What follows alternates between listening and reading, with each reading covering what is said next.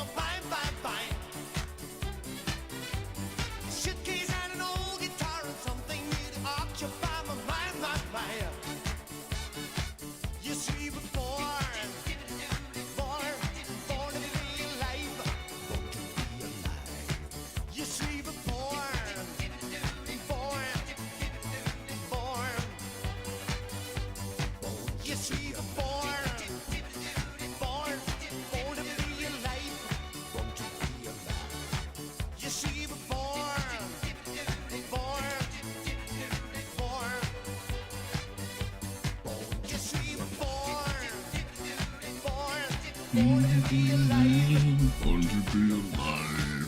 Yes, we were born. Born. Born. Dibba dibba dibba dibba dip.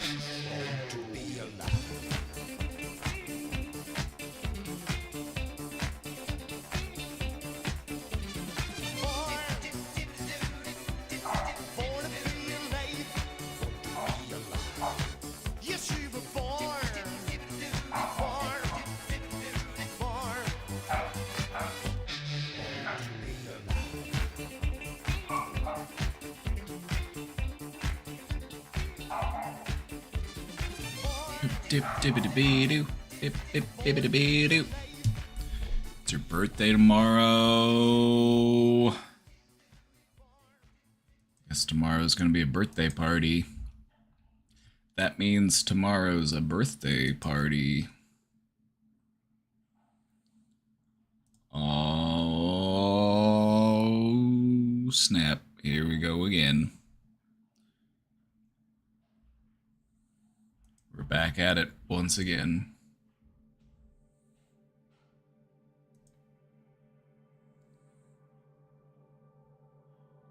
We're running it back one more time.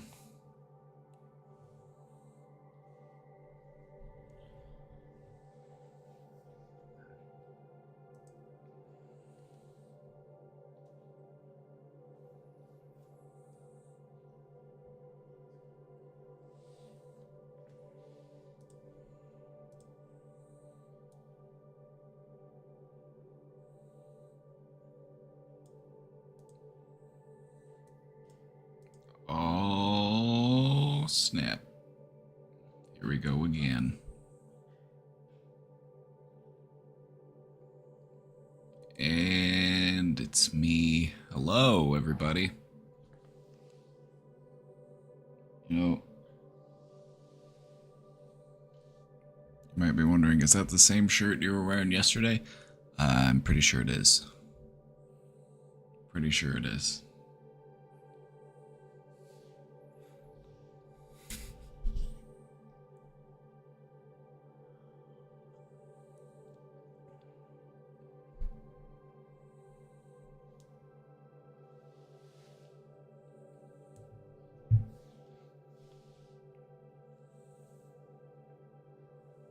I mean, to be fair, I haven't taken it off yet.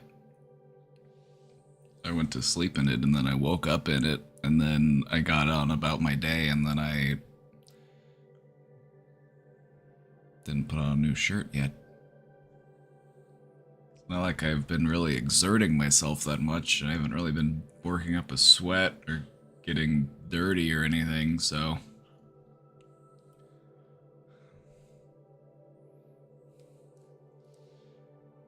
Just call it a, yeah, we'll just call it a life hack.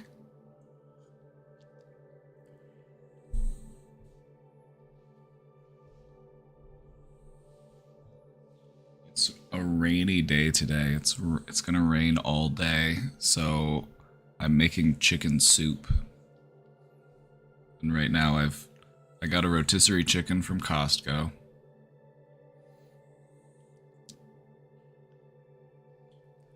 I don't know how to process how I feel about this. I'm just building up a funk.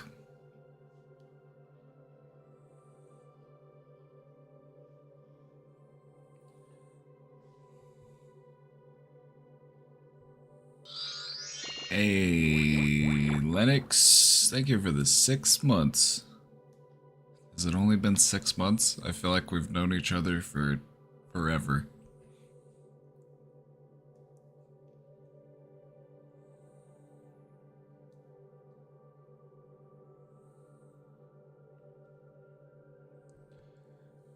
To be fair, if I were to go out, if I were to leave my house today, I would change my shirt. If that's any consolation, I would clean up and change my shirt. I wouldn't go out wearing this, but I sat down and I started my stream and I'm like, oh, I didn't change my shirt. I'm just trying to be transparent.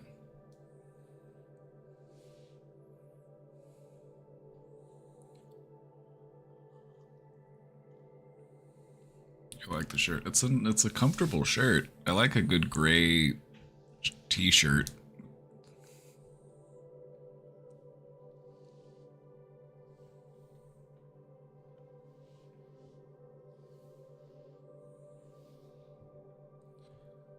What I'll probably end up doing is I'll probably end up taking a shower this evening and then I'll change then. I like to sometimes I like to shower before I put on fresh clothes. You know what I mean? You didn't notice. Yeah, and you probably wouldn't have noticed because I actually do have a couple gray t-shirts. You probably wouldn't have noticed, but I like to be transparent. So I was like, oh,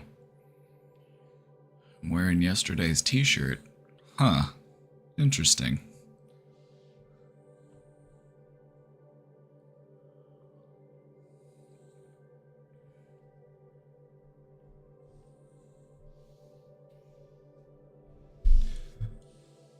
Yeah, I feel like when it comes to washing your clothes, there's definitely a certain threshold for every type of clothing. Like socks and underwear, those are a single use. Those are single use. I will wash those after wearing them one time.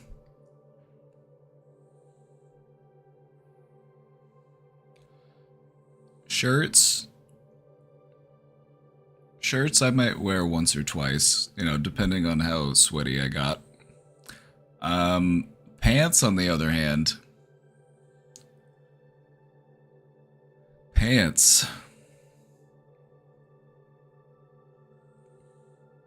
Specifically jeans, like denim. Just let those puppies air dry. Just let those puppies,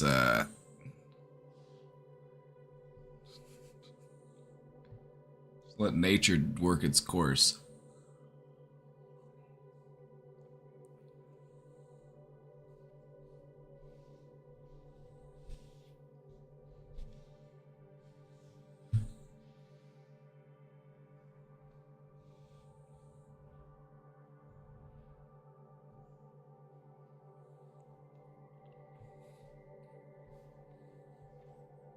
Anyways, welcome to, yeah, exactly. Welcome to the laundry show where we talk about laundry. Quick trauma dump. Twitch is mostly fine, but I've been addicted to this one furry streamer currently on day 28 of a chastity streamathon. Chat just suggested adding a shock collar and he likes the idea. So I think it's time I pull out of that community. Yeah, probably. The thing about going into a degenerate rabbit hole is that sometimes it just continues to get more and more degenerate, and you find yourself into depths of degeneracy that you didn't even think were possible.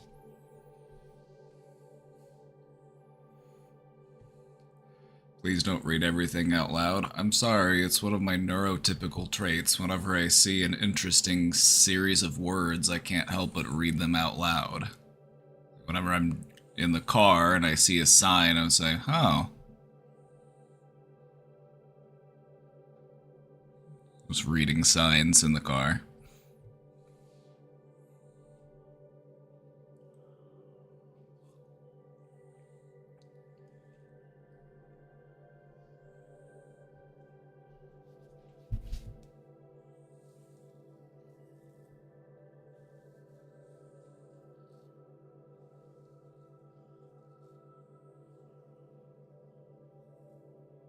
Get approved for your medical weed card today? Oh, yeah.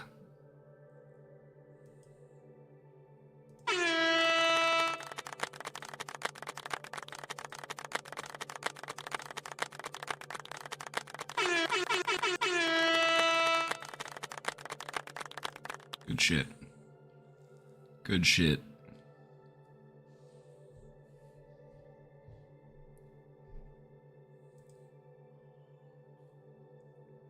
You'll have to light one up for us. Or eat an edible for us, whatever your preferred method of consumption is. I'm not here to judge. Fire up a dab for your boy.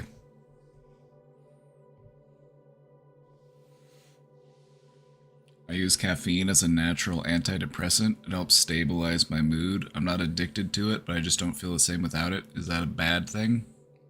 Not necessarily. Not necessarily. People have been using caffeine for thousands of years to help us to feel more energetic and productive, but I feel like it's also important to understand the effect that it has on your body and why it does why it does what it does. The thing about caffeine is that it spikes your cortisol levels in your body. The cortisol is your stress hormone. And when I say stress hormone, you might think, oh, that's bad. Oh, I don't want that. But some cortisol is actually helpful. Some cortisol is actually motivating. A little bit of stress can get you up off your butt and doing what you need to do. And so sometimes you want to spike your cortisol because it'll help you to get things done. But what you want to try to avoid doing, if you want to be more productive, is actually wait 90 minutes to 2 hours after you wake up before you have caffeine. Because whenever you wake up, your cortisol levels are high, because waking up from sleep spikes your cortisol. And what you don't want to do is ingest caffeine right after that, because your cortisol is already high, and now you're making your cortisol even higher, and it can make you restless, it can make you anxious.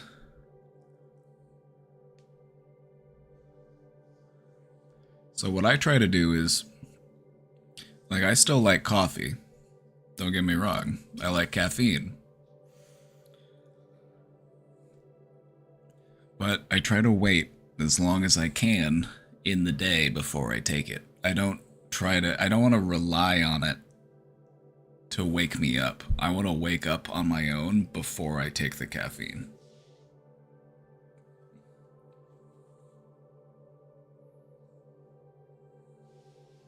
Does that make sense? I learned that from Andrew Huberman. He's the head of the Stanford Neurology Department, and he has this whole, like, scientifically backed productivity routine that he does.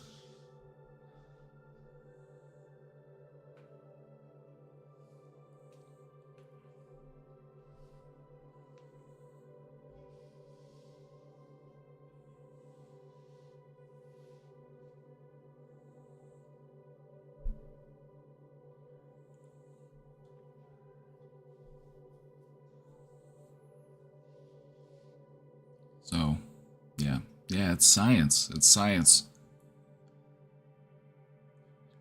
Maddie Bear in a lab coat, holding some beakers. with colorful liquid inside. writing things down on a clipboard.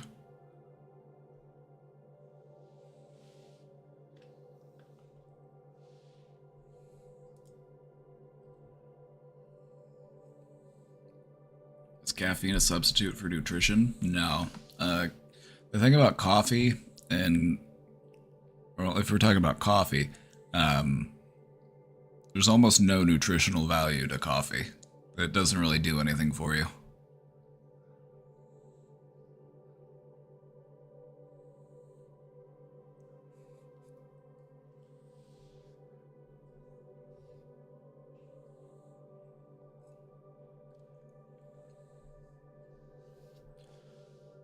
The thing that I think of is there was a movie that Christian Bale was in called The Machinist, where he got really, really, like, disturbingly skinny. And in order to do that, he restricted himself to a diet of black coffee and, like, a single apple or, like, a can of tuna per day.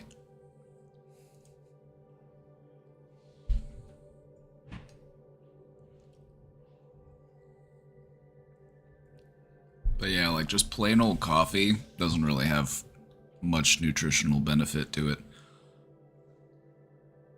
Isn't it good for your liver? It could be, I don't know. But you know what's also good for your liver? Just letting your liver do its thing. The liver is actually a really remarkable organ. It has incredible, like, regenerating properties if just allowed to do its thing without much of a interruption.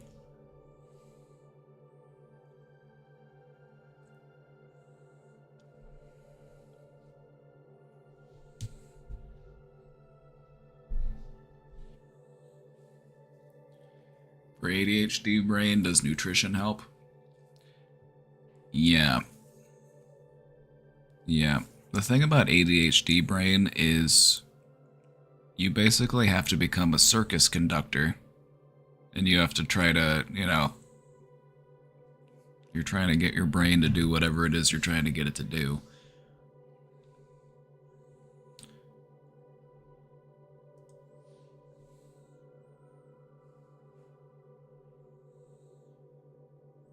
Maddie Bear spent 0 seconds watching me. Oh no. Maddie Bear fake fan confirmed.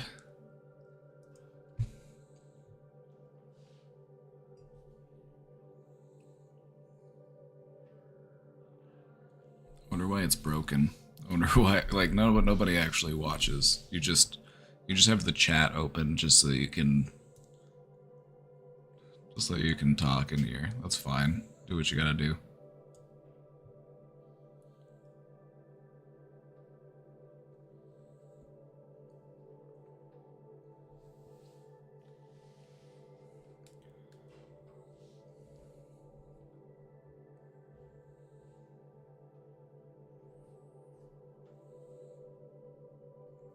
One of the things that I found helpful, and I've learned this from researching productivity routines, is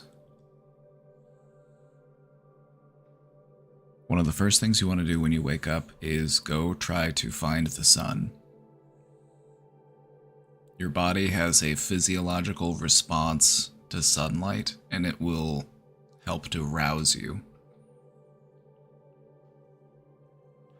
And so one of the first things I do when I wake up is, you know, I'll go to the bathroom and then I'll go out onto my back porch and I'll just find a sunny spot and just go stand in it.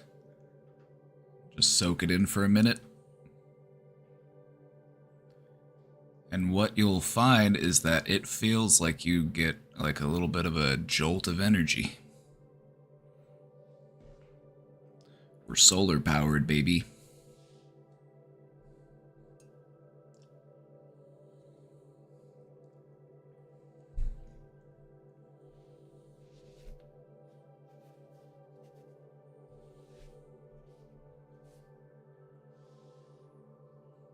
Also, just getting around and like walking around a little bit before you feel like you have to go rush into anything, that also helps.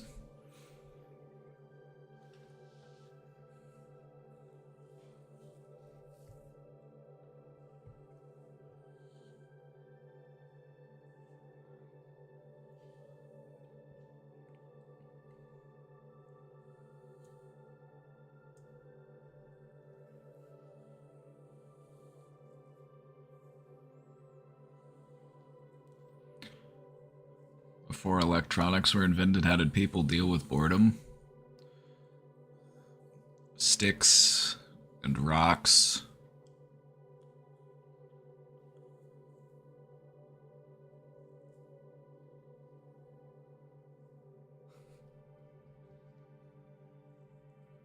I don't know. They did all sorts of stuff.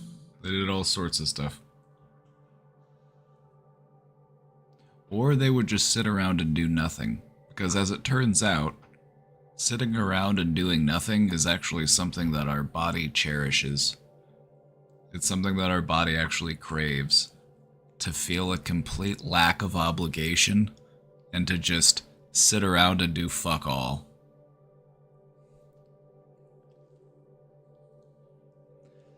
Sitting around doing nothing causes depression, though? Not necessarily. Sitting around and doing nothing is actually good for you, but it's not the only thing you want to do. If it's the only thing you do, then yes, I agree. It's not just sitting around and it's not just about sitting around and doing nothing. It's about sitting around and doing nothing because you have nothing else to do. If you're sitting around and doing nothing when you have a whole list of stuff that you should be doing, then yeah, that's depressing. But if you've got your stuff done and you don't really have any, you don't have anything to be accountable for, you don't have anything that you're obligated to go do, then most of the time people are just chilling.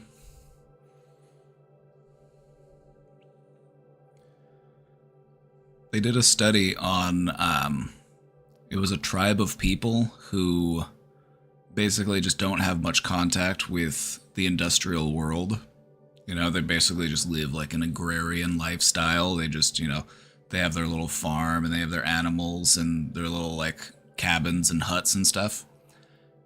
And they'll do their work that they need to do during the day, but then whenever they're not working, they're just hanging out.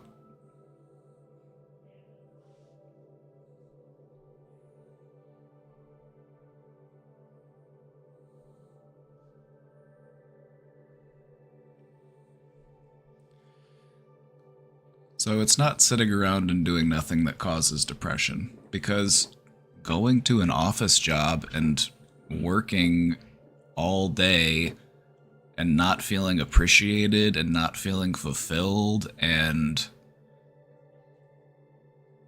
like that's depressing too. And like you're doing stuff there, like you can be depressed anywhere, anytime, any situation. It's like a meme I saw. It's like, oh yeah, if you're depressed, just go on vacation. And then it's a picture of the guy he's at the pyramids, and he's like, well, now I'm depressed at the pyramids.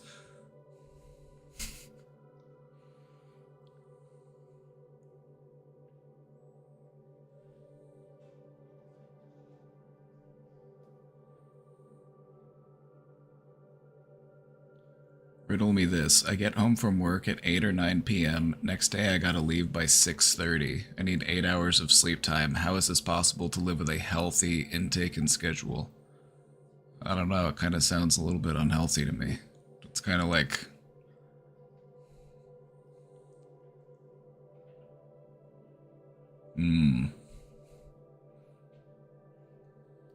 So let's say you get home at 9 and you need 8 hours. So 8 hours from 9 would be 5 a.m. So it gives you an hour and a half to do what you want to do at home and then also fall asleep. But you have to leave by 6:30, so you probably have to get up at least at 6. So it gives you about an hour. That's not really healthy. Probably want more time than that.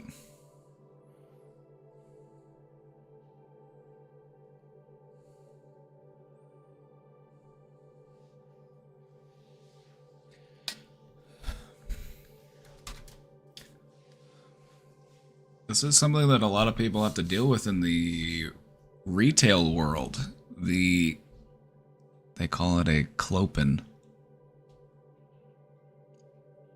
You have to close and then you have to come in the next morning and open.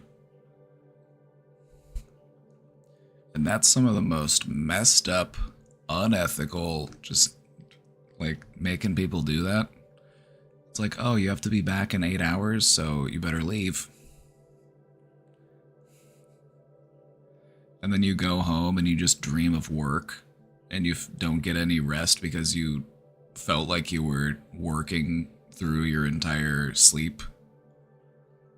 And then you wake up the next day and you have to go right back to work. That's like living in a nightmare. That's literally like living in a nightmare.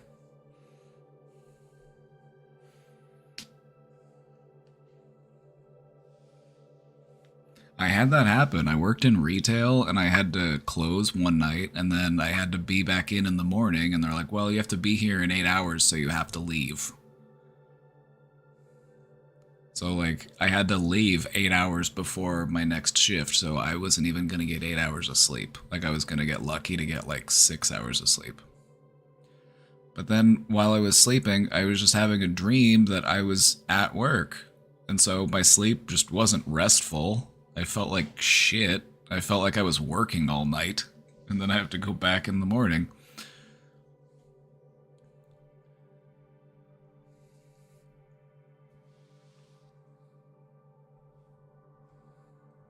It's like, you don't need to convince me that hell is real. I've worked in retail.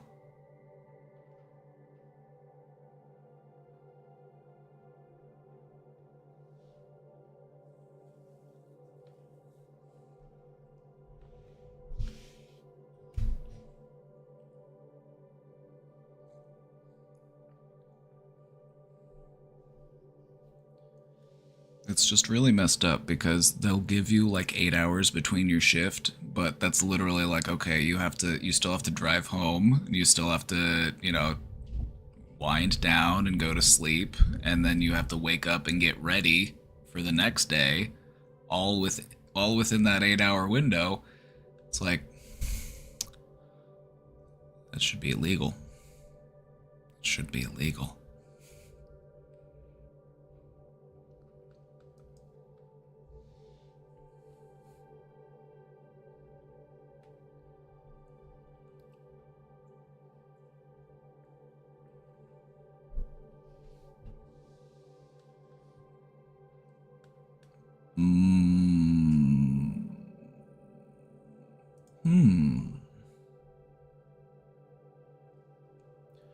It's fucked up to give people who make the least amount of money so many expectations. So now you understand why, just one of the reasons why capitalism is so terrible. Because not only do they need that labor, but they also don't pay that labor accordingly.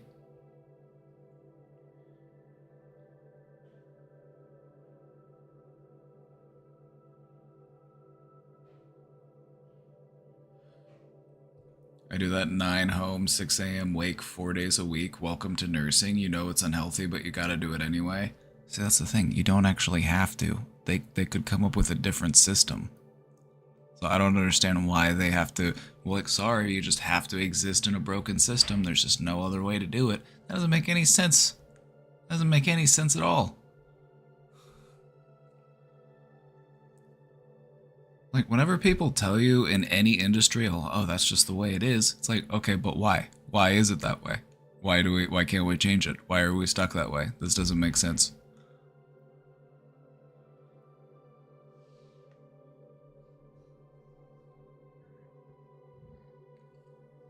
Feeling powerless, still looking for a job. I don't know if I'll ever find one. How many jobs have you applied for this week? I'm gonna treat you like a job coach would treat you, if that's what you want. I'm gonna treat you like a job coach would treat you. How many jobs did you apply for this week?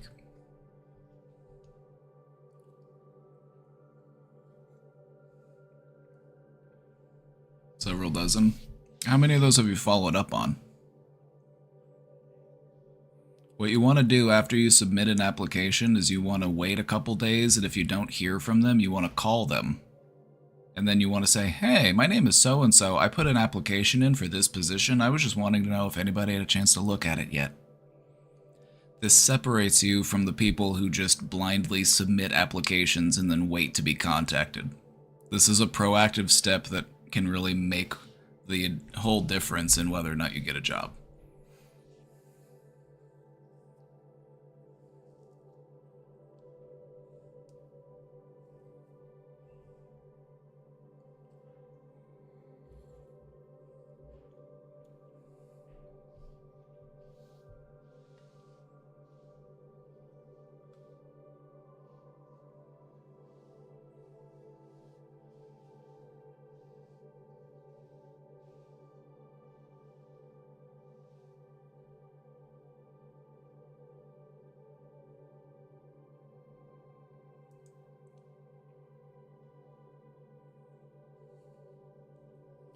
I feel powerless today. And just go do a powerful scream into a pillow and just find out just how powerful you can actually feel.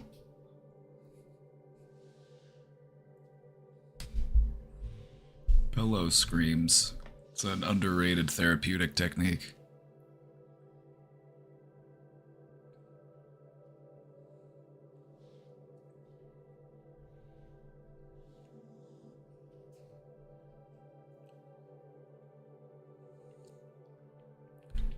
Self-pity bad? It can be, because you have to try to remember, like, what sort of sense of identity am I building for myself? What sort of, how is it that I view myself? And we don't want to reinforce this notion that we are someone that we need to pity. You know what I mean? Like, we want to cheer ourselves on. We want to amp ourselves up. We want to be a contributor to our motivation in life. But too much pity can kind of just box you in.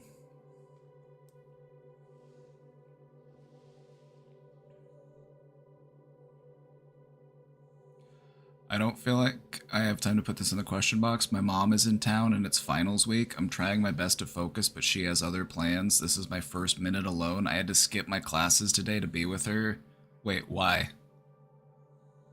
Don't let her sabotage you. It's finals week. You have stuff to do.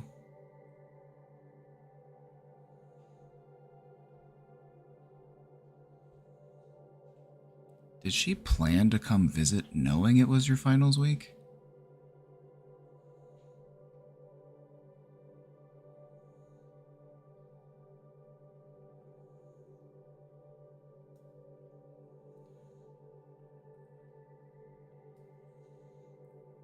Girl, you gotta maintain that boundary. There's a part of me that feels like she's just trying to mess with you.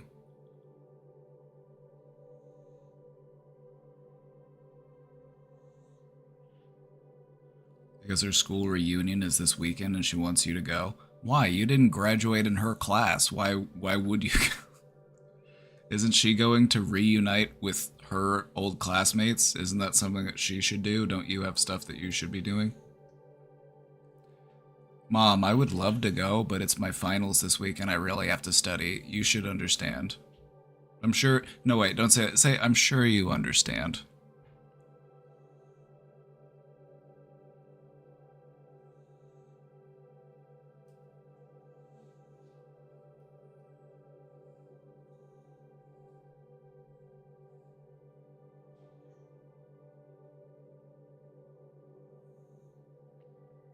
This evening, I feel tired, accomplished, a little annoyed at myself for supporting others before myself.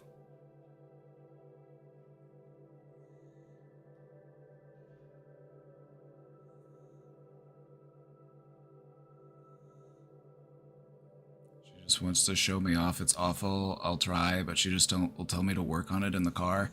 You know, you can say no, right? Like, you're an adult. You don't have to do what she wants you to do just because she asks you to do it. Like, you can be like, no thanks, I'm good. Like, you're not a pet. You're a full-ass human being. You're a grown adult. You can do what you want to do.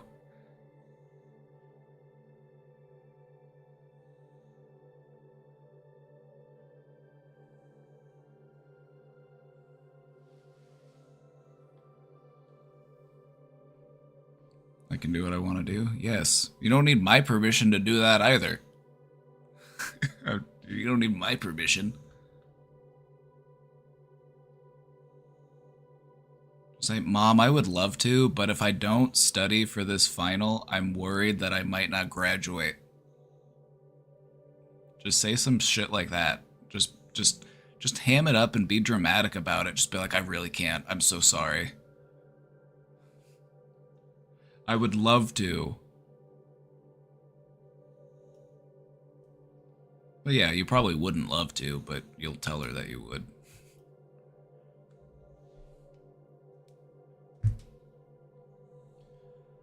This just sounds like this tracks for her based on what else you've told us about her, that she really likes to make things about her, especially when there's a circumstance that's about somebody else. She likes to step in and make it about her.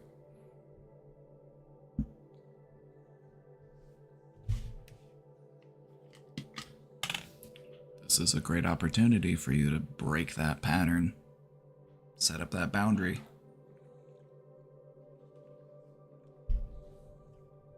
What's she gonna do? Physically drag you?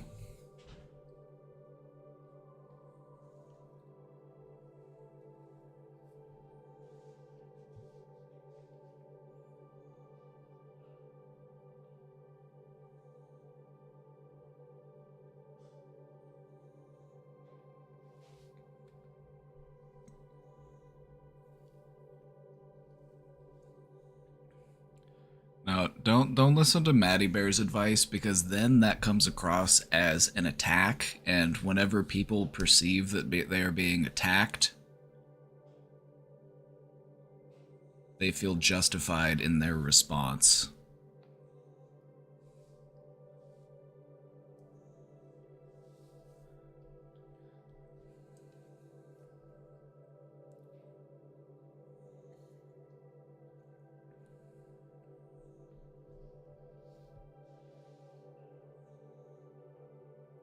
She doesn't even like these people. She's going there to show off how well she's done, and I'm sure it'll make her very happy.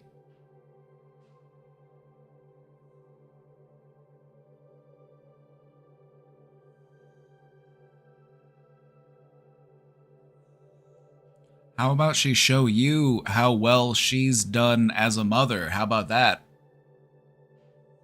How about, instead of showing off to these people that she doesn't care about how well she's done, how about she shows you, her child, how well she can do as a mother? Like, why does she prioritize the thoughts and opinions and perception of these strangers instead of her offspring?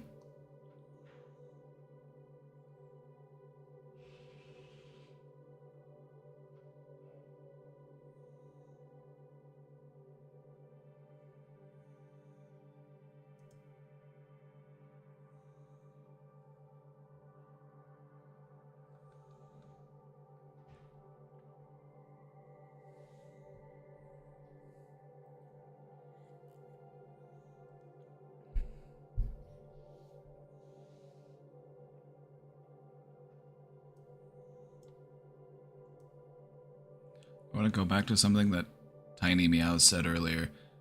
Feeling tired, accomplished, and a little annoyed at myself for supporting others before myself. It's reasonable and understandable why you would feel annoyed with yourself for that, but you're also identifying this thing, and you have like, oh, okay, this is an opportunity for learning and an opportunity for growth. So try not to view it as an annoyance. Try to view it as an aha moment. Ah, okay, I'm learning. These are the things I'm trying to practice on. Okay, I've been working on this. Good.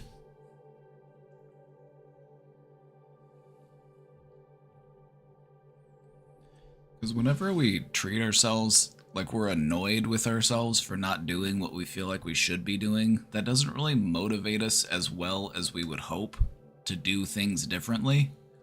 But if we approach it with a growth mindset,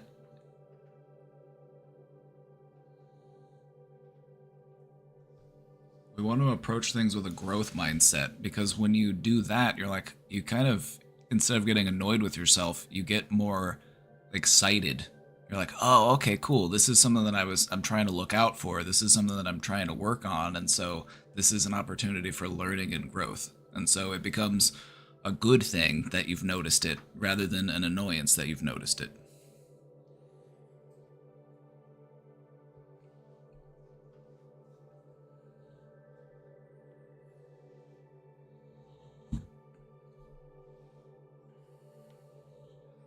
It happens so often. I can feel myself getting more annoyed by it over time, but I don't know how to prevent it. You just have to practice saying no. No, I don't think I can do that.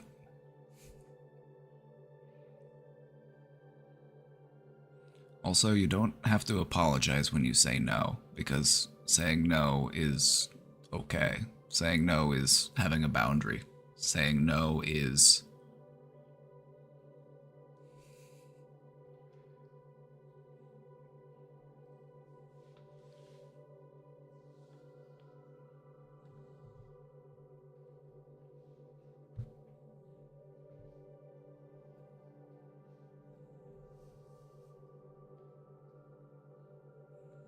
At work particularly, if I'm asked for help, I do what I can ASAP, but often get caught up sorting other people's problems while mine simmer.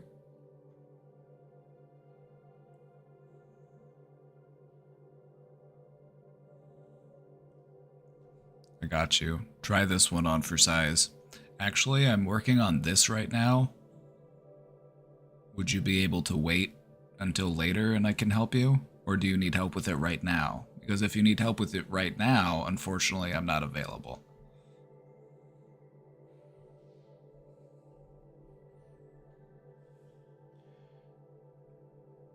We like to do this because it makes us feel useful and it makes people like us, but it doesn't really do much to help us like ourselves because we're not being genuine to ourselves.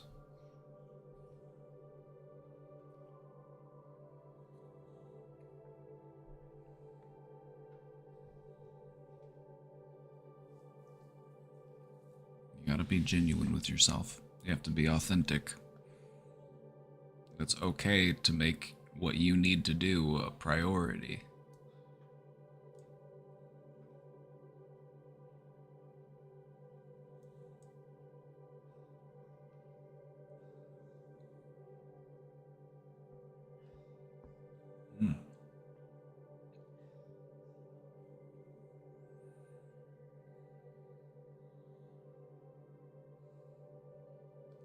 What you'll come to find is that if you do practice that one, you're saying, okay, well, actually, let me just finish this up first, and then I'll come find you.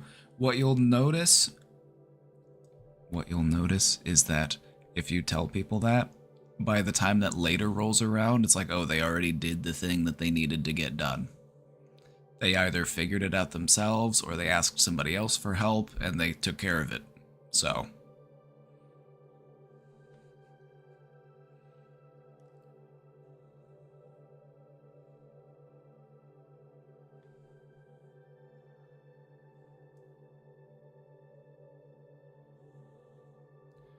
like, we don't like to feel like we're disappointing people, but we're still disappointing ourselves. But in reality, you're setting a fair and reasonable boundary with somebody. Like, if you're busy with something and you don't have time to help them, that's okay. Just let them know, hey, I am working on this right now. But when I'm done, if you still need help, let me know.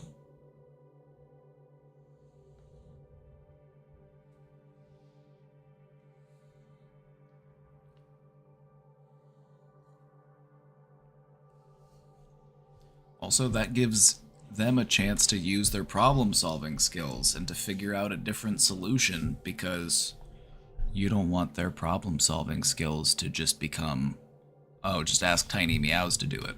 Oh, just ask Tiny Meows to help.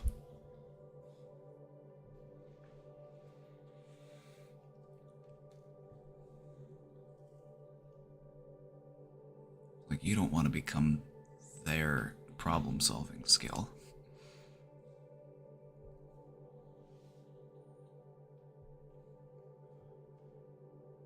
What ends up happening is if you continue down that path in the workplace, you quickly become the person who has to do most of the work. Or you'll also get stuck with the hardest tasks because you're the person who doesn't say no.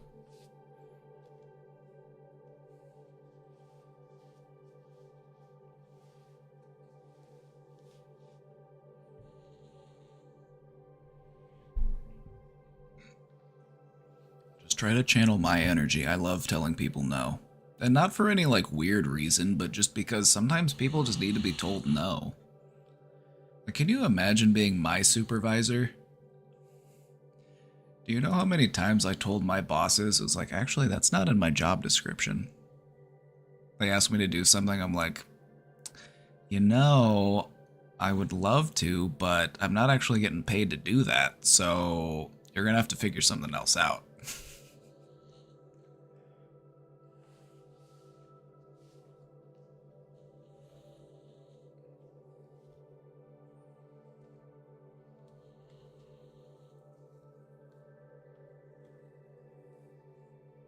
Just dial me in. Just channel my energy.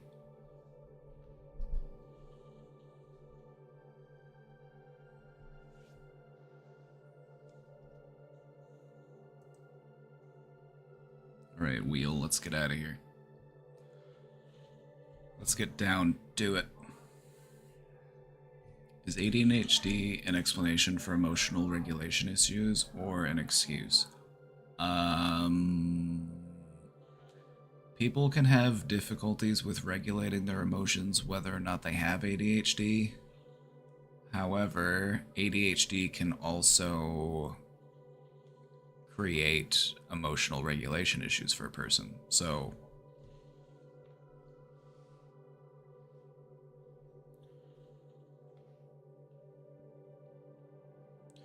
because when you have ADHD, you have a difficult time maintaining attention, and if you have a difficult time maintaining attention, you also have a difficult time maintaining attention to your own emotions, and sometimes your emotions get out of hand because you're not monitoring them closely enough and you have a hard time regulating them.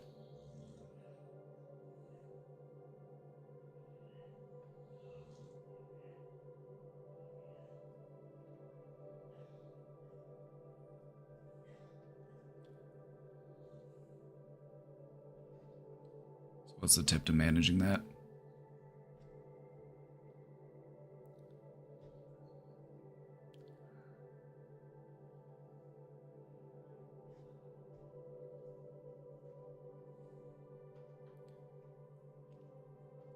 I feel like if I'm angry, I have a very narrow amount of time before I control it. Good, that's a start. You're trying to increase that amount of time. Meditation's going to be your biggest help. It's going to be something that you're going to want to practice. I would practice it and I would take it seriously. If you really want to do something about improving your focus and you really want to do something about learning how to control your emotions, meditation, 100%. Might take you a couple weeks, might take you a couple months before you really start to notice a solid effect, but it will work. It will change your brain.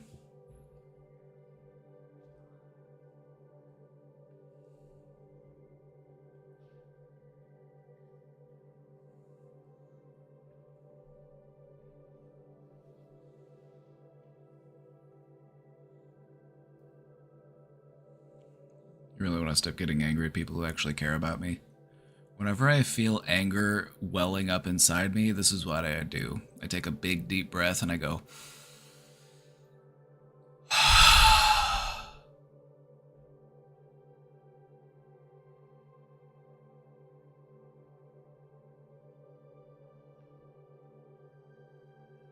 Can I confirm the thing that you said about ADHD? That sounds right.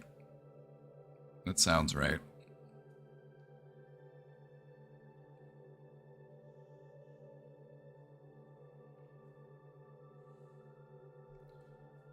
What exactly is meditation? When I think meditation, I think of the monk sitting cross-legged with his fingers pinched, humming. That's only one way of meditating, but you can actually meditate anywhere, anytime, for any length of time.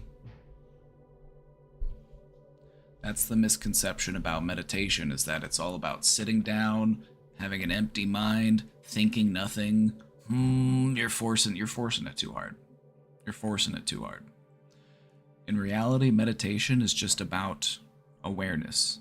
It's just about watching your thoughts as they pass by, instead of engaging in those thoughts directly.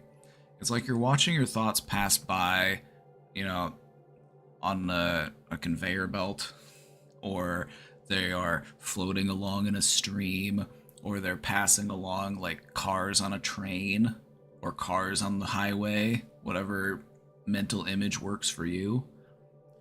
You just want to sit there and watch them go by. You don't want to hop on the train. You don't want to drive off in one of those cars. You just want to sit back and watch them.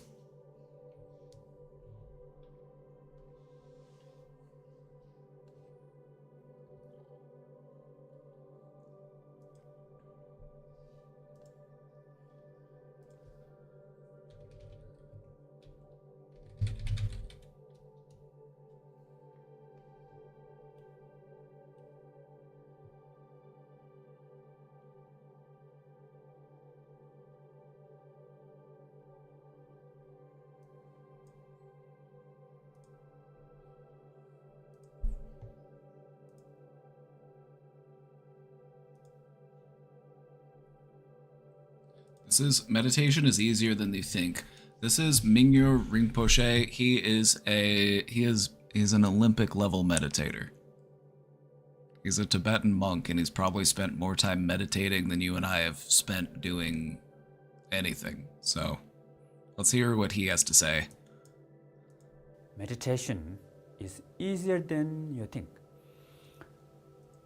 Actually, you can meditate everywhere, any times, under any circumstances. It's just awareness. So what we call the essence of meditation is awareness.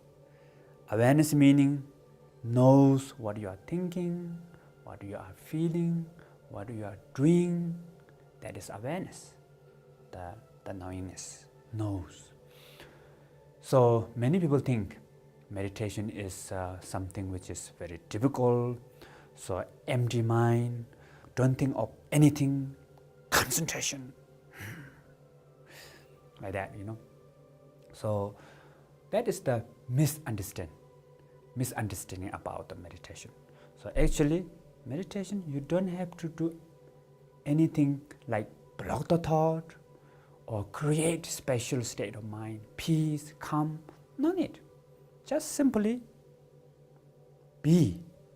So as long as if you're aware of something and then maintain that awareness, that is the meditation. So, but of course, sometimes when we meditate like that, then a lot of thought pop up in our mind, like to-do list. I have to do this. I need to talk to that person. I have this important deadline. Am I wasting time? He just mentioned some really important ones, because these are things that I noticed when I started meditating. Is when you start meditating, you're like, now I should be doing this and this and this and this. Just a to-do list starts to form in your mind. Also, you're asking yourself, am I wasting my time right now? Am I doing this right? Am I doing this wrong?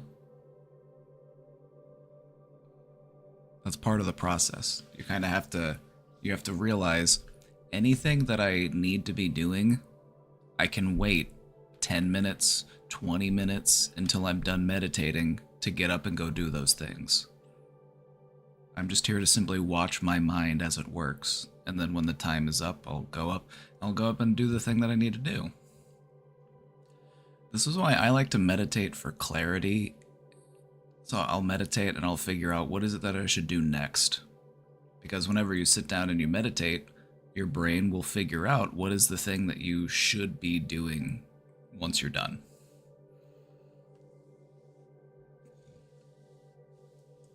How can I know I'm doing right? Am I wasting time?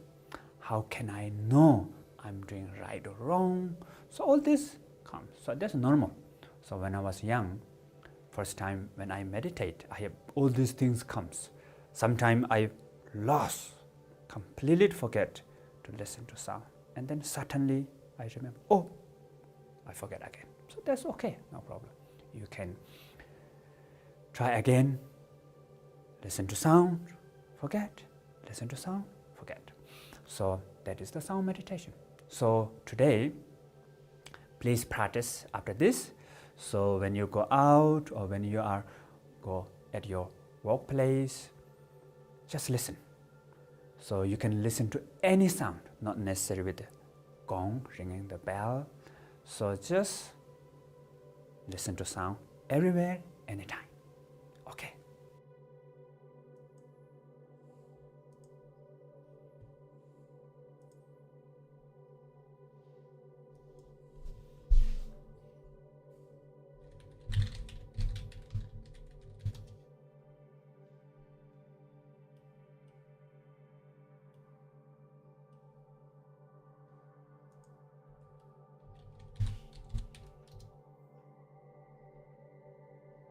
I have another video for you.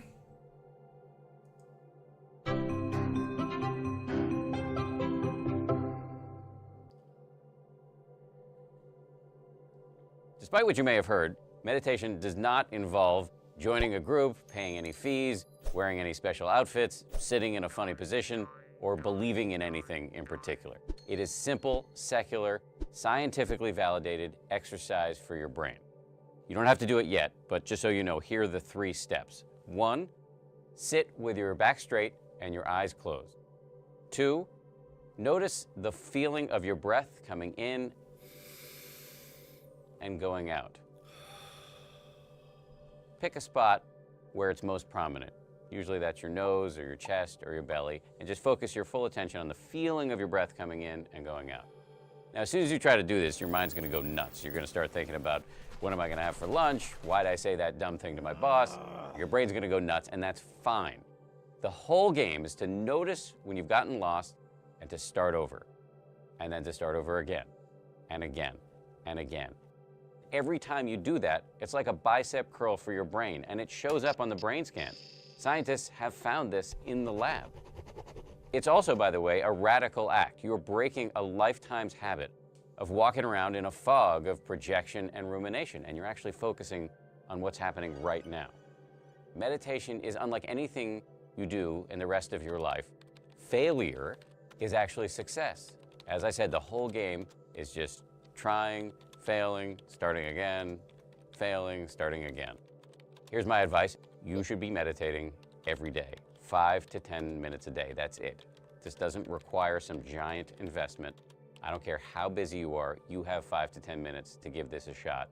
I guarantee you it will make a big difference.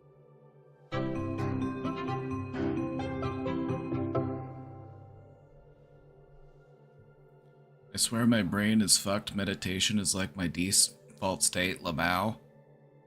That doesn't mean that your brain is fucked. That means that you've unlocked baseline meditation. That's something that happens whenever you start practicing meditation. Because I started practicing meditation and I was doing it for a few months, and then I got to the point where I was like, meditation makes me feel really good. Why? I wish I could feel this way all the time.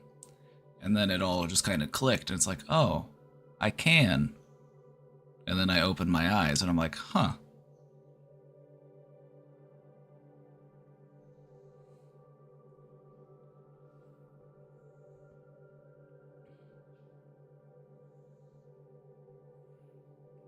It's like you level up and you unlock a perk. It's like, oh yeah, I've unlocked the meditative mind talent.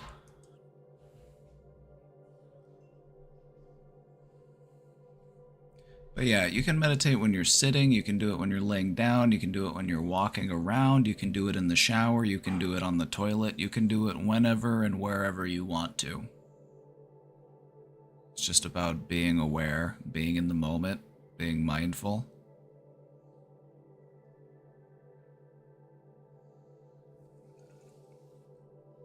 I saw the most ridiculous grift from someone who claimed meditating too much causes psychosis. That doesn't make any sense. I would actually say the opposite is probably true. Not meditating enough probably increases your risk of developing psychosis.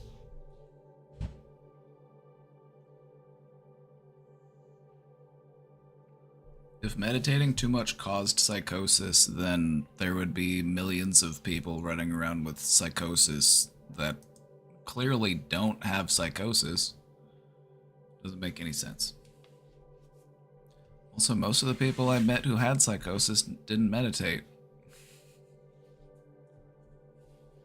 That to me just sounds like somebody who's really afraid of their own thoughts. They're so terrified of being alone with their own thoughts that they realize, oh no, if I was alone with my own thoughts for too long, they might drive me insane.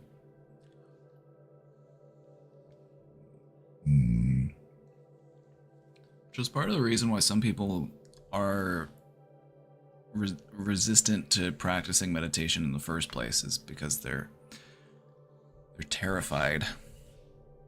They're terrified of being alone with their thoughts. Which isn't the type of relationship that you want to have with your mind. Your mind should be a place of refuge and of solace. It shouldn't be a place that you fear.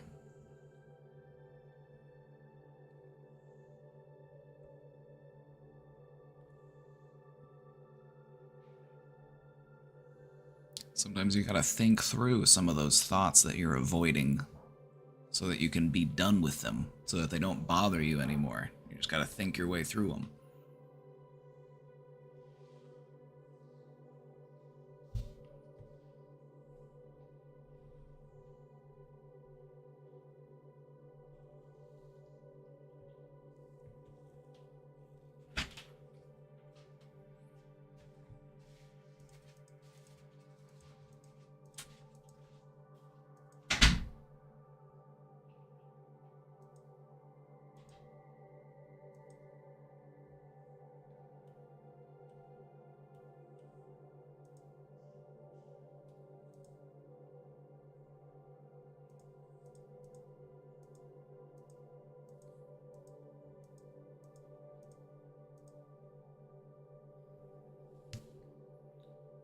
Usually meditate to sleep. That's a great way to start practicing. If you've never meditated before but you want to start practicing meditation, practice it before you go to sleep. It's a great way to transition you into sleep. I adore you. Thank you. Did my mom submit this one? Thanks, Mom.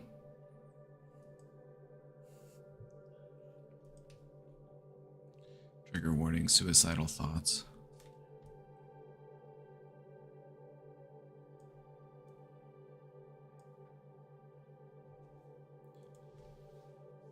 Whenever I have thoughts like this, I guilt myself by imagining my family and loved ones at my funeral and how much they'd be devastated and probably blame themselves.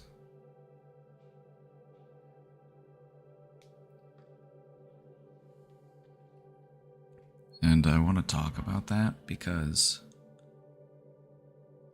this doesn't have to be guilt. This could actually just be the part of you that just wants to live. Maybe it's just manifesting as a feeling of guilt because you feel bad about feeling that way.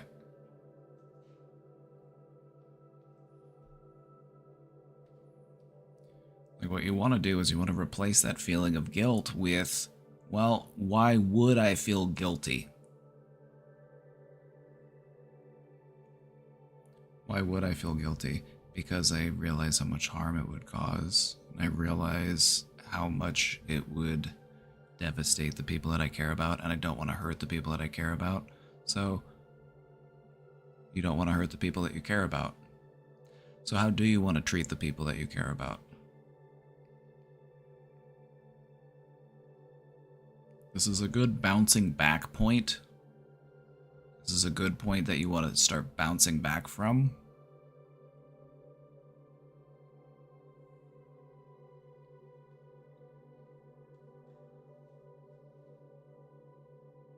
So this is good that you feel this way. It doesn't need to be guilt forever because you haven't actually done anything. You haven't done anything wrong. You haven't done anything to warrant feelings of guilt. You're having guilt about thoughts.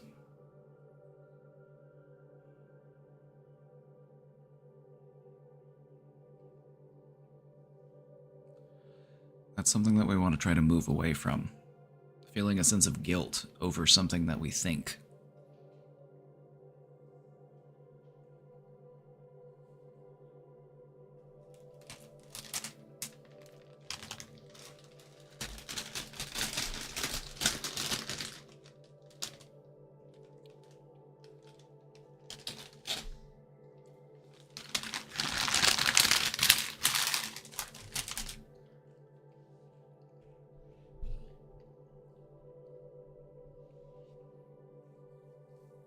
that not a normal thing to prevent suicide? It often is. It often is a thing that prevents suicide, is that feeling of, well, I don't want to hurt the people that I care about.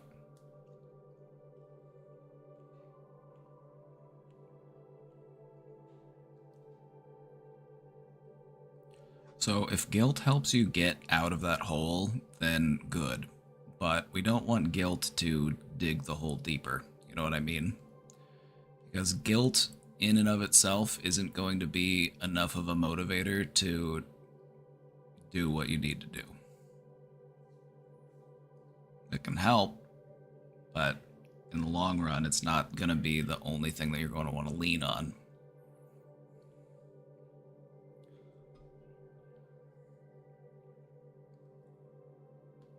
I haven't thought like this in a while because I guess I accepted that suicide just isn't an option. Good.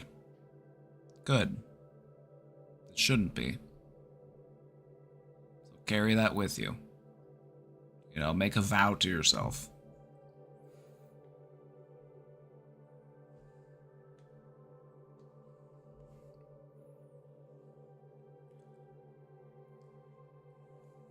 But now,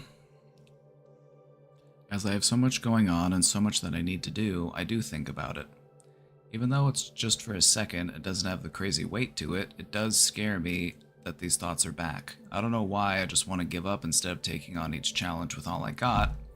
I want to keep going, and I just wish these stupid depressive voice in my head would go away. Okay, good news, it is going away.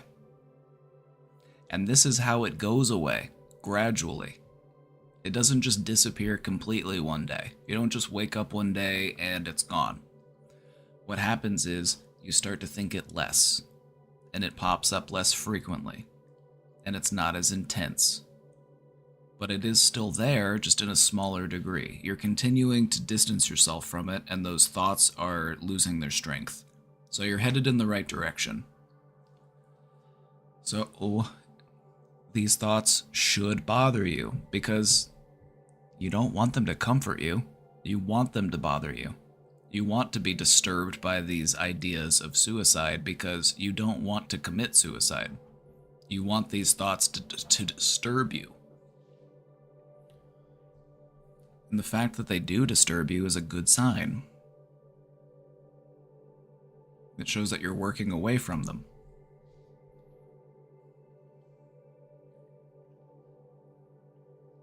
So you're headed in the right direction. And in time, they will continue to fade. They might pop up from time to time in weird or unexpected circumstances. It happens, but they lose their strength and they lose their ability to impact you. So just keep going in the right direction.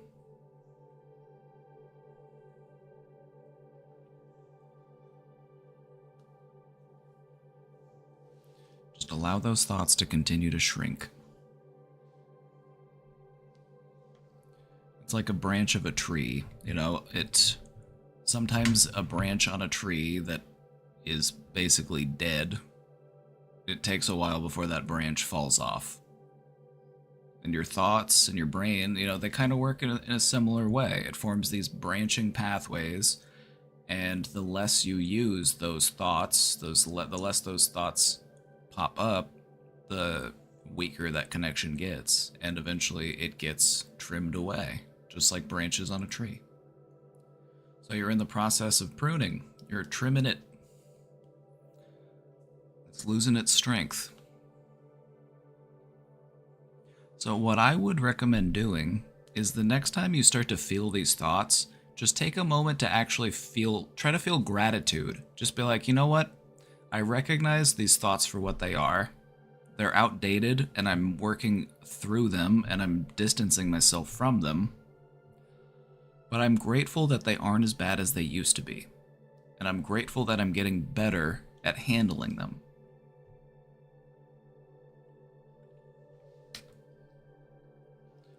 It might not go away forever.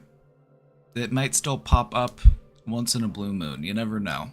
But that's what matters.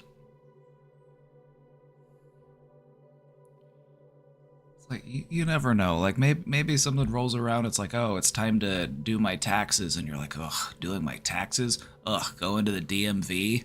I'd rather die. But then it's like, oh wait, no, I don't actually want to be dead. That's just, you know what I mean? You're changing your relationship with these thoughts, and they're losing their power over you. You're headed in the right direction. That's good.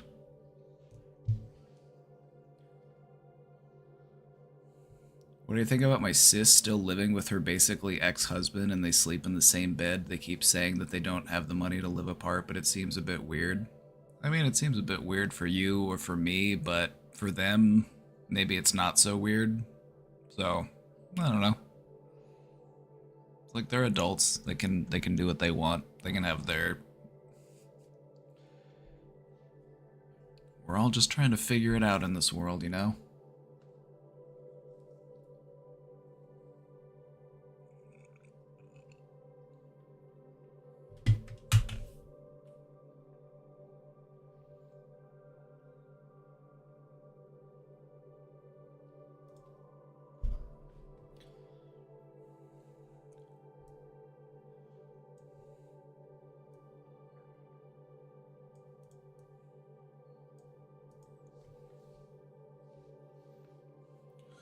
I guess what I think is sometimes we encounter situations that are weird.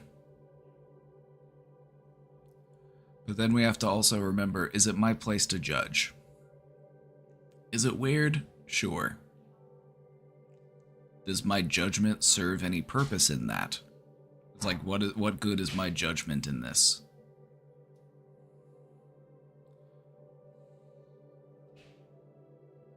Like, I don't know. They hate each other so much, and they're still sleeping in the same bed? Well...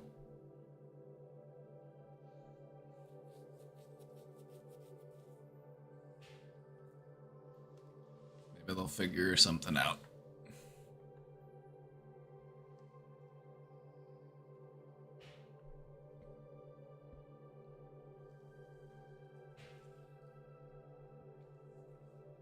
Happy day. I need help.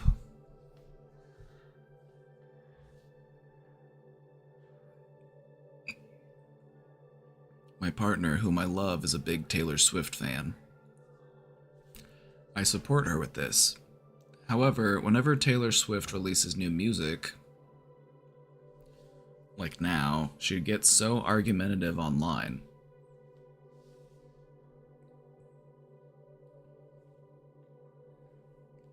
She hates when people take lyrics out of context or criticize her in ways that she feels are unjust. I don't really have a dog in this fight. I'm not very passionate about anything, but it is affecting us. But I was wondering what can I do to try to shift her mindset away from this activity? Seeing her spend hours on her phone arguing with people, it's not making her happy. I try to be validating, like, well, some people just love trolling. Just know they really don't care and are trying to get a rise out of you. She's got a big heart, and I know she means well.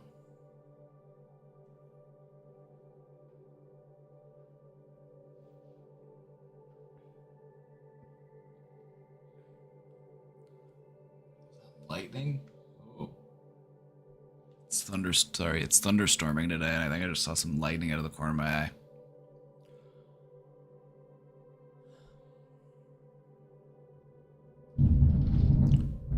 Oh, do you hear that thunder?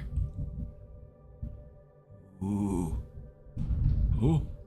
It's rumbling.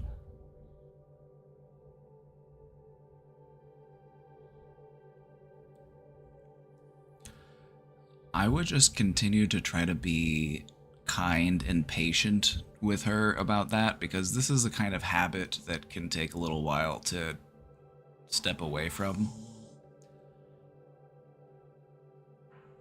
This is the type of thing, I would just ask questions. That's what I would do. I wouldn't tell her what to do. I would just ask her questions that will get her to reflect on her behaviors so that she can choose different behaviors. I would try to ask things like, How much time out of your day do you want to spend fighting with people that you're never going to meet?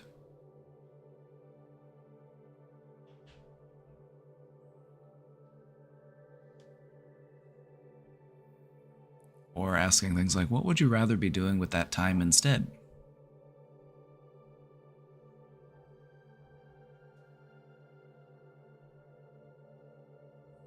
Or just try to gently and politely redirect her towards spending time with you. You know, try to plan something that you two can do together as an activity and then be like, hey, come on over.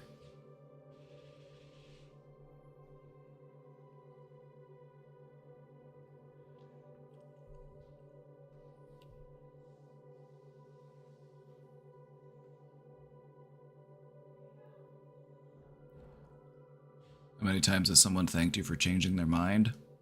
Who, me?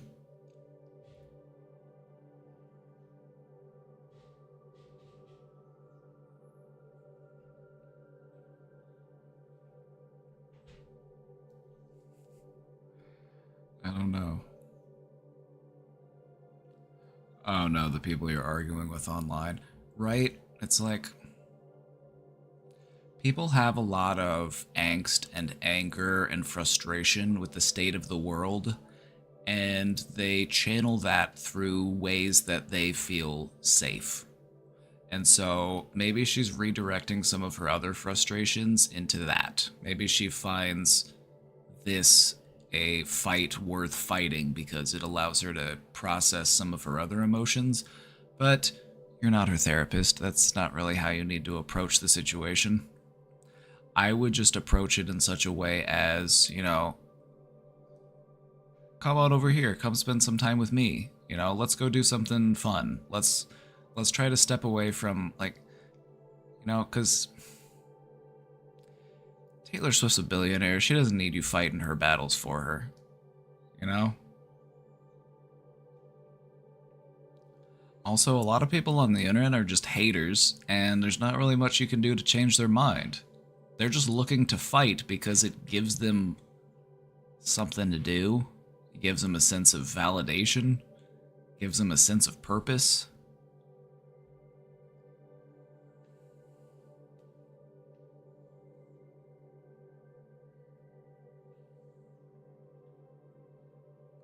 Just shake it off. Oh, good recommendation. She's a Swiftie, so just recommend that she should shake it off. Haters gonna hate, hate, hate, hate, hate.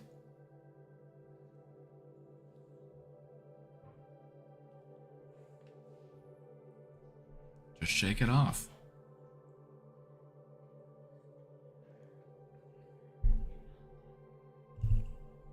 How other people feel about her music should have nothing to do with what you feel about that music. And if you're spending time arguing with other people about it, it just takes away from time that you could be doing stuff that makes you happy.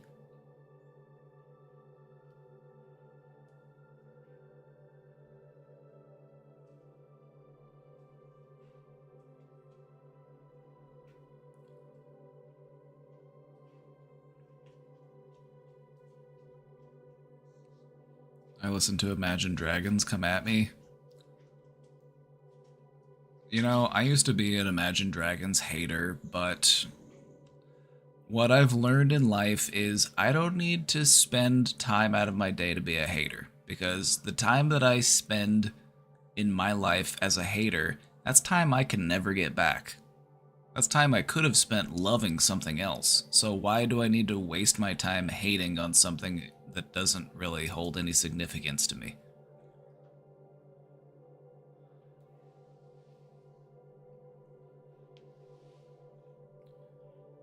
Also, you don't want to argue with idiots. And a lot of people who spend time trolling online and just fighting people all the time, it's like they're just idiots.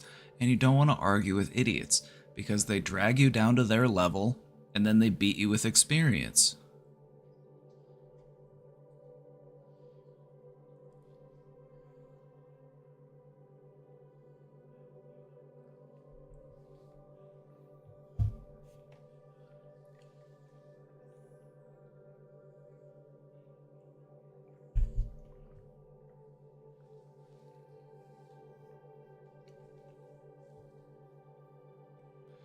know what you might be thinking. It's not very therapeutic of you to say that some people are idiots, but to be fair, I recognize my own idiocy, so.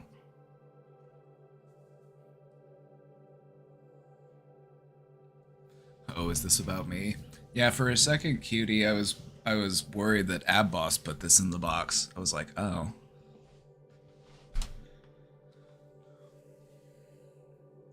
I was like, did Abboss submit this?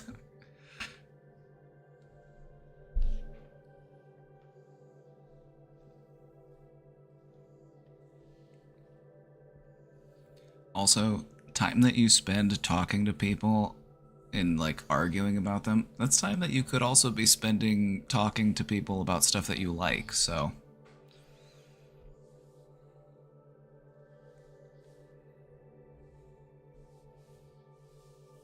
It's kind of just one of those things that you just kind of have to grow out of a little bit, you know?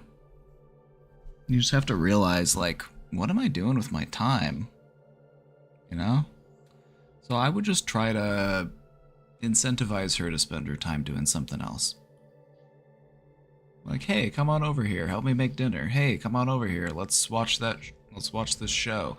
Hey, come on over, let's go for a walk. You know what I mean?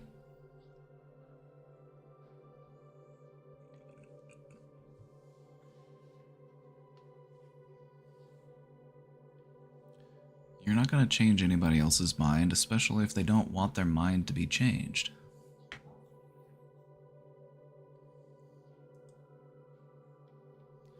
What does neurodivergent mean, and why is it a meme?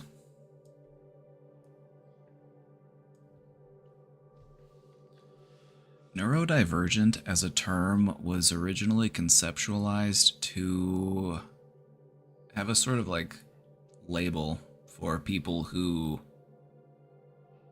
don't think in a normal way. The opposite of neurodivergent would be neurotypical. But my personal understanding is that who is neurotypical? I've never met a neurotypical person. Everybody I've met is weird in their own way.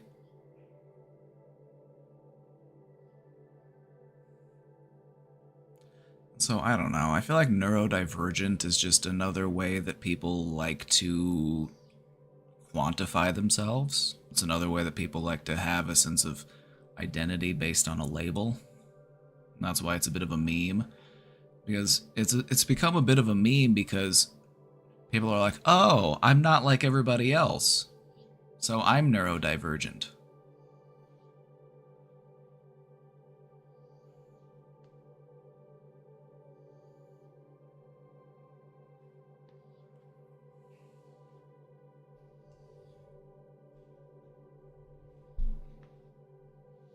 The extreme left hijacks a lot of words and concepts.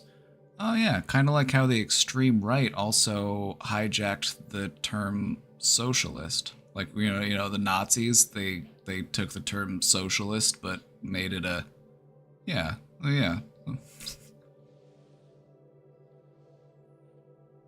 I think it's just human nature. It's not a left or a right thing. It's a human nature thing. People like to take words and concepts and try to take ownership.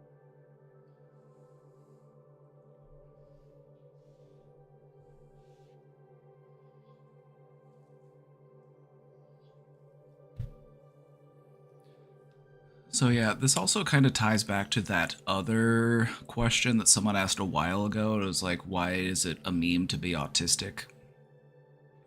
And it's kind of the same thing. It's like people just don't feel like they're like everybody else, and so they're like, oh, well, I must be neurodivergent.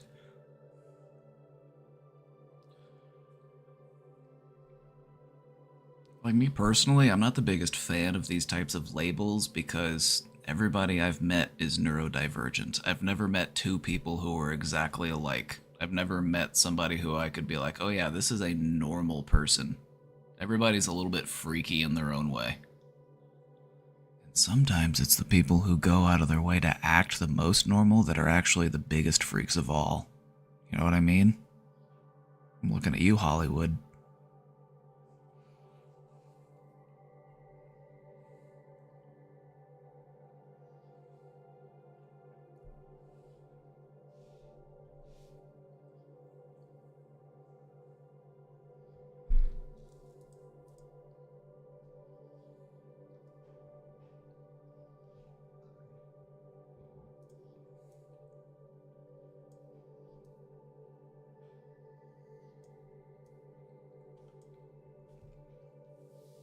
Took an antacid, but I've still got some, like, those coffee burps, you know what I mean? Like, ugh.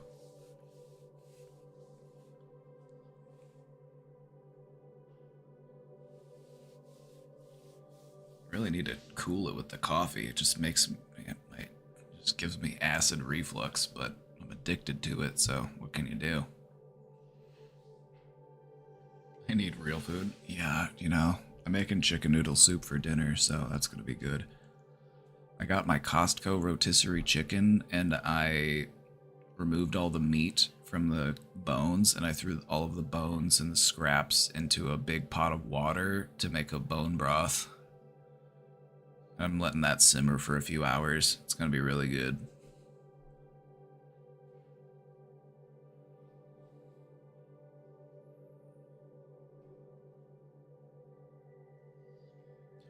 Even though I'm just lying in bed feeling depressed, my feet feel like I've had a 40-hour work week. Is it normal to have built up so much tension there? Is it normal? I'm not going to say it's normal because, you know, you might build up tension in any part of your body. And so maybe it could be your feet, maybe it could be your hands. For a lot of people, it's their neck or their shoulder or their lower back.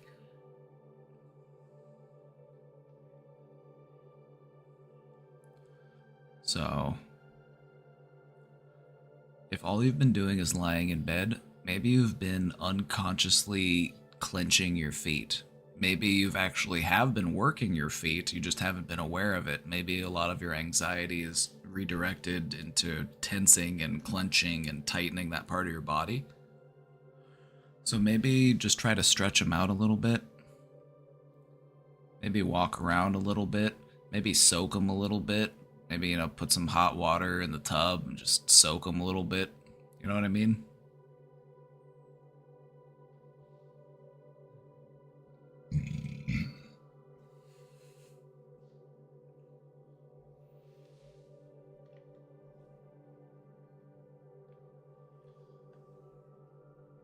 This is what progressive clench and release really helped me with. Yes, progressive muscle relaxation. That's what I would try. Progressive muscle relaxation is a kind of workout that you can do even when you lay down when you do it. It's the easiest workout in the world. All you do is progressively clench and release different parts of your body.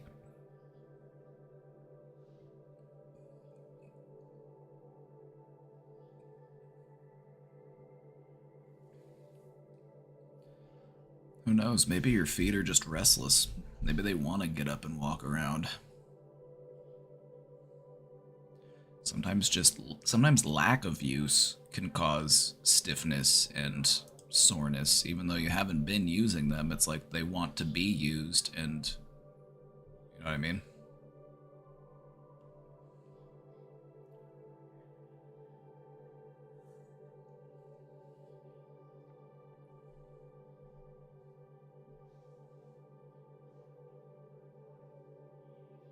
Did I just call it a workout? Did I just imply that you worked out?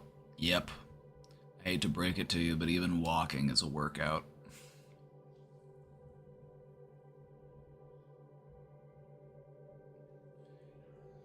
You can also give yourself a little bit of a foot massage. You know what I mean? Just try to give yourself a little bit of a massage.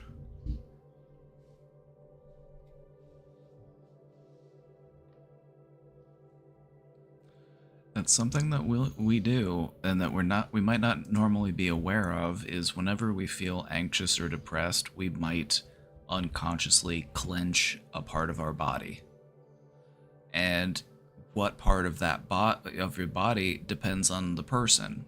So for some people, it could be their hands or their neck or their shoulders, their lower back. It could be any part of your body, and yours just seems to be in your feet.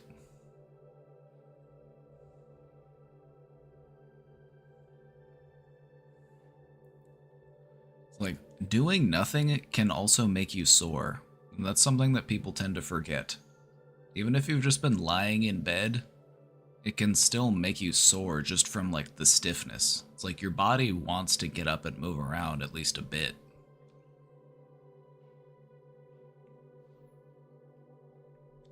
dehydration too. Gotta make sure you're getting properly hydrated. That can cause muscle cramps and stuff.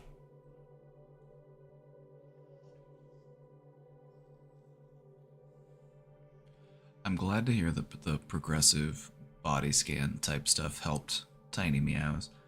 I've noticed that progressive muscle relaxation or like body scanning meditations can really help with like feeling grounded, but it can also help with things like body dysmorphia and like body image issues. It can give you a more like realistic sense of like what is my physical form.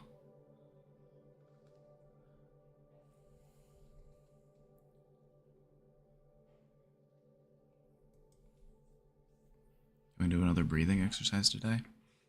Sure.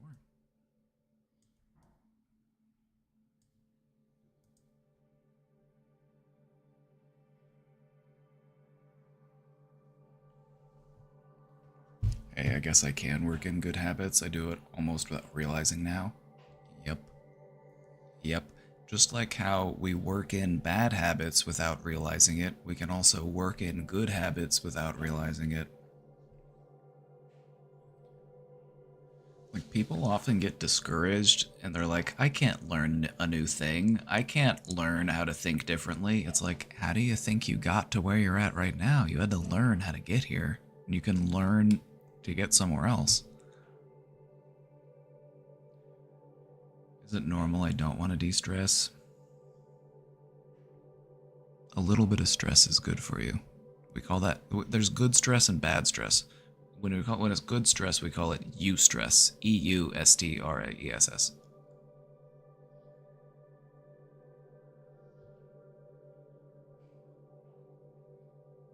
Is it normal? Like, no, you should want to relax at least a little bit. But maybe you feel like you can't relax because political climate in the part of the world you're in.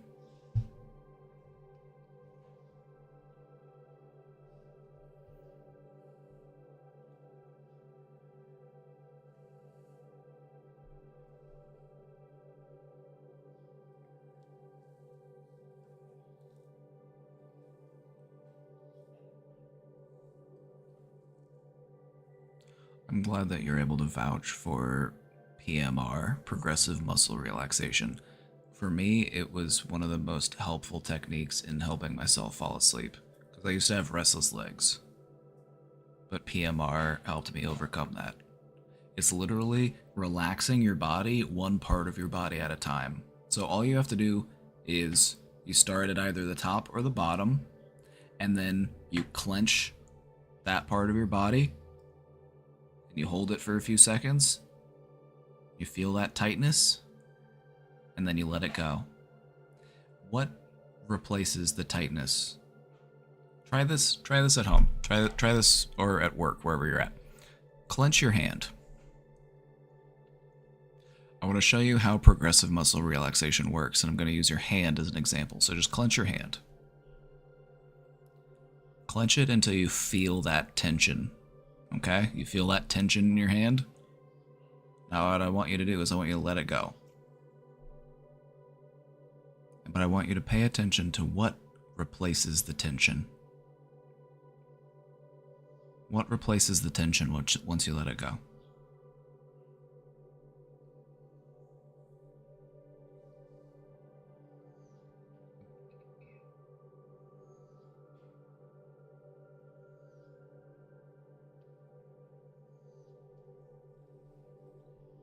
Relaxation replaces the tension. So what you want to try to do is you're just trying to do that with other parts of your body. So you could start down at your feet and then work your way up your legs, up into your torso, up into your arms. You can start from the bottom and work your way up. You can start at the top and work your way down. What this does is it triggers a sense of relaxation within your muscles throughout your body.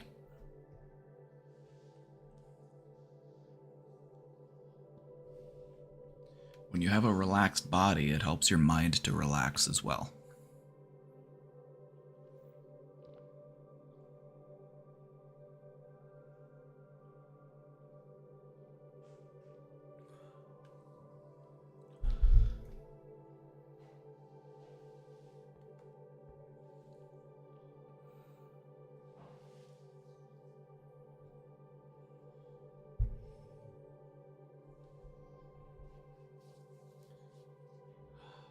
to do another breathing exercise. Let's just breathe for a minute, all right? Let's just breathe for a little while. I'm going to count.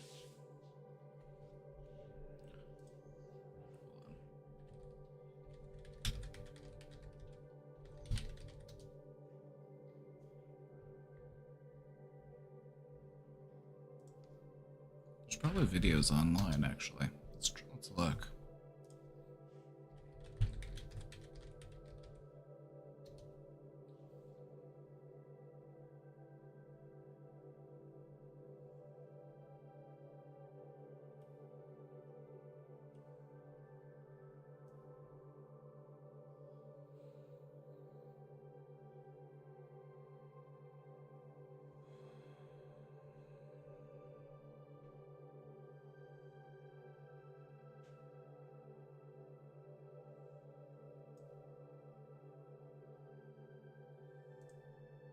This is a deep breathing exercise that will allow your body and mind to become calmer. Go ahead and make yourself comfortable as you gently close your eyes. You'll inhale through your nose for a count of 4, hold the breath for a count of 7, and exhale through your mouth for a count of 8. Don't worry if you aren't exact here, just do your best. Inhale, 1, 2, 3, 4. Hold. 2, 3, 4, 5, 6, 7. And exhale. 2, 3, 4, 5, 6, 7, 8. Good. Inhale, 1, 2, 3, 4. Hold. 2, 3, 4, 5, 6, 7. And exhale. 2, 3, 4, 5, 6, 7, 8. You're doing a good job. Inhale, 1, 2, 3, 4. Hold. 2, 3, 4, 5, 6, 7. And exhale. 2, 3, 4, 5, 6, 7, 8. Keep going. Inhale. We're gonna stop. We did it for 2 minutes. It was 2 minutes already. I didn't feel like 2 minutes. That went by in no time. But the long exhale, that is part of what makes it calming and relaxing.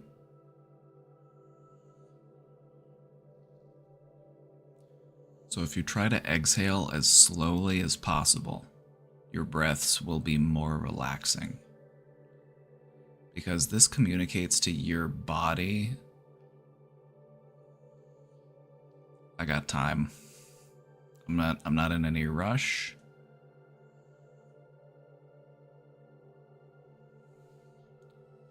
For a box breathing, you do the 4-4-4.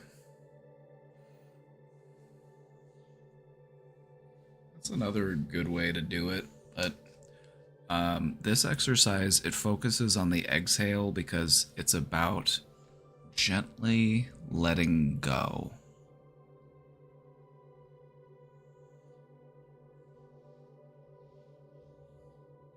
And so that's why the exhale is longer than the other steps.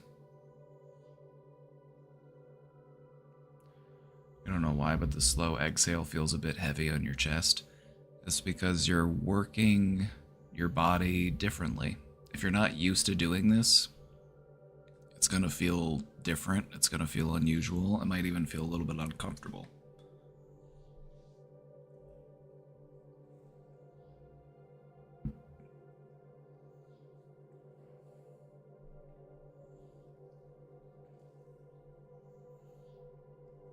You want to try another one? You want to try another one? This was one of the ones that I made up. I like this one. So take a breath in through your nose and just fill yourself up. You don't have to count, just breathe in through your nose. And when you're breathing in through your nose, just try to invite the air in.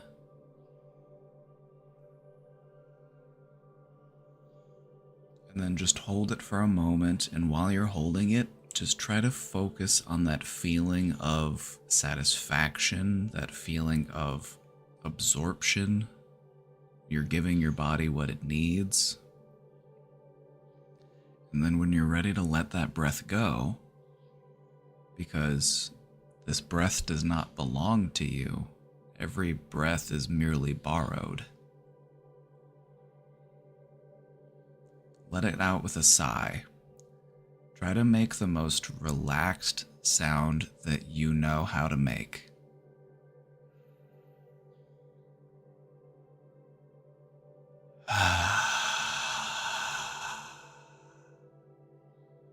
And I want you to try that 3 times. I like to do it 3 times. Once for the past, once for the present, and once for the future.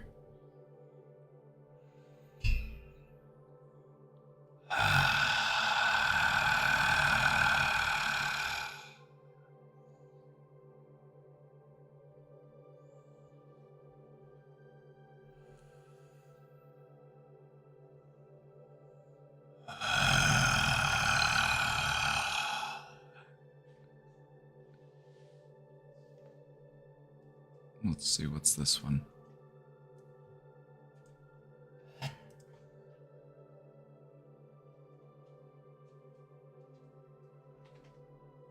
So you guys want to learn a little bit of meditation?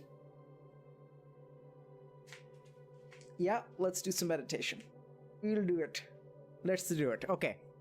So we'll do the accent for meditation because it makes it more authentic. Okay. So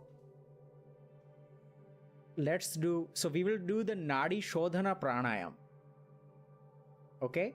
So I want you to do this. Thumb, this is okay. Curl down the 2 fingers. Like.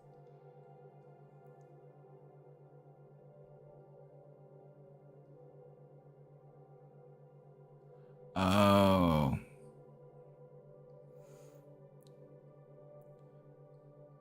This is a style of meditation that they teach, a focused breathing exercise, and you're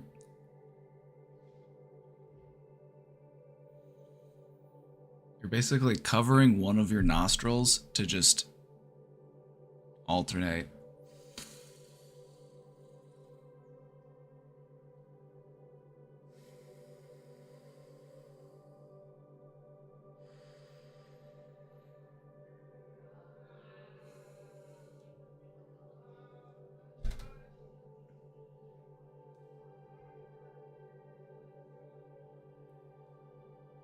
You know, some people just rub you the wrong way.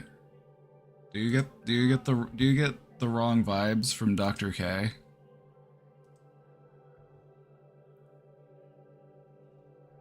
No, that's one of the ones I've seen people practicing in like Kundalini yoga and stuff. You know why the vibes are off? It's because he's a psychiatrist.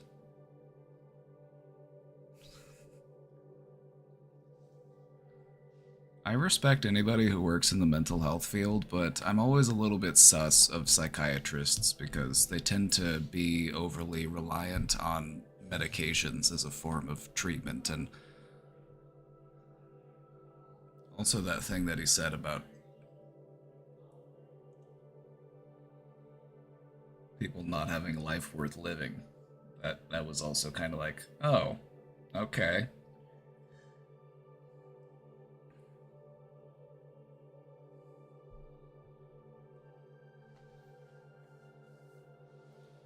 Your son says he wants to be a psychiatrist.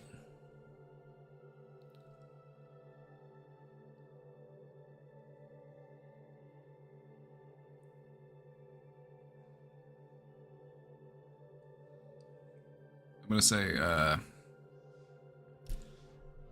just want to say, as far as like a field of medicine, psychiatry is the one that has like the most guesswork. There's a lot of, well, how about you try this medication and then we'll wait and see. And we'll see what it does. Come back in a month. It's like, oh, that didn't work. Oh, it made you want to die. Oh, it made you want to harm yourself. It made you dissociate. It made you go into a catatonic state and drool all over yourself. Well, that's not good. How about we try a lower dose?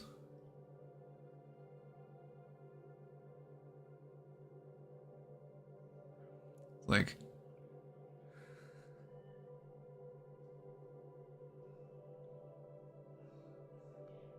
psychiatry definitely has the most trial and error of any form of medicine that I have ever seen.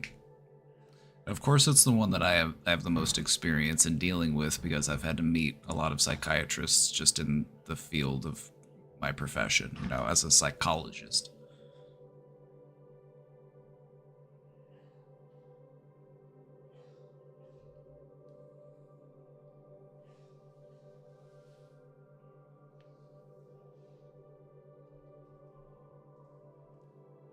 No therapist is perfect.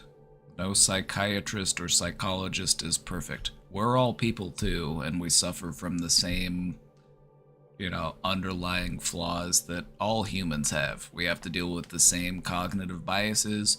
We have to deal with all of those, you know, the same challenges that other people face. Except for me, I'm the best, I'm a genius, and I know everything. Cut it out. Cut that part out. Cut that part out.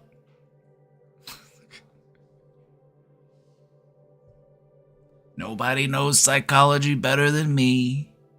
I'm the best therapist in the world. Nobody does it like I do it. They come to me, they say, Papa Bragan, please help us. I'm not feeling good. And I say, you know what? You're going to be fine. You're in the best hands.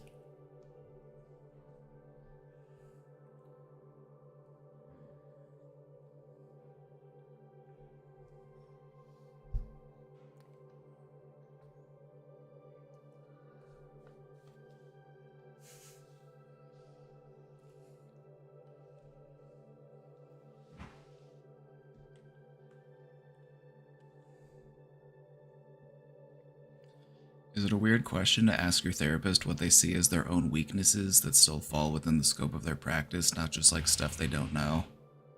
I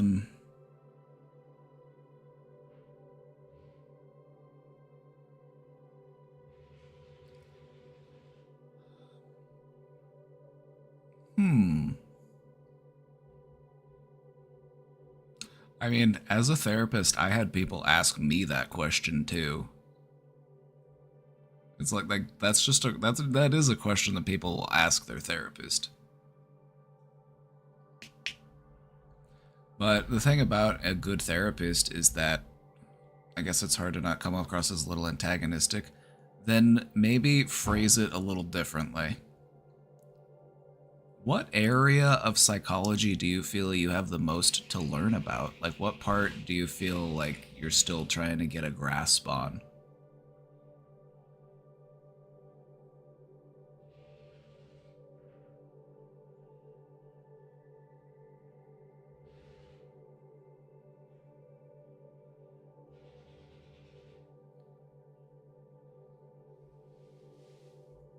Because a good therapist should have a growth mindset, so just basically ask them, like, what areas are you still trying to grow?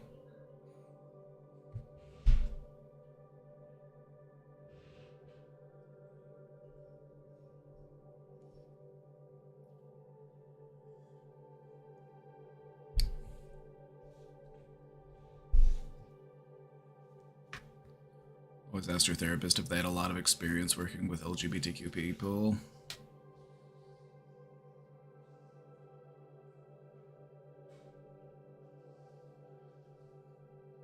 I had a fair number. I had a fair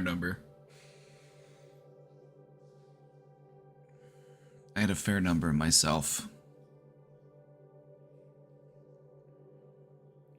I did therapy with trans people. I did therapy with, gay and lesbian people.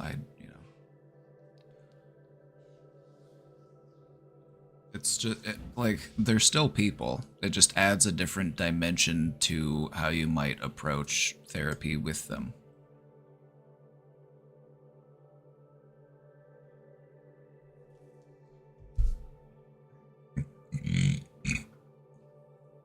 My favorite story, though, was the client I had that had her lesbian awakening. That was really cool. We got to celebrate that together. She's like, well, I realized that, I think I'm into girls. And I'm like, I am so happy for you.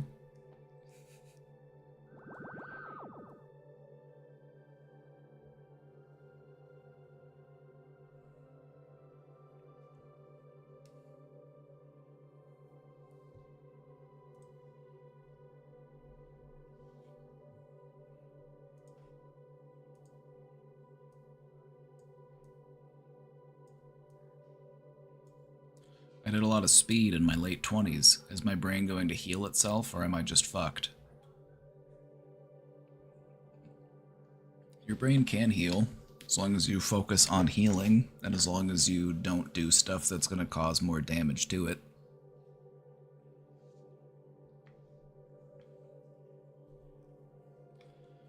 Do you think medical students who have low grades should become therapists? There are too many of them.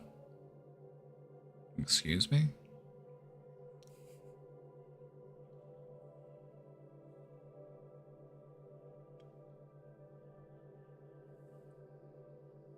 Therapists don't go to medical school. Also, what?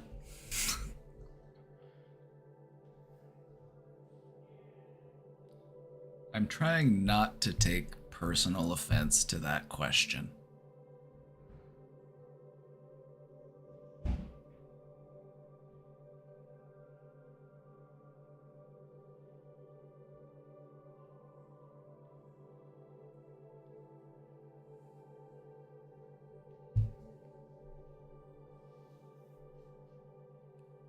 Did a lot of speed in my late 20s. Is my brain going to heal itself, or am I just fucked? Your brain can heal itself. I would recommend doing things that can promote healing within your brain. Taking time to practice your mindfulness, practicing meditation, just doing things that are good for your brain can help your brain to heal. But what we want to avoid is things that are just going to cause further harm to our brain. Alcohol use, drug abuse, combat sports. I would probably avoid football. I would probably avoid any type of sport that could cause a brain injury. But the brain has a remarkable ability to heal. The brain can do some really incredible and wonderful things that kind of honestly mystify scientists. We're not even really sure just how the brain does it. The brain is honestly just so remarkable. So yeah, I think you can.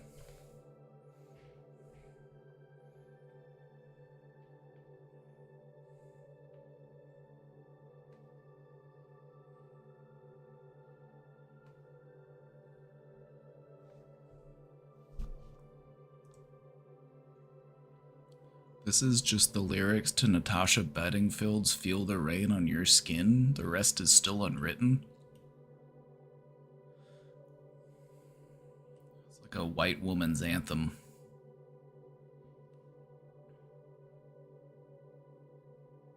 Sing it? Alright, but you're gonna get it a cappella.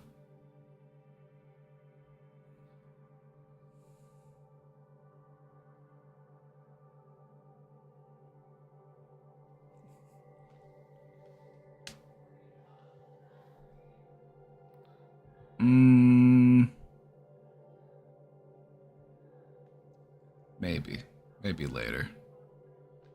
Maybe if we're good, we'll get karaoke later. I need to stop giving away things for free. A Brain Domain special about criminal psychology when? Let me make a note.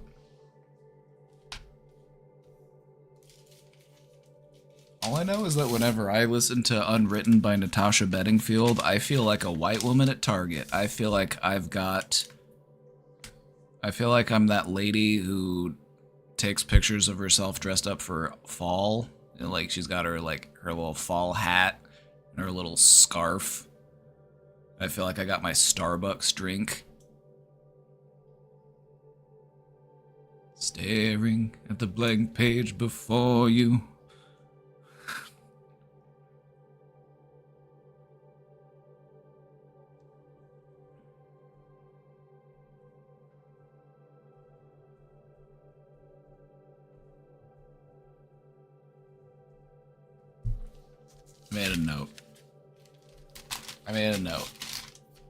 I made a note to do criminal psychology presentation in the future. Maybe not this week. Maybe not this week. Maybe next week.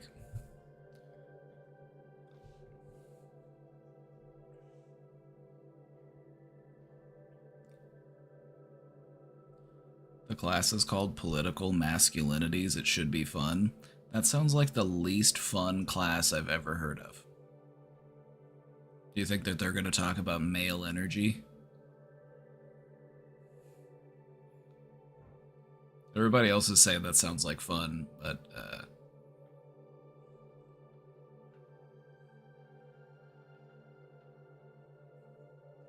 if it's fun for you, that's what matters. Like me personally, having to learn more about masculinities, that would, like, ugh. I don't want to learn about men.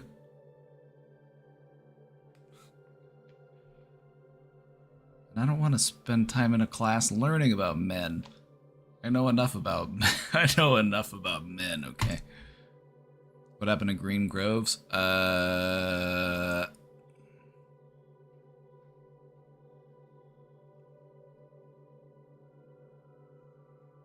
It'll be back soon.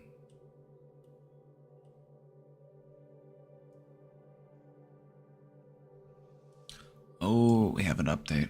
We got an update. I love this guy. The Gestalt psychoanalysis guy. Love this guy. Let me move over. Let me scooch. Give you some more room.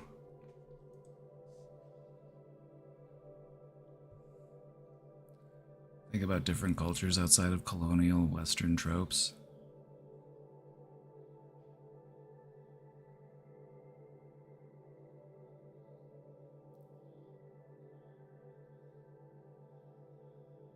I'll try. My brain's short-circuiting. You assume they're male? I'm not assuming. They actually wrote in before and they said that they were.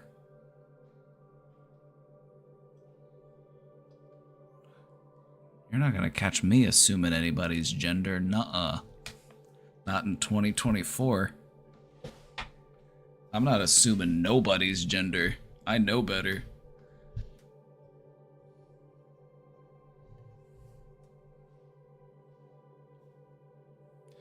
Hey yo, psychoanalysis / Gestalt guy. By the way.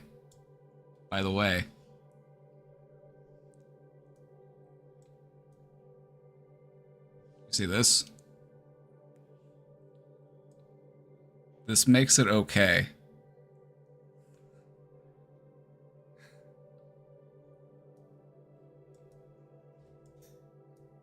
Now I have to shrink it. Now I have to awkwardly shrink it back down. I made it too big.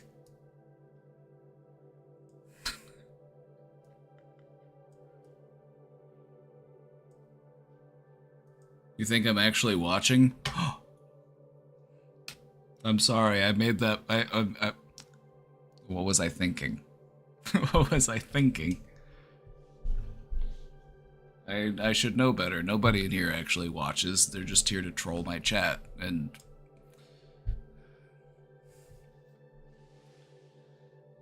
a psychoanalysis Gestalt guy here from yesterday had a conversation with my therapist yesterday after we talked on stream. It reminded me of talking to Shifu from Kung Fu Panda in a good way. Basically, guy just extrapolated a few things of what I said. Yes, me currently being bogged down by being unable to establish stable relationships to women is temporary. I should attach that to my currently determinist aspects. At some point, you'll have to take a risk, said the bastard. Because we both know what risk means in this context. Expose myself in a relationship, give it a chance. True. No risk, no reward, though, you know what I'm saying? No risk, no reward. We have also, through my explanation, dredged out my father. I never imagined such a weak man would have so much impact on me, how much I am competing with him, and, well, a lot of other things attached to this. Honestly, relatable. I think that's something that a lot of men deal with, comparing themselves to their fathers. A lot of men have a lot of like resentment, and they're like, why am I still affected by this person? It's like, well, that's 50% of who you are, you know, Anywho. Also, facing the fact that I am neurotic to an extent was kinda saddening. I genuinely wish my past was better, but it is what it is. Hey. You don't need to be hard on yourself for that aspect, okay? Everybody's at least a little bit neurotic. I've never met anybody who didn't have at least some sort of quirk, you know what I mean?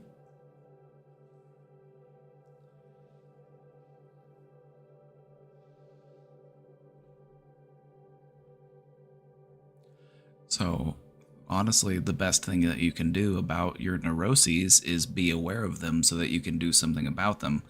Because what most people end up doing is they try to convince themselves that they aren't.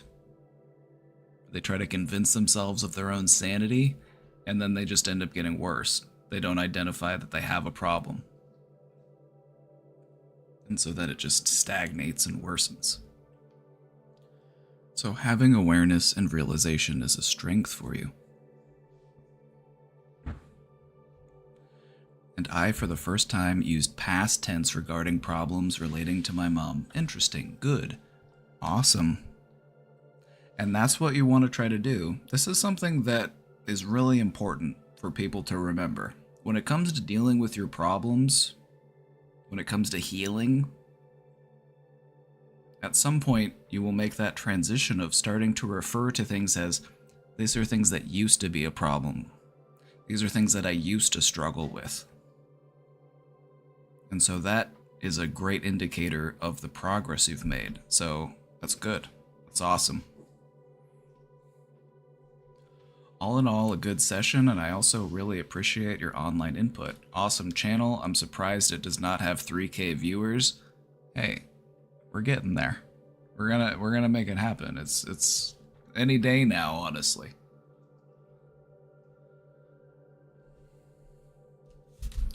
I'm just waiting for people to get tired of watching people play video games so they can come watch me instead. But yeah, we'll get there. We're building it. If you build it, they will come, as they say. Keep up the good and really interesting work. Thank you. It means a lot. Thank you. It's the stuff like this that keeps me going. So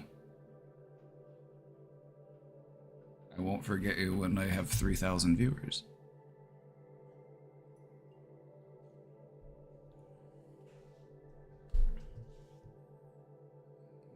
We're on our way. Thank you for the update. I'm glad you had a good session. You got making some good progress. It's really cool. I'm excited for you.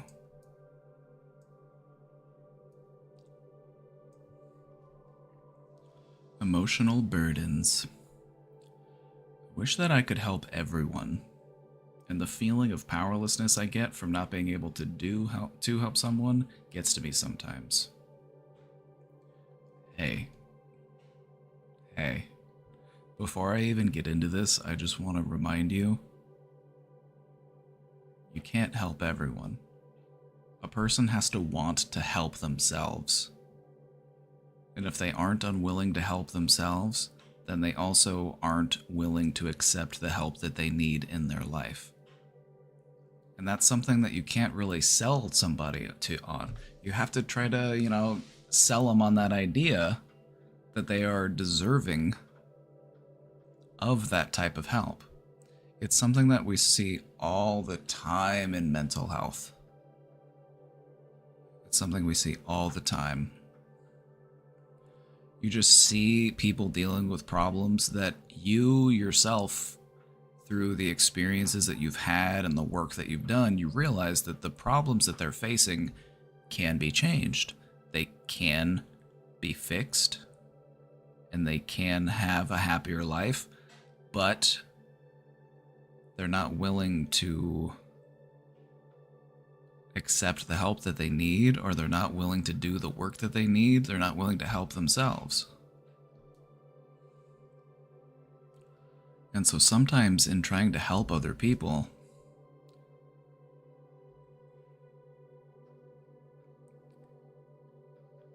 we want to direct our attention to the people who we feel needs our help the most. But sometimes what we want to do instead is redirect our attention on the people who are most willing to accept our help. Those are the people that will actually get the most out of the help that we have to offer.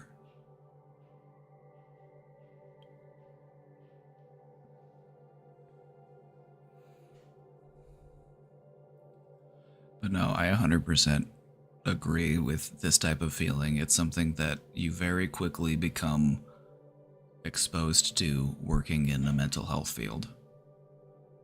So I feel you personally.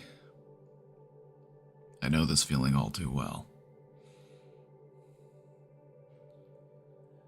I try to recommend that they expand their support circle, professional therapy, don't isolate, etc. And they are in touch with a professional but aren't finding that enough at the moment, both one-on-one and group. Also, I'm tired and struggling to maintain my own well-being, but I still try to give myself to helping others. You gotta put your own oxygen mask on before you help the person sitting next to you. You can't pour from an empty cup. We help others more when we also help ourselves. We're able to give far more help, and we're able to help in a much more meaningful way if we take good care of ourselves as well. And so it's not selfishness, it's essential. If you want to give the best help that you can, you have to be willing to give yourself the best help that you can.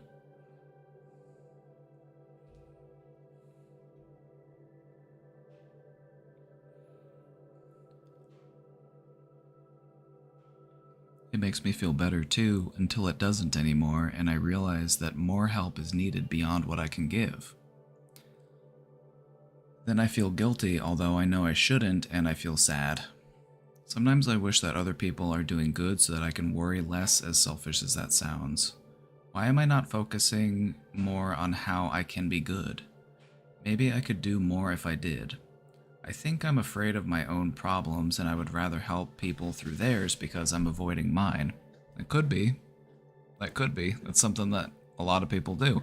Something that I've done in my life. It's probably something that most people in here have done at some point. It's like maybe you're sitting down trying to work on something, you're sitting down trying to get something done, and somebody comes along and they're like, hey, can you help me with this real quick? And you're like, absolutely. Anything in the world to avoid thinking about my problems. Sure, let me help you with your problems. It's totally natural. Or maybe I'm overthinking all this and I just need to calm down and let this go. Everything is fine.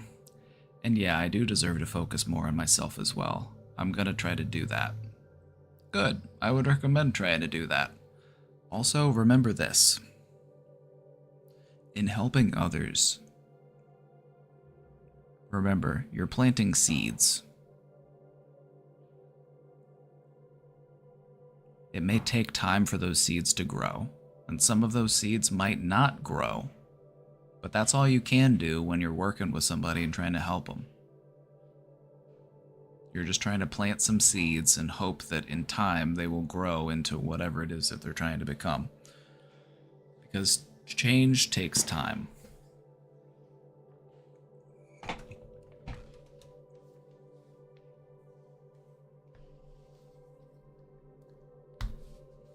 So, try to view yourself as a seed planter. And then give the person the time they need to build up those skills and to do what it is they need to do.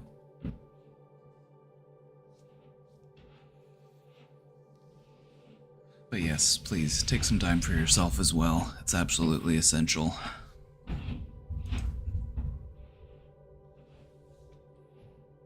How do you improve your attention span? Could we do a slideshow about it if we didn't already? Have a good day, everyone. Did we?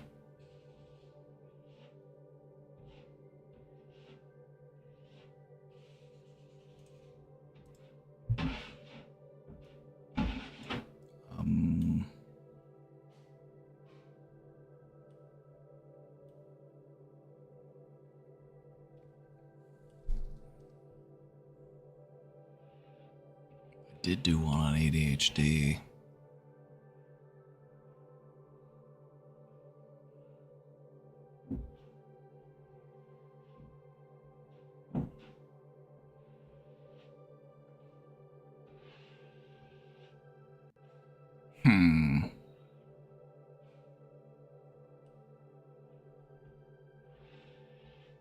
Also, I put a new one. I put 2 new ones together today. We put together motivation and social media and mental health. So we've got 3 new ones to pick from.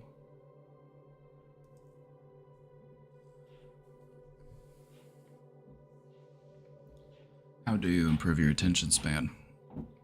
The simplest way to improve your attention span is to practice it. Meditation is a great way to do that. Just sit down and try to focus on something. One of the things that people will practice in their meditation is they call it sound meditation, and you are just listening to the sounds around you. You're not responding to them or reacting to them, you are just listening to them. This trains your ability to maintain your focus. You learn this skill and then you apply it to other areas of your life. The thing about improving your attention span is that you can view it a couple different ways. You could view your attention span as a skill that you're trying to build. It's like a muscle that you're trying to make stronger.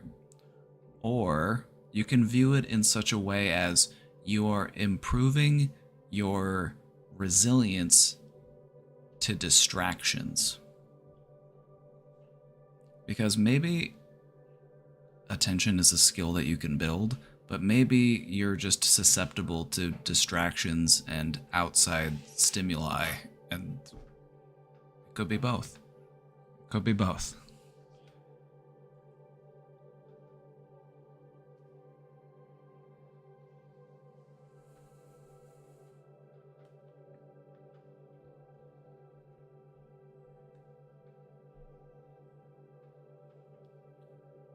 Focus and attention span could be an interesting topic to do.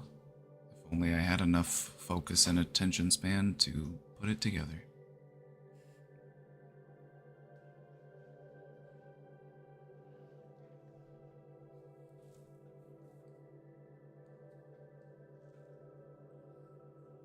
Just take 5-10 minutes a day to just sit down and just be. Just try to practice your focus, practice your attention, and just see where that gets you. Do it 10 minutes a day for 2 weeks. See where you're at.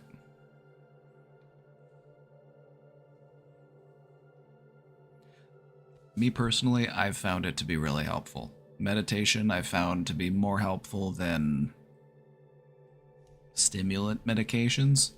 A lot of people who have ADHD are prescribed stimulants to help them. But what I found happened to me whenever I would take ADHD medications, it's like, yeah, sure, I could focus, but there was no guarantee that I was going to be able to focus on whatever I was actually trying to focus on. I was just doing like deep dives into obscure topics on Wikipedia. It's like, why am I learning about this stuff that I don't need to know about?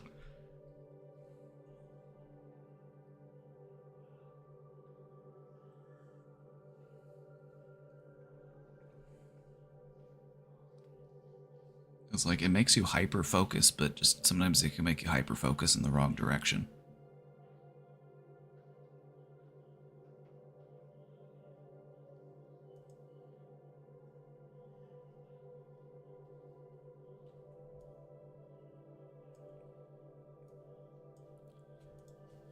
Do you have any general wellness recommendations for someone who is experiencing symptoms of internalized trauma that is being re-triggered by day-to-day interactions?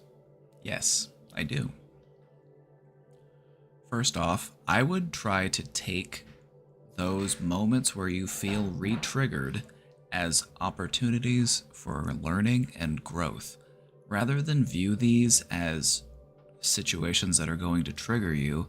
Try to view them as trigger practice, because that's how we desensitize ourselves to triggers, is we have to expose ourselves to whatever it is that triggers us, and then we have to practice new coping skills so that we don't engage in old behaviors.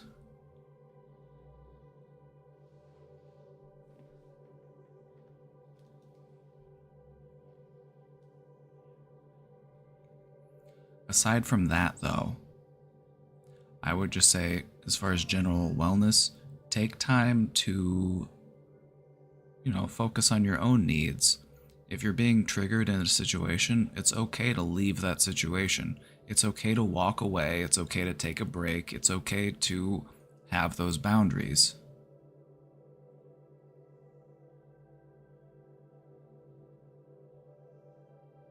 But the biggest thing, at least in my perspective, is trigger practice. It's the gold standard in desensitizing yourself to a trigger. It's called exposure response prevention. You are exposing yourself to the thing that triggers you, and you are practicing a new way of responding to it. And so I would just take some time to think about, how do I want to respond whenever I am exposed to this trigger?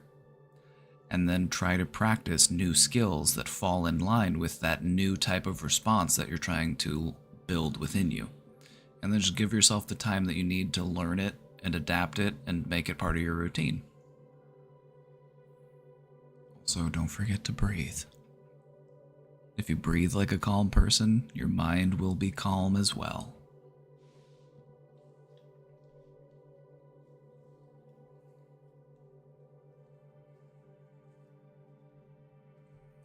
I was at my aunt's house the other day.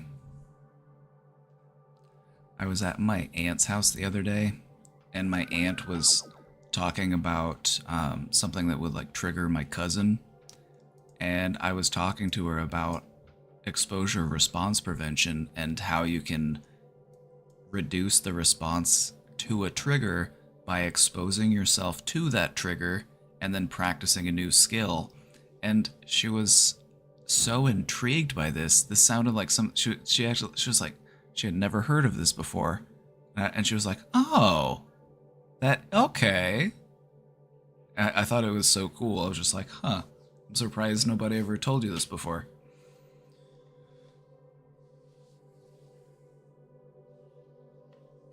I keep thinking of a Leyland desensitizing themselves from agoraphobia, a win. 15, if you were here, you've been here for 9 months. A Leyland has been here for a long time, and whenever a Leyland first started showing up in the stream, there was a lot of despair. There was a lot of hard feel, I'm not gonna get better, just hopelessness and stuff. And to just see how much they have grown in that time is honestly just, it's so cool. They're crushing it now, and they didn't think that they would be able to.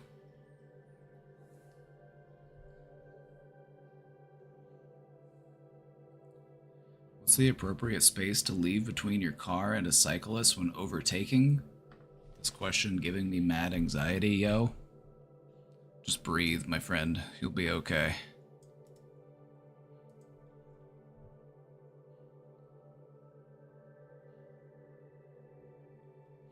Um, 35 states. Hold on, I'm gonna.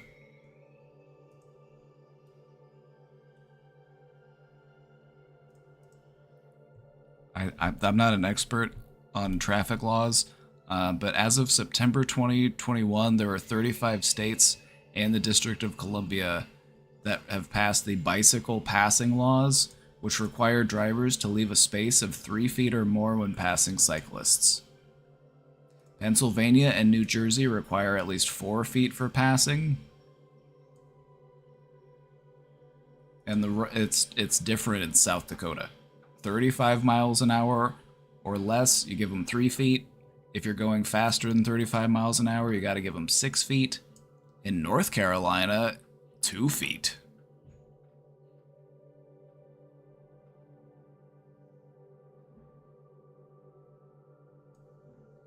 In some states, it requires that you actually change lanes to pass the cyclist.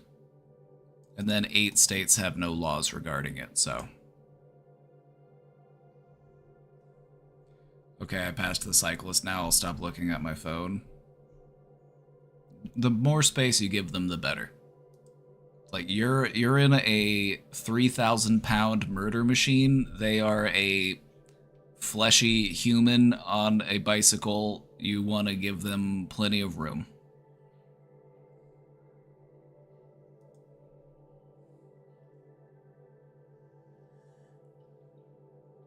Just try not to hit the bicyclist with your yardstick as you're taking a measurement during passing. Like, I'm sorry, I'm just trying to make sure I'm giving you 3 feet.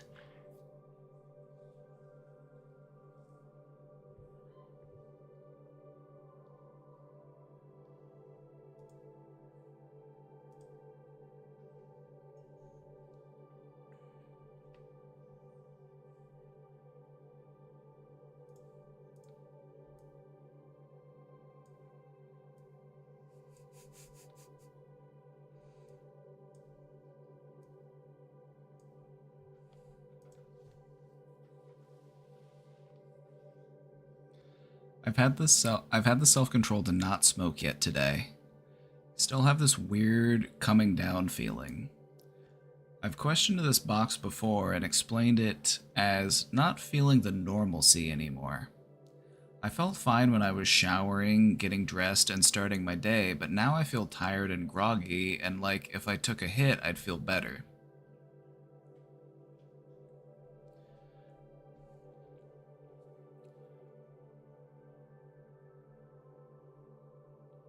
But I know I won't feel better and that it just brings me back to the normalcy of being high. I know I can't expect results right away, but after smoking for almost 8 years, it's hard to imagine what it's even like being sober. I'm writing about it because as 420 approaches, I just want to hit my dab pen. No, I hear you. I hear you on that one. What I've found with me personally to be helpful is, changing my relationship with weed. I wait until the end of the day. I wait until I've got my work done. And then I get so much more joy and satisfaction out of being high by delaying it. And it makes me, I feel like I've earned it. You know what I mean? It's so much more satisfying. Because when you're just doing it all day, there's a certain sense of like dependency, and there's a certain sense of like, now should I be doing this? You know what I mean?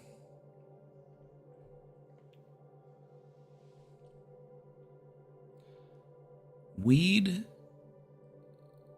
or THC, it basically acts in the brain a similar way to serotonin, and so smoking weed can elevate your mood and it can make you feel better. Did you eat anything? What have you been eating? How's your diet? I found, for me personally, one of the most helpful things to help with not smoking during the day is just making sure that I'm eating something that's good for me, because your gut is where your body produces the serotonin. It's actually produced in your gut.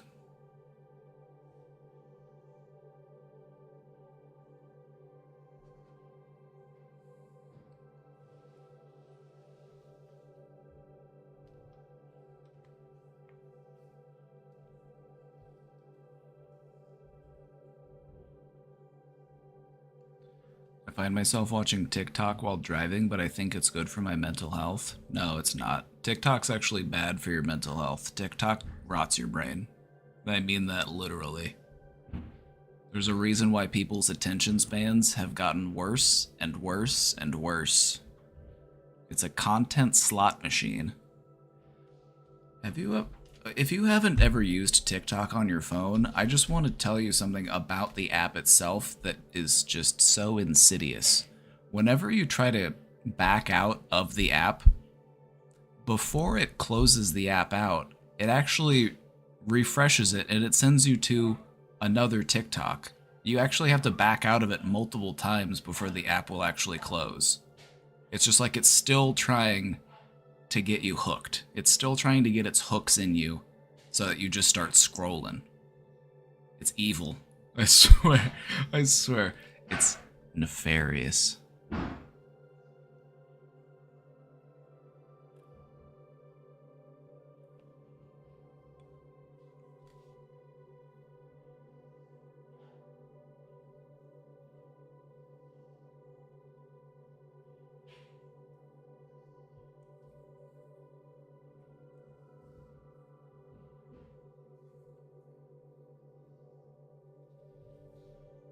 Not very well, TBH. I sometimes even use the pen as a way to make me hungry.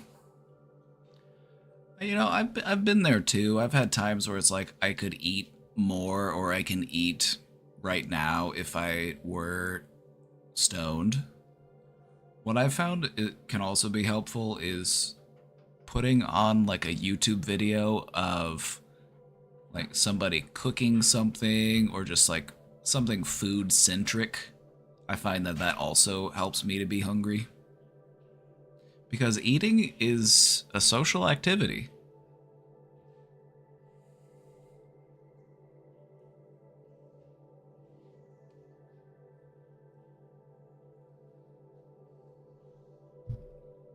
I had sex with my husband and now I feel really bad about it. Alright, well, write that down so that you remember next time.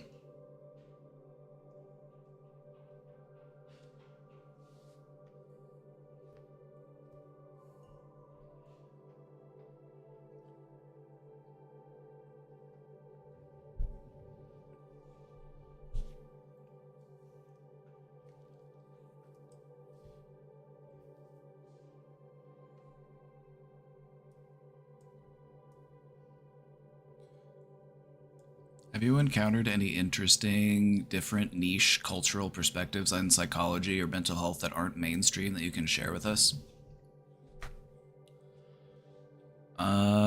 Yeah, let me try to think of some. The first one that comes to mind is, as far as a cultural perspective on psychology, is that depending on the culture that you live in, auditory hallucinations, meaning hearing voices as a symptom of psychosis or schizophrenia, the voices that you hear differ and also have a different tone or a different mood depending on the culture you grow up in. Western cultures, like America and Europe, the voices that people hear tend to be more critical and judgmental and cruel. Whereas in Eastern cultures, the voices that people hear during with their auditory hallucinations, they tend to be more joking or jovial. So that's something that I find really interesting. is that the manifestations of auditory hallucinations are a reflection of the type of culture that you live in. If you live in a culture that is highly individualistic, your auditory hallucinations will be much more critical, much more, basically, they're far meaner. You know, you're hearing voices that are saying, nobody likes you, everybody hates you, you're a failure, blah, blah, blah, all that mean stuff. Whereas in an Eastern culture, if somebody was hearing voices that might be like, it's almost like you have ancestral spirits that are just almost playing pranks on you. It's a different phenomenon. It's actually really interesting. Yep, no surprise that Americans have the meanest auditory hallucinations. It's no surprise that an individualistic culture has the worst intrusive thoughts.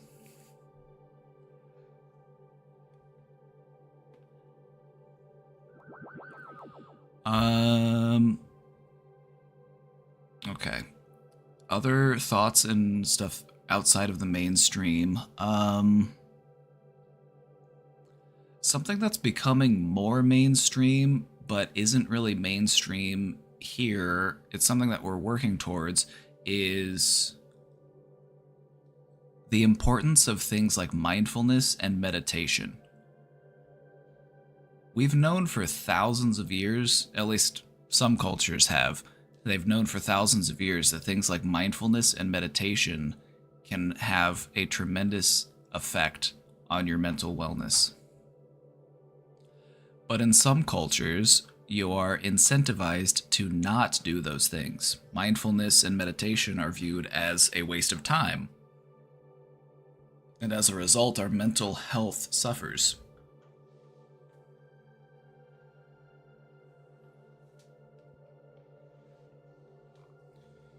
You wish you were Eastern? Just, I try to learn from the East and the West, you know? We both have important things, important insights as far as mental health goes. A lot of the really important, like, revelations that we've had as far as, like, therapeutic treatment, things like cognitive restructuring, reframing, you know, different forms of therapy, those are mostly a Western invention.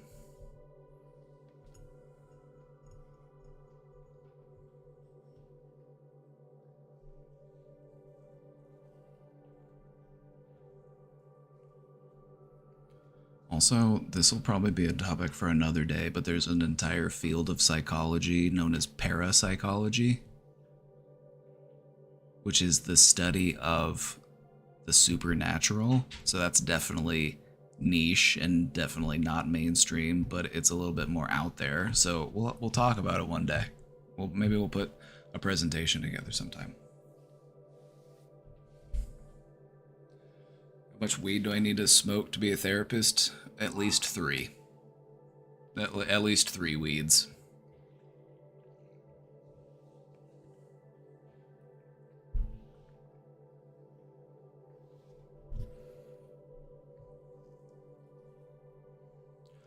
Some other interesting niche cultural things about psychology is that different cultures will also experience different disorders. There are some disorders that are culturally bound.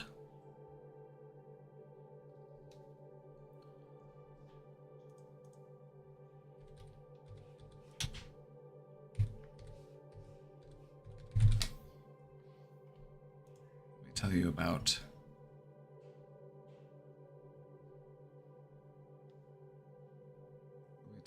one of them.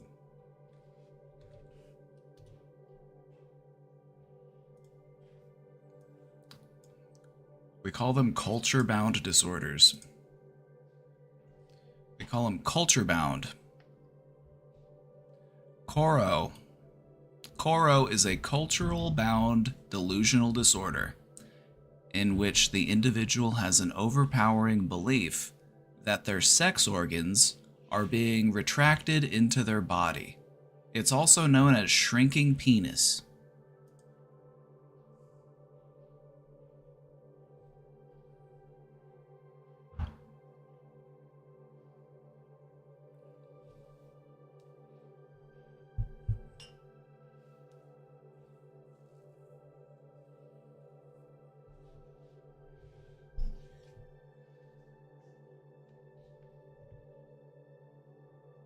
Should I detox after an exam? Go to Chipotle and let nature do its thing.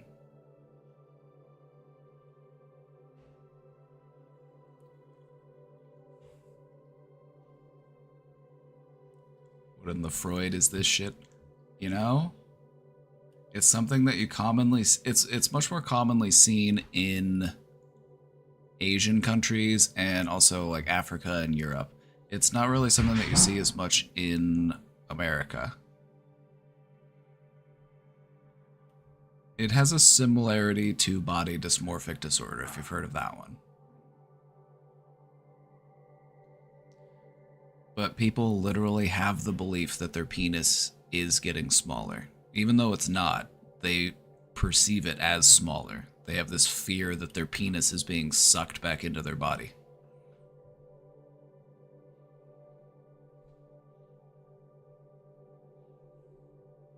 And now that you've learned about it, what is body dysmorphic disorder?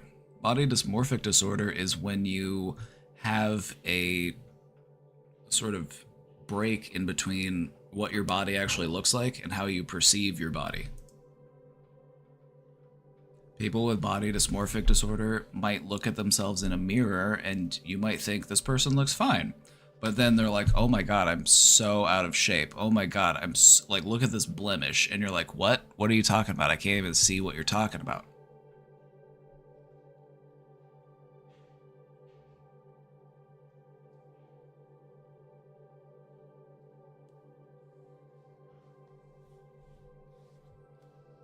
Is it like the trans mental illness? You're referring to gender dysphoria, and that's different. But it is a type of dysphoria. But body dysmorphia can affect anybody. Think about bodybuilders. Most bodybuilders have body dysmorphia. They continue to get bigger and bigger and bigger because they think that they are tiny. They're like, oh, my biceps are so wimpy, I need to get my biceps bigger. I gotta pump these pecs.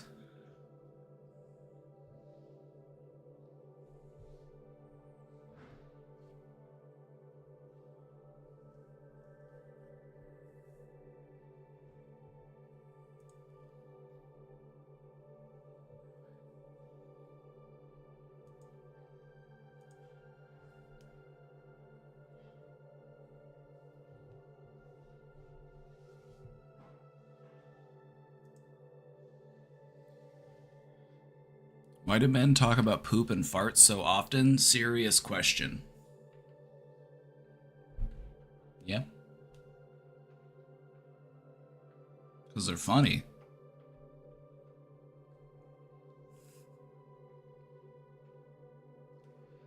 Because they're funny.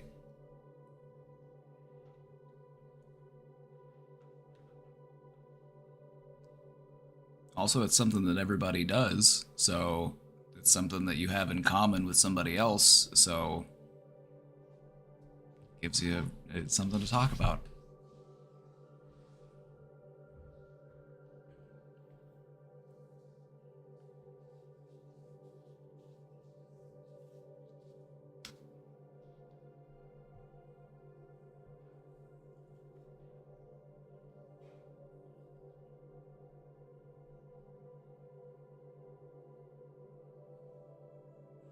What is the most important psychology in the whole world?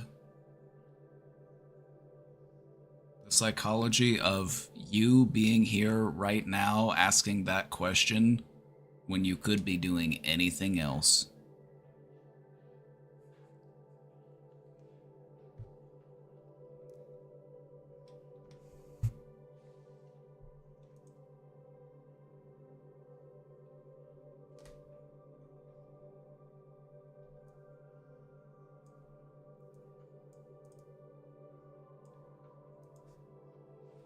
feel really awful for Khloe Kardashian when her family, especially mom, told her she needed exposure therapy for how organized and pristine her house was.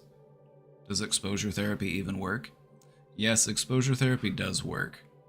Exposure therapy does work. It's actually the gold standard in treating conditions such as OCD or certain phobias. It's what helps people to not feel triggered by their triggers.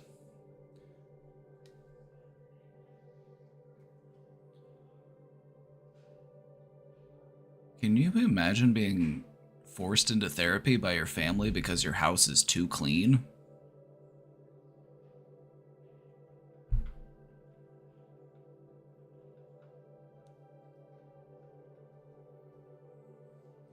I'm gonna leave and do something with my life. Good. I hope you have fun. Thanks for stopping by.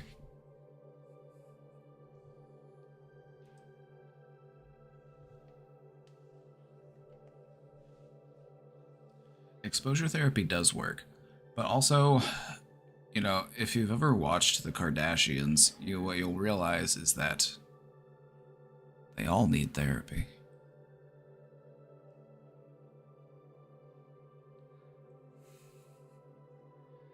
There is this part of the show where the son of the family, Robert Kardashian, he was going through a hard time. You know, he was depressed, and they got him a life coach, and this life coach was the worst life coach I've ever seen.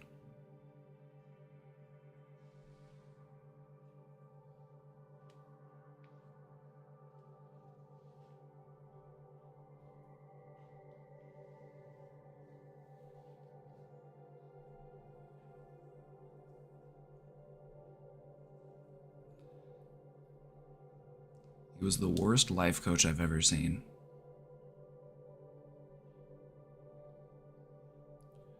Robert Kardashian's baby mama wasn't answering his phone calls, and so this life coach's suggestion was, let's drive to where she's working that day, and let's go surprise her at work. Like, whoa. Whoa.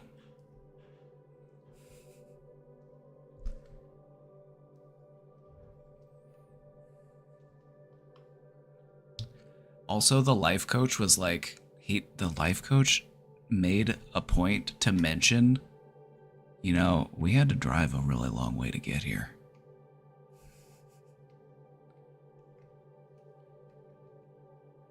He was so bad. He was the worst life coach I've ever seen. And I'm like, these rich people will pay so much money for this terrible advice. It's honestly kind of hilarious.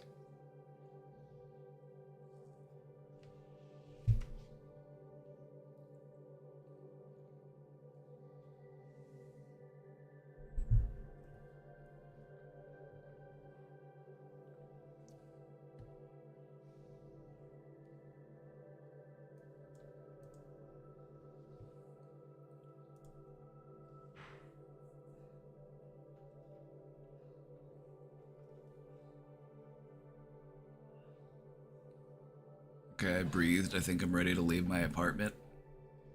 You are ready to leave your apartment.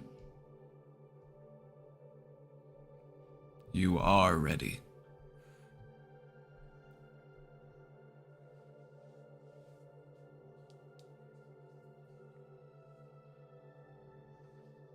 Put in your headphones and put on some exciting music.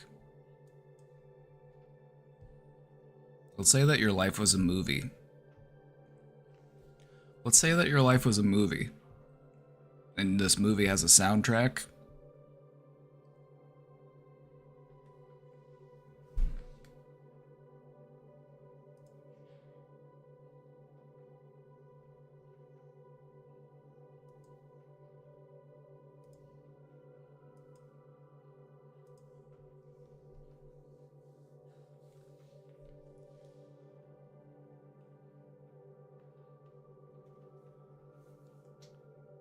I'm not going to even read what that guy said. I'm like, I don't know. What is the condition? What is the psychological condition that causes people to just go into random Twitch streams and start promoting Nazi ideology? I don't know. What mental illness is that?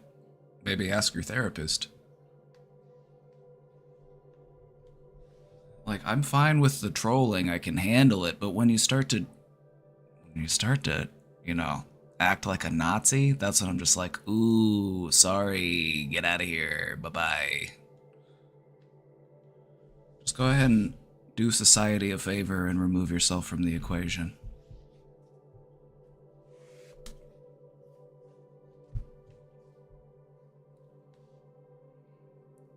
Think you guys likely to catch you tomorrow? Queen Eclipse, before you go. What I was trying to say was, before I got distracted by the Nazi, view your life as a movie. And this movie has a soundtrack. What music is playing during the part in your movie where you take that next step?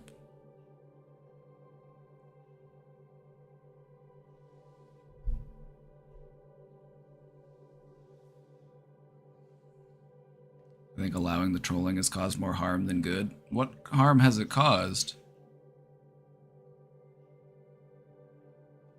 Somebody's got to help these people, Pork Tree. Somebody's got to help these people.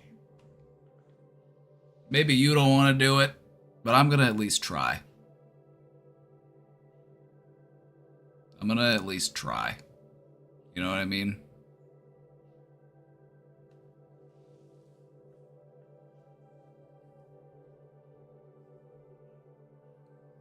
Like, they come in here and they expect antagonistic responses to their antagonistic behavior. But we have to teach them that there's a different way to live. We have to show them something different. And so if they want to do a little bit of trolling, that's fine. But when they start acting like racists or Nazis or transphobes, it's just like, okay, get them out of here.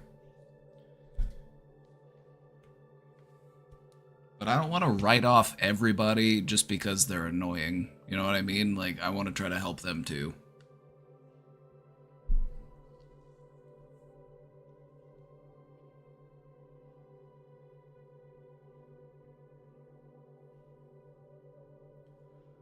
Is it oppositional defiant disorder? You know, oppositional defiant disorder. I can't talk today. Oppositional defiant disorder is a disorder that is only diagnosed in children, which actually does track because they are acting like children.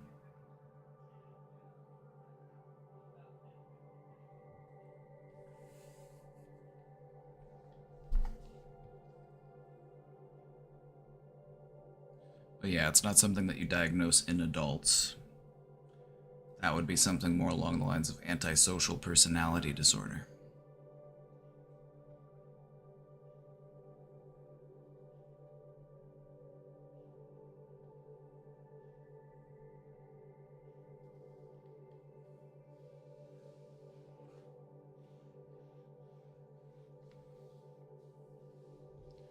Alright, so, I mean, since the topic is brought up, I feel like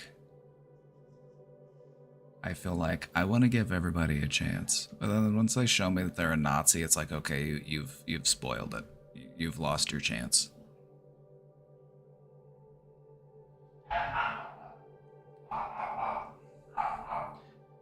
It's like, I'm not gonna sit here and educate anybody on the nature of institutional racism or systemic racism. I just don't have the time. Like, go read a fucking book.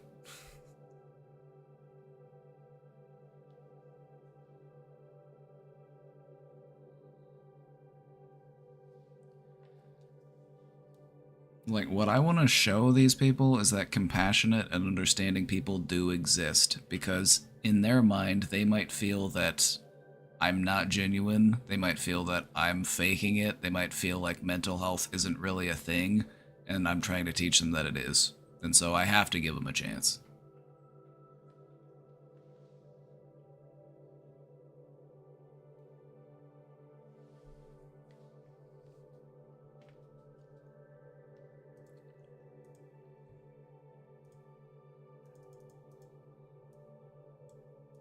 All right. It's time for a vote.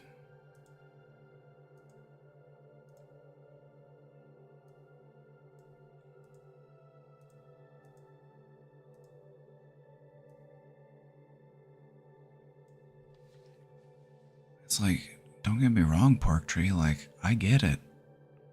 Like, I don't want to have to, like, there's a reason why there's so many mentally unwell incels. It's because they're incredibly frustrating to work with, and nobody wants to have to do it, because it sucks. It really sucks. They're just, you know, black-pilled, misogynistic, hateful people. But if you can get through to at least some of them, then that's what matters. You can't get through to all of them. But I don't believe that all of them are beyond redemption.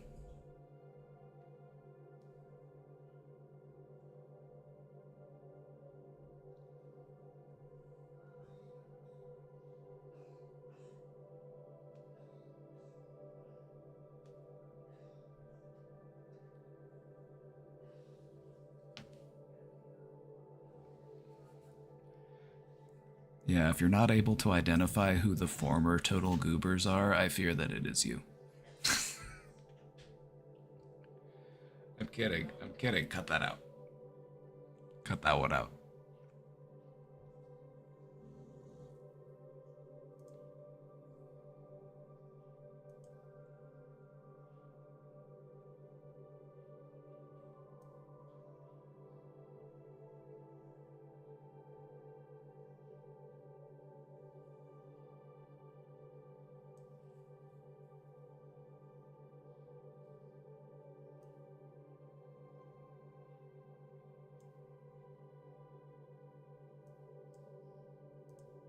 Safe to Google.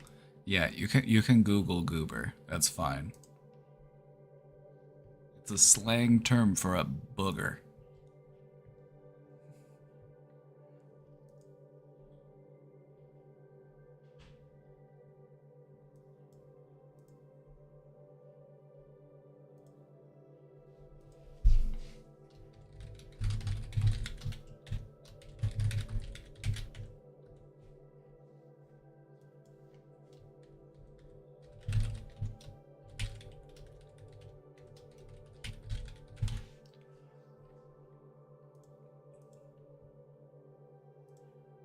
Okay.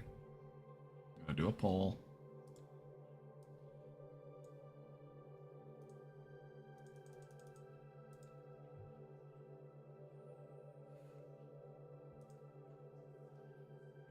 We're gonna do a poll. We got 3 presentations that we could pick from. We got one on motivation. We got one on social media. And we've got one on perfectionism. So get those votes in. I've got to go check my soup on the stove. I got to go give it a little stir. All right? So I'm going to go stir my soup real quick, and I'll be right back. So get those votes in.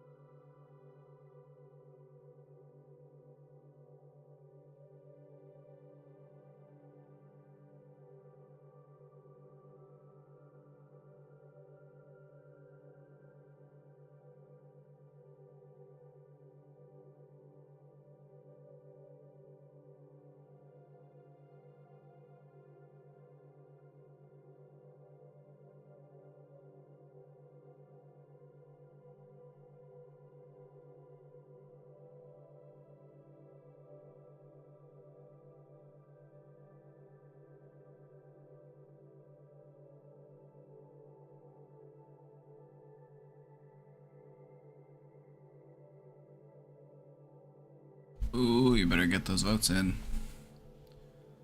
Ooh, you better get those votes in. If you haven't voted yet, what are you waiting for? This is a democracy. Democracy manifest.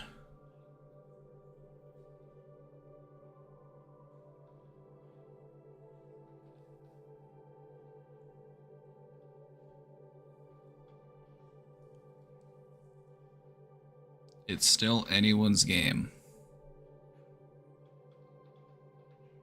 It's still anyone's game. It could still go any direction. It's not locked in yet.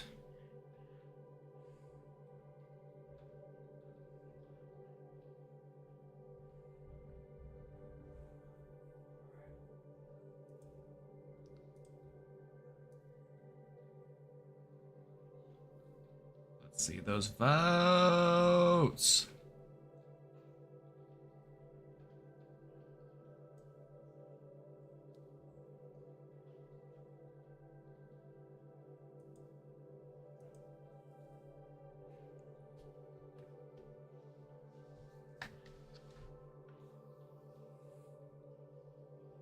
Motivation only has a 4-vote lead.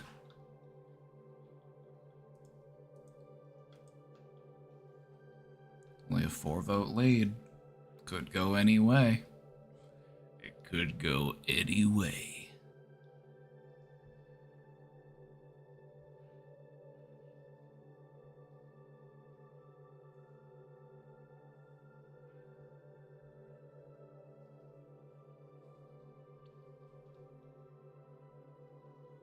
I opened the window a little bit because it's raining outside and it's nice and cool. It's starting to get stuffy in my room.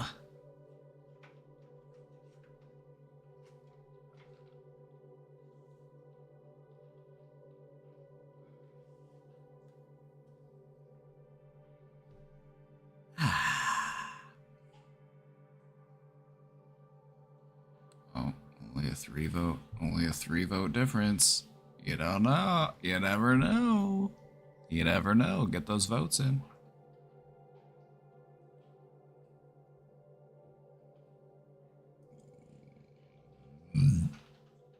Excuse me. Excuse me, I have the coffee burps.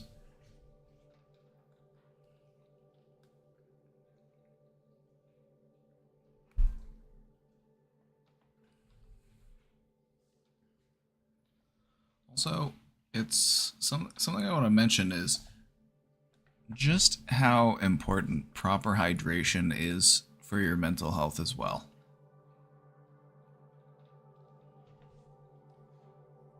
I found that when I started drinking an appropriate amount of water, it's like, wow, everything just started feeling so much better. It's like, huh, maybe that was part of my problem. I just wasn't drinking enough water.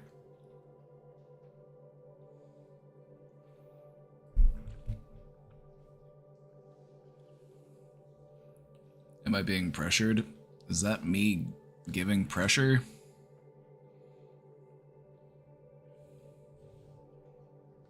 Yes, drink more water. Drink an appropriate amount of water every day. Consider yourself pressured.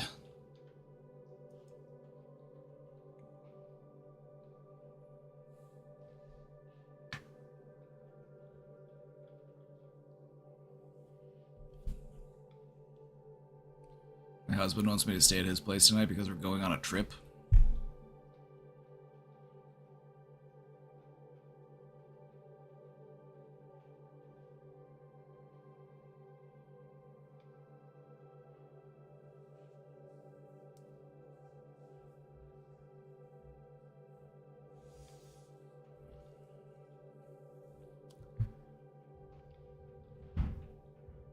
And how do you feel about that?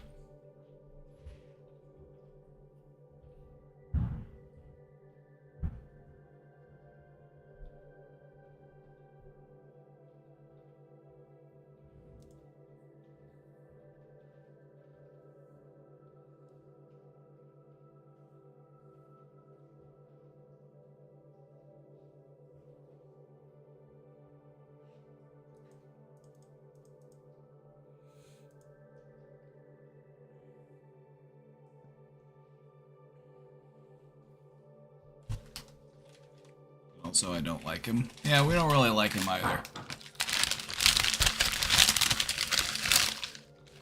I mean, what all have you told us about this guy now that we don't like? Like, he's abusive physically. He's an ugly crier.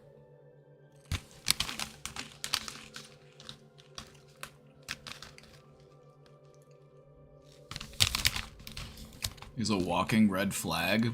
He checks pretty much all of the boxes for abusive behavior.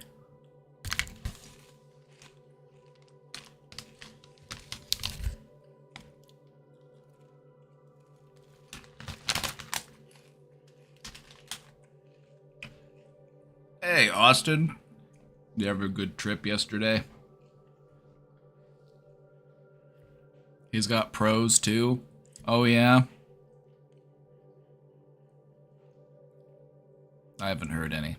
I haven't heard any yet. I don't even count him having money as a pro. In fact, if you have money and you're also a piece of shit, I count having money as a con for you. If you're a piece of shit and you have too much money, that makes you a worse person, in my experience.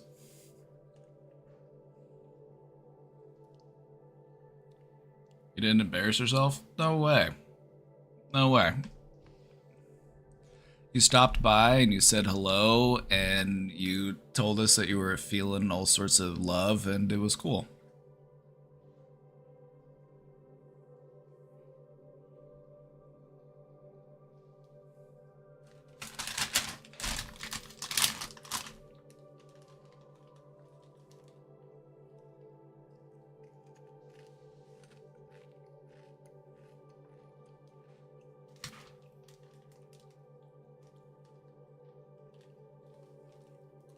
I have something to admit. If you want to.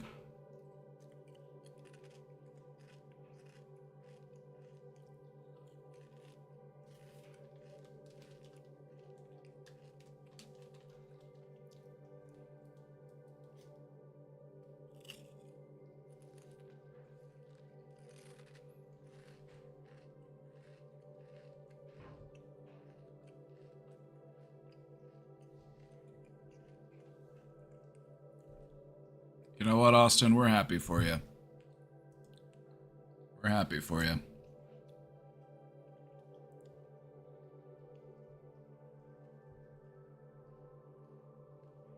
We're glad that you're able to embrace your identity.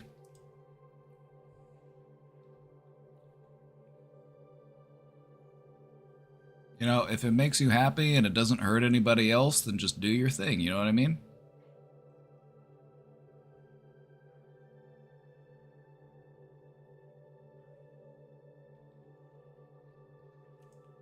Alright, everybody, looks like Motivation is our winner.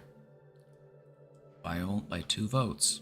You know, if you wanted to see something different, you should have voted. You should have been motivated to vote. You should have Pokemon gone to the polls.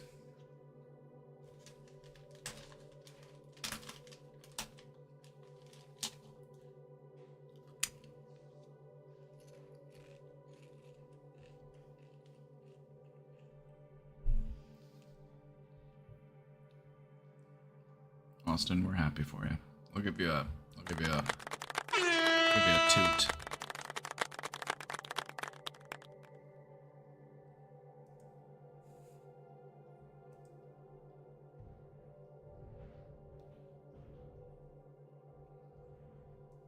Motivation is our winner today.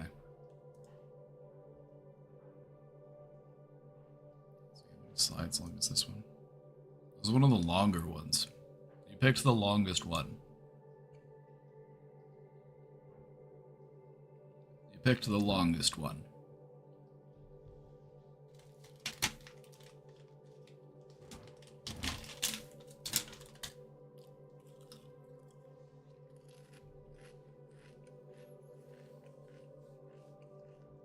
For the first time in a very long time, I'm very happy. You know, I'm happy for you. Thank you for sharing that joy with us.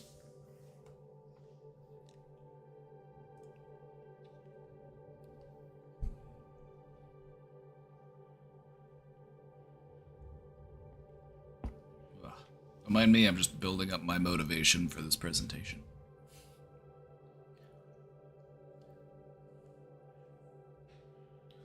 Motivation. I put this presentation together because this is something that people have been asking about a lot lately.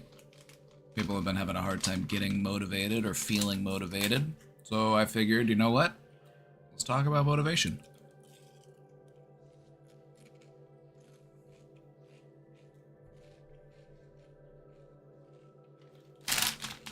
Right now I'm just motivated to eat some of these chips though, because I'm kind of hungry. Don't mind me. Let me snack for a minute.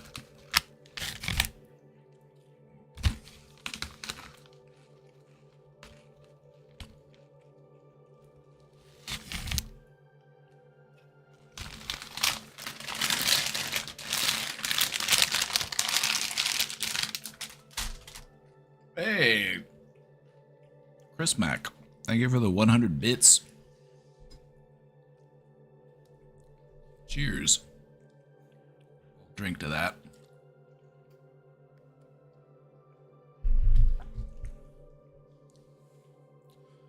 Thanks for the 100 bits. All right, everybody. Motivation. This is one of the most commonly asked about things, and it's also one of the things that I feel like people have some of the biggest struggles with, is cultivating motivation or staying motivated. So let's talk about it a little bit. All right, let's get to it. Quit beating around the bush. All right. Motivation. It's the driving force behind our actions. It influences what we do and how persistently we do those things. Motivation is what helps us to accomplish our goals. Without motivation, we don't really get much done.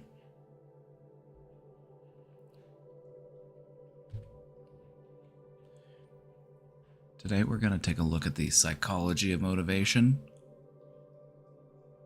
because I want to help you unlock your potential. I want to help you achieve success. I want you to feel more motivated. So, that's our goal for today. Motivation can be a challenging thing for many people. As I said before, it's one of the things that I get some of the most questions about is, how do I find motivation? How do I get motivated? I'm having a hard time with motivation. It's a very common thing. So today, we're going to go over some theories and some strategies that can help us build and maintain our motivation. All right. I feel like I need to talk in that voice for the motivation slideshow. I need to be inspiring. All right. Let's start off by talking about one of the theories of motivation. I want to talk about something that you might have heard about before. This is Maslow's hierarchy of needs.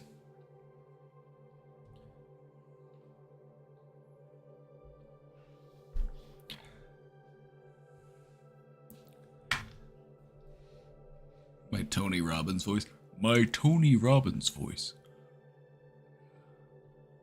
I need to talk like a motivational speaker. I want to talk like a movie trailer announcer in a world.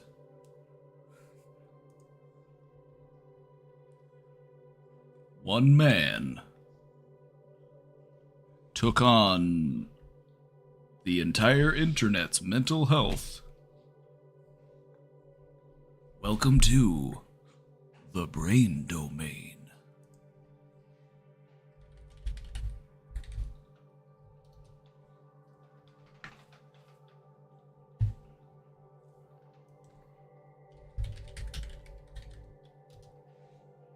So, Abraham Maslow.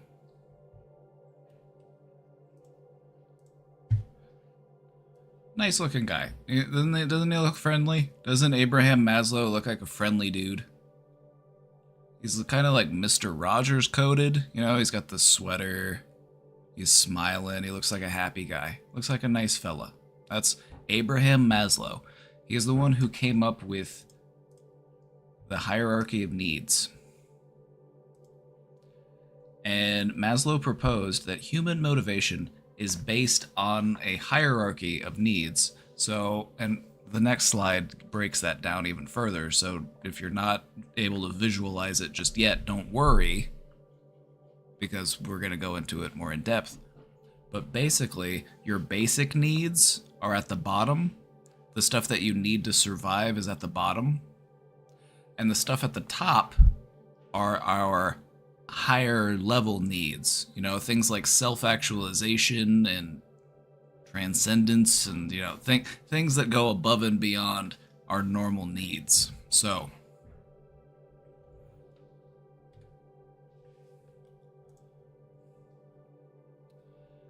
the key to understanding the hierarchy of needs is you need to know that people are more motivated to satisfy their lower level needs before they move on to their higher level needs.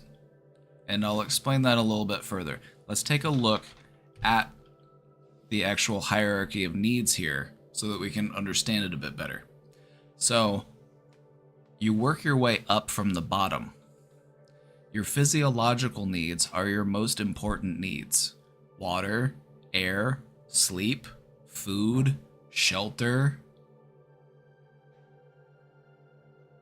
These are all physiological needs. These are the needs that you need to meet first before you worry about your other needs. If you are hungry or thirsty, or you need to breathe, or you need to sleep, you will satisfy those needs before you start working on your other needs. And these needs work in that same way. You need to satisfy this bottom layer before you move up, and then move up to the next one, move up to the next one. Does that make sense? Any questions? So above your physiological needs, you have your safety needs. Things like security and stability, not feeling afraid, feeling a sense of structure, order. The reason why this is above your physiological needs is because if you are starving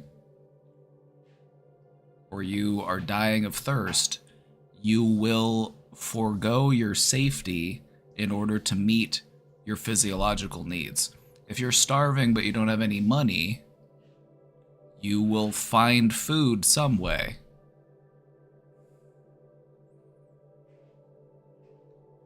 So moving up from that, you have your social needs. This is all about affection and intimacy and friendship, love and belongingness. The next one up is our esteem needs. This is, a sense of positive self, dignity, achievement, mastery of a skill, feeling competent, feeling independent, having a good reputation, all those sorts of things. And the highest rung here is our self-actualization needs. This is, all of our other needs are met, and so we're able to focus on things such as self-fulfillment, growth, unity, understanding, beauty, morality, transcendence, exploration, or play. When you have all of your other needs met, that's when you can really have fun. So what you want to try to do is, make sure that all your needs are met so that you can work on self-actualization. And this is Abraham Maslow's theory of the hierarchy of needs. And the reason why we're tying this into motivation is because this is how we prioritize what our needs are, and this is how we find motivation to meet our needs. We find the most motivation to meet these basic needs, the physiological, food, water, shelter, And then when those are met, we can move up. All right? Any questions? Let's keep going. Let's talk about another theory of motivation. Let's talk about another theory of motivation. This one, like, don't worry about remembering these. They will be on the test though, so you probably should remember them. But if you're not worried about getting a good grade on the test, then don't worry about remembering these.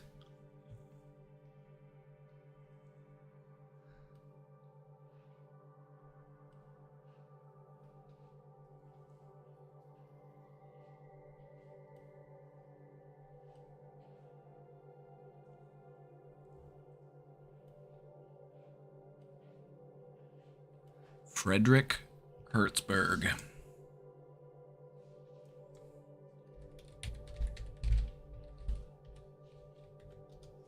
I guess I'll show you a picture of Frederick.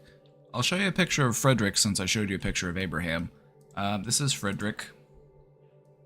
This is Frederick Hertzberg. And he developed the theory known as the two-factor theory for motivation. Hertzberg suggested that there are two types of factors that influence motivation: hygiene factors and motivators.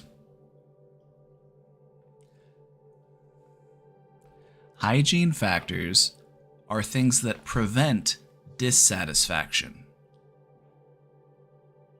So, working a job, having a salary, having good working conditions, these are things that prevent you from feeling even more dissatisfied. You might not like your job, but it gives you money so you're able to buy food and have a place to live, and it prevents you from having more dissatisfaction. Does that make sense? So we call those, in this theory, hygiene factors. These are things that prevent dissatisfaction. Whereas motivators lead us to satisfaction.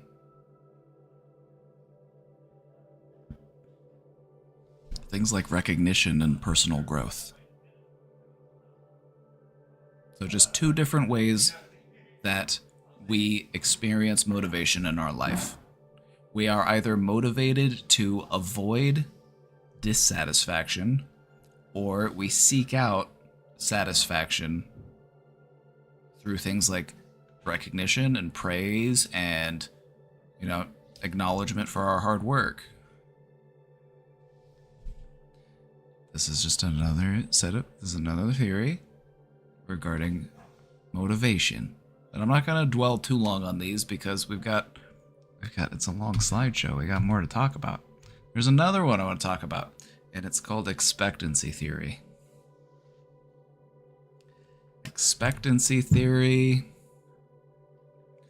This is a theory that postulates that individuals are motivated to act in a certain way based on their expectation of the outcome and the perceived value of that outcome. So, what's in it for me, basically?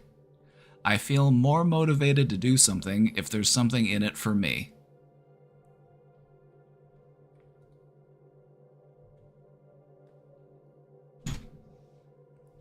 This theory also emphasizes the importance of belief about one's ability to perform a task. And we notice that we refer to that as self-efficacy. Self-efficacy is your own belief in your own abilities. And that's also an important factor of motivation. Believing yourself to be capable can help you to feel more motivated to do things. If you have low self-efficacy and you don't really believe in your abilities, then you have less motivation to try to do things. So, when it comes to building your motivation, the reason why I wanted to bring up these theories is just to get you thinking about your motivation in a different way. All right?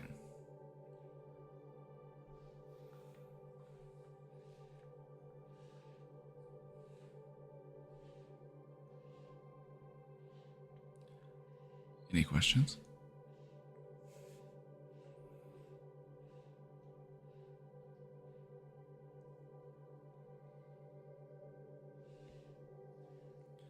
according to expectancy theory, it's like if you, and this also ties into some other concepts of psychology, like learned helplessness. You know, if you feel like you're going to fail at something, you're going to be less likely to try it again. Whereas if you feel like you're going to do a good job, you're going to do well, then you're more likely to try.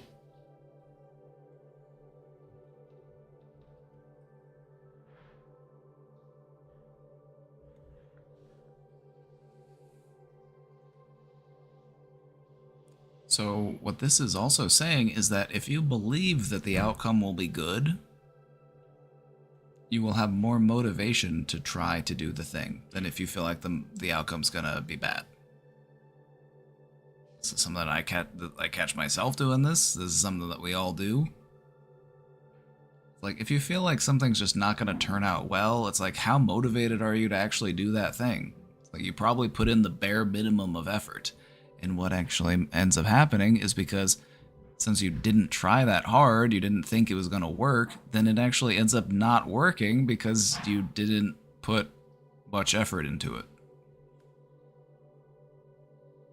But if you believe it's going to come out good, then you're more likely to put better work into it, and it's more likely to come out good.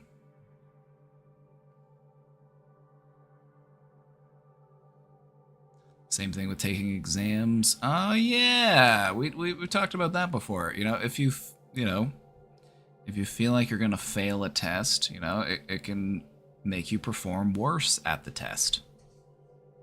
Yeah.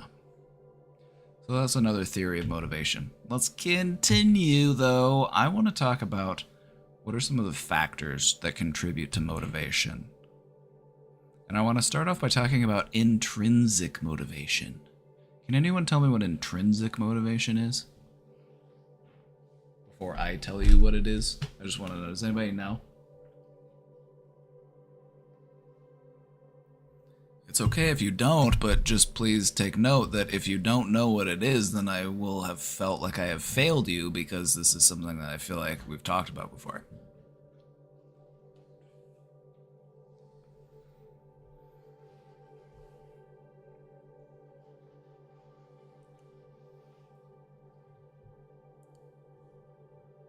All right, gold stars for the mods.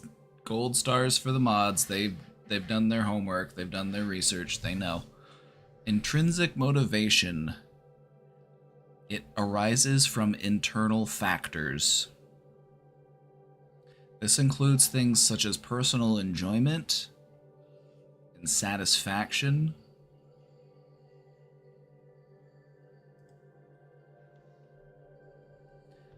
What we've found to be true is that intrinsic motivation is the strongest form of motivation. If you can find the motivation within you to do a thing, that is the strongest form of motivation that there is.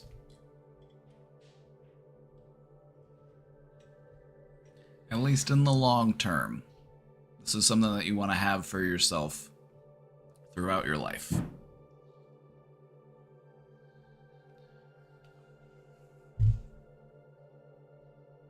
Whenever an activity is intrinsically motivating, we're more likely to persist with that activity. And so different forms of intrinsic motivation exist. Sometimes it's for enjoyment. Sometimes you're motivated to do a thing because it's something you like to do. Sometimes we do a thing because we recognize that it's going to be a challenge. If you can find motivation because of a challenge, now you're cooking. If you can learn to love a challenge and you can have personal growth be an intrinsic motivator for you, and now you're cooking.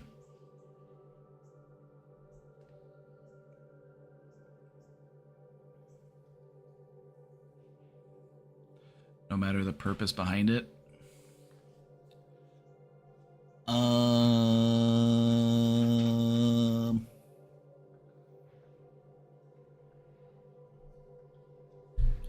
I'm gonna say yes.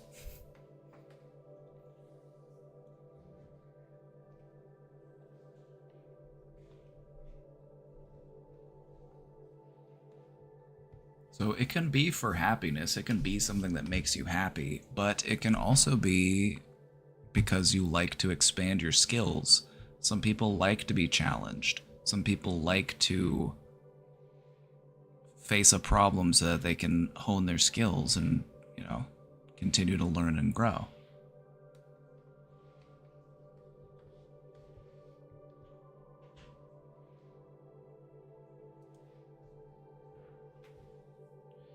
All right, so if intrinsic motivation is the motivation that is internal, this question's for Maddie Bear.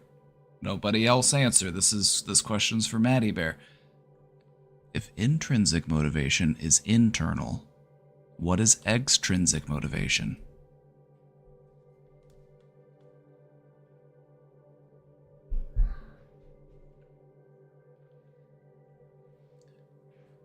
Outternal.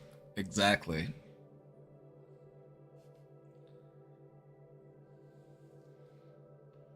Precisely. Extrinsic motivation. These are external factors. This could be rewards. This also could be punishments.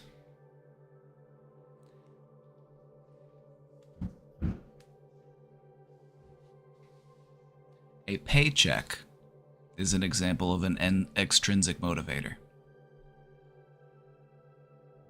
Getting praise from someone for doing a good job, that is extrinsic motivation. A diploma, a paycheck, a grade, those are all extrinsic motivators. They all exist outside of you. It could be a reward, it could also be a punishment.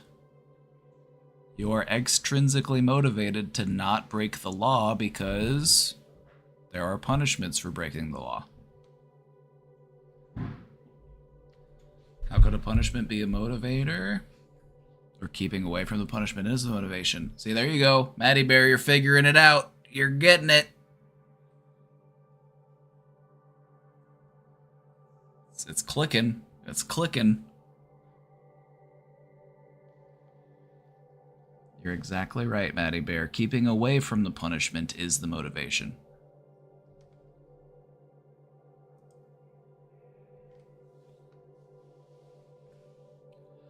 So, extrinsic motivators can provide temporary motivation.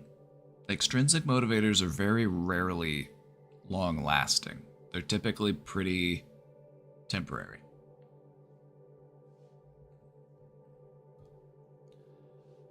And they also may undermine your intrinsic motivation if they are overused or perceived as controlling.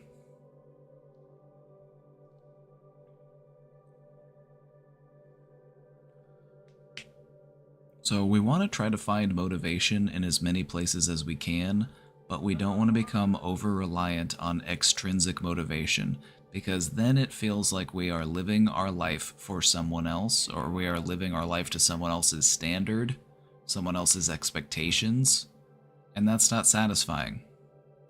And it hurts our motivation in the long run, because extrinsic motivation doesn't really motivate you for the long term. Intrinsic motivation, on the other hand, can motivate you for the long term. So of these two types of motivation, you want to try to build intrinsic motivation, internal motivation. That's what will keep you going. Extrinsic motivation, temporary. It can be very motivating.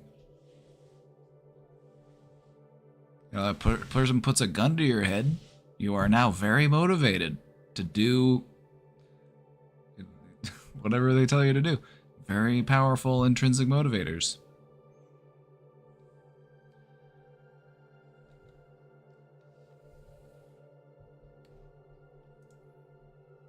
Let's keep moving forward.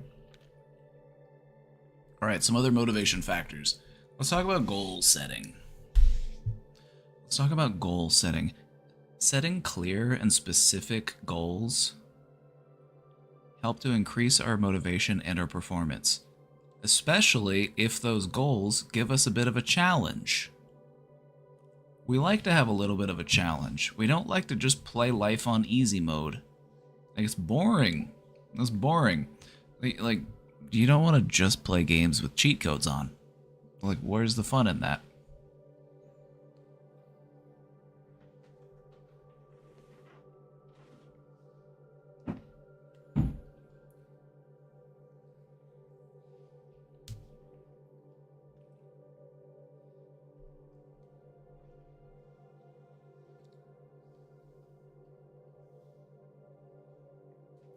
God mode in Fallout is valid.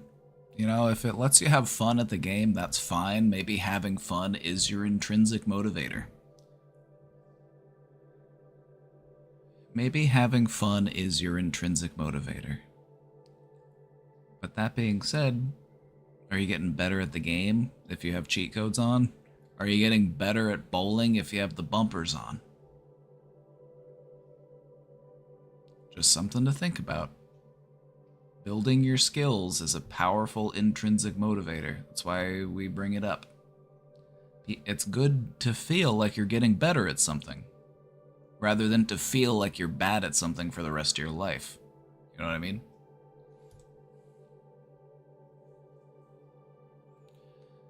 When it comes to setting goals, we want goals to be achievable, but we also want them to take us a little bit beyond our current capabilities. We are trying to get more skillful. We're trying to learn and grow and keep improving. And so when we set goals for ourselves, we want them to be a little bit challenging. We want to push ourselves a little bit. Because believe it or not, this is actually something that helps you to remain motivated, is to push yourself up to a little bit of a challenge. There's not much motivation to continue if things just... there's just no challenge in them. It's just no fun.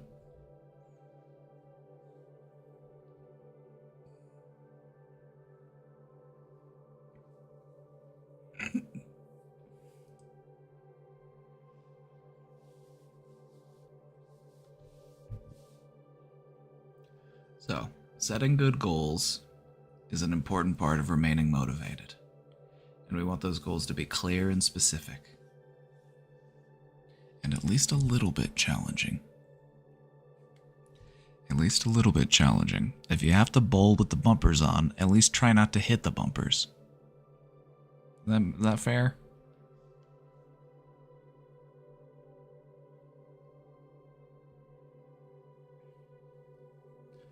Like, maybe if you need to use God mode in the video game, you don't have to use God mode and unlimited money. Maybe just one or the other.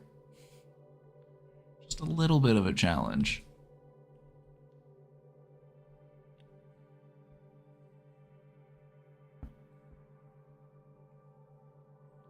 All right. Feedback and recognition. It's another important factor in motivation. When we get feedback, and when we get recognition of our accomplishments, this can enhance our motivation, and it can reinforce the behaviors that we're trying to increase within us. We're gonna call these desired behaviors. If you get good feedback and you get recognition, that motivates you to do that thing more. When somebody says, "Hey, great work, awesome job. You did a really good thing there. Awesome." So this is whenever somebody says something nice to me in the question box. That's me getting feedback and recognition, and helps me stay motivated to keep offering free mental health care on the internet.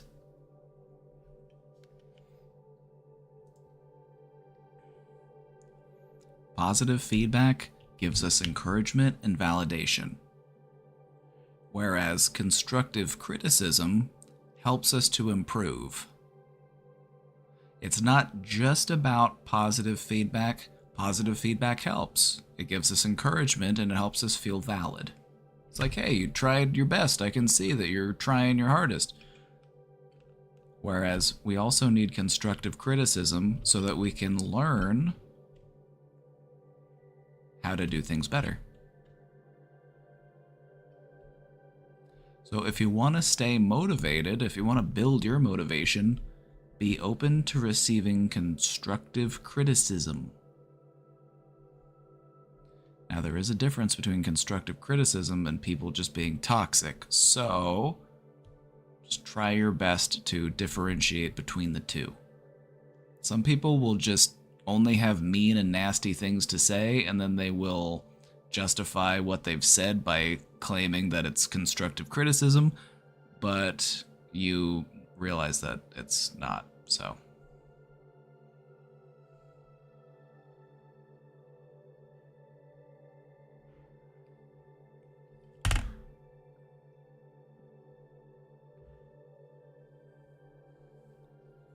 My favorite frame of constructive criticism is like this. Have you thought of trying it this way?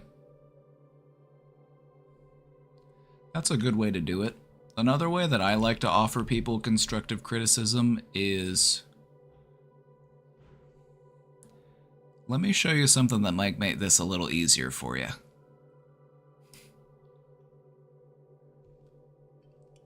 Let me show you a trick that I've learned.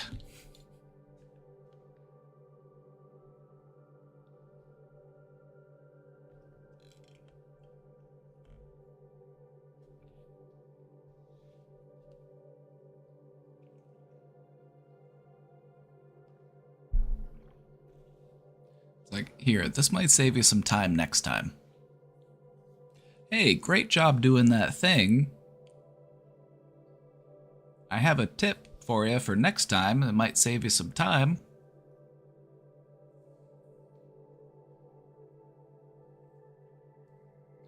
Because that way, it's a good way of offering constructive criticism because you're not being overly critical of them. You're just saying, hey, you did a good job. Here's what might help you do an even better job next time. So, when it comes to being self-critical as well, try to have your self-criticism be constructive criticism. Here's what you did well. Here's some things that you might be able to improve on.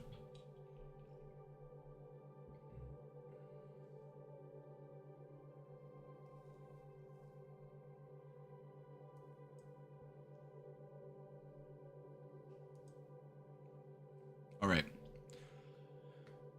It's time. It's time to get into the motivation techniques.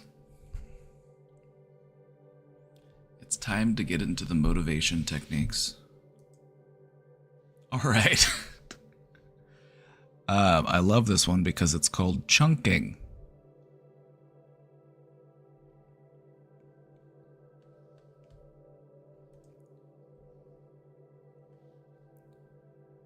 Chunking. It's the technique of breaking down a large goal into smaller, more manageable tasks. We're taking a big goal and we're breaking it up into chunks. That's why they call it. That's why they call it chunking.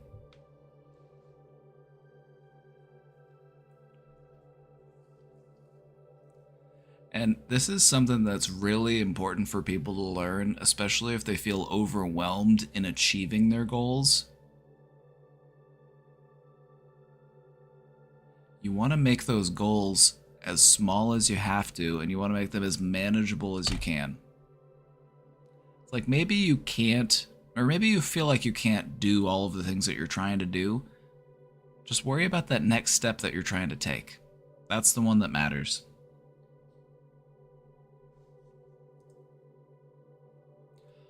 Also, what's really important about this technique is that once you start to accomplish those smaller tasks, it gives you a sense of progress and momentum. And those are so important. That feeling of progress and momentum. It's like, let's say you're depressed. Let's say you're depressed and you need to clean your room. Before you worry about cleaning your entire room, worry about getting up out of bed. Break that goal down. It's like, okay, my first goal, get up out of bed. My second goal, pick up all the trash and throw all the trash away. And then once I've done that goal, what's my next goal? It's like, all right, start picking up the clothes so that I can sort them for the laundry. You just take it bit by bit. You're not worrying about the entirety of the thing you're trying to do. You're building it brick by brick. Chunking. It's just like Legos. Like, don't worry about building the entire race car. Just worry about the first step. Connecting this brick to this brick. And then this one to this one. Then that one to that one. I do this now by habit. It's because you're a winner. Cutie cheeks, it's because you're a winner.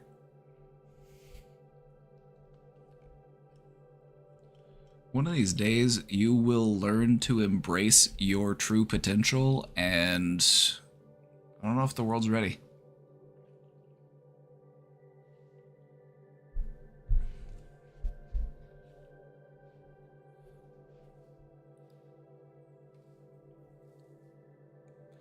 So, when we break our goals down into smaller goals, it helps us to stay motivated, because it gives us a sense of progress and momentum, and that is everything.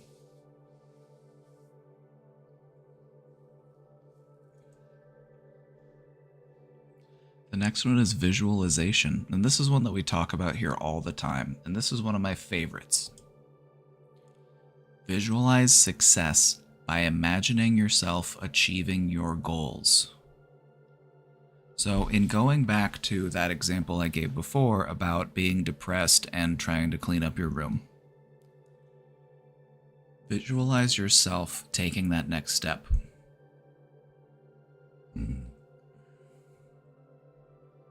What would it feel like to get that next step accomplished?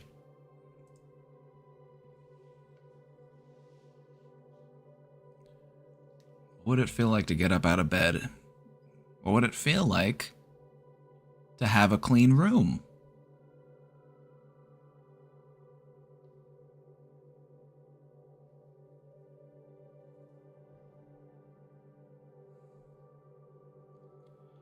When we practice visualization, it helps to enhance our motivation because it helps the desired outcome to feel more real.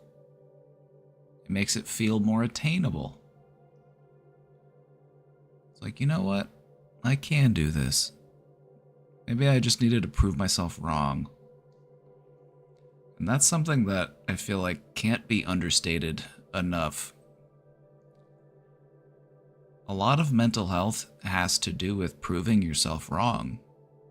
We carry a lot of these beliefs about ourselves, these self-limiting and self-defeating beliefs that we need to shake ourselves free from.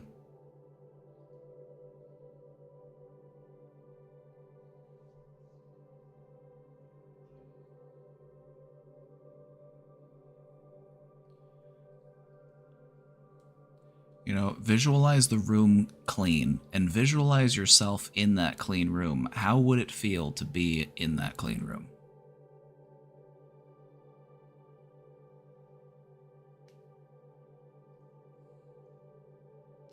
I have helped enough people clean up their depression messed rooms to have a pretty good idea of the process of cleaning that room. So if you need to clean your room, I'd be more than happy to help you.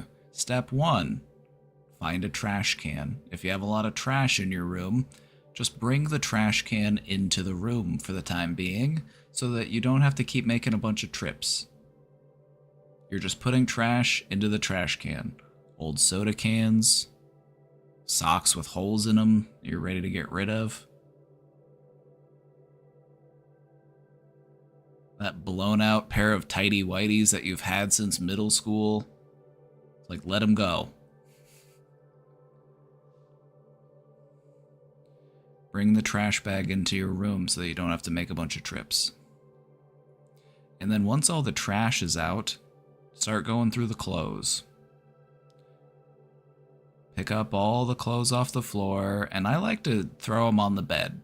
I like to use the bed as a workspace if you're cleaning your room.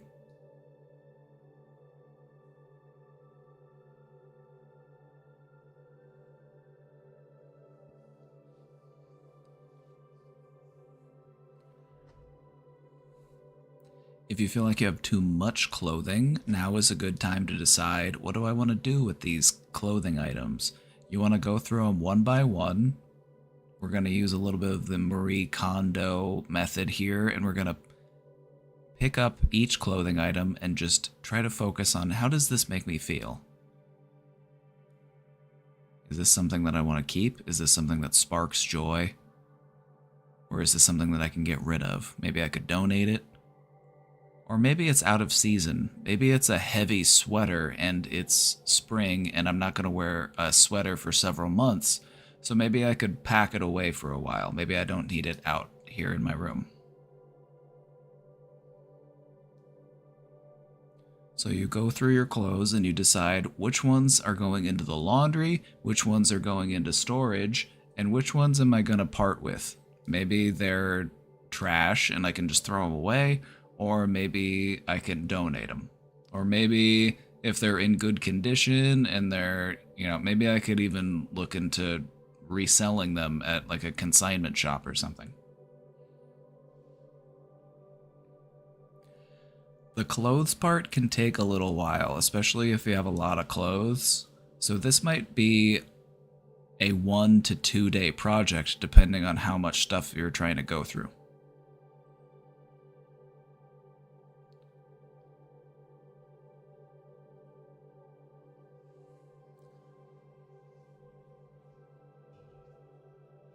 But I would say this, no matter how messy a room, if you're committed to cleaning that room, you can do a lot of work in a few hours. The important thing is not getting hung up on individual items. You're not going on nostalgia trips every time you pick something up. You're like, oh, it's the booklet for my PlayStation 2 game. It's the game manual. I love that game, and you start flipping through the manual, and then you spend 20 minutes reading through a game manual that was made in 2003.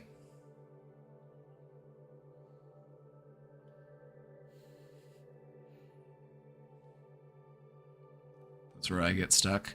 If there are items that you are finding that you are needing to take a nostalgia trip to, set them aside somewhere, and then revisit them once the room is clean. They are distracting you from your goal of having a clean room, and you will be able to more deeply enjoy those feelings of nostalgia and reflection if your room is clean.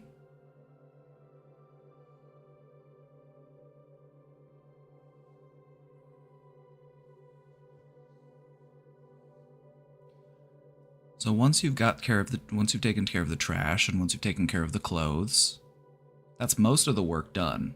And now what comes time for is tidying up. Are there things in your room that don't belong in your room? Maybe they belong in the kitchen. Maybe they belong in the garage. Maybe they should go up in the attic. If they aren't at home in your room, go find the home for that object. Go put it where it's supposed to live.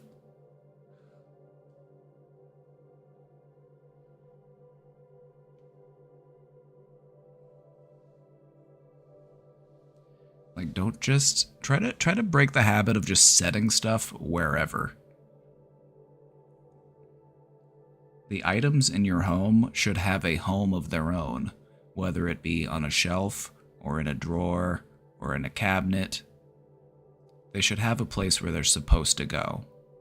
And so don't just set them anywhere. Put them where they are supposed to be. And take time in that process. If you're going to properly do a clean on your room and it's been a while, it's like this could take you a day or two to do. But you're going to feel so much better after it's done. And you're also going to feel a much more meaningful connection with the stuff in your life that matters to you. And you're also probably going to be able to let go of some stuff that you're like, why have I been holding on to this so long? Why haven't I gotten rid of this already? This underwear is full of holes. Why haven't I thrown this out yet?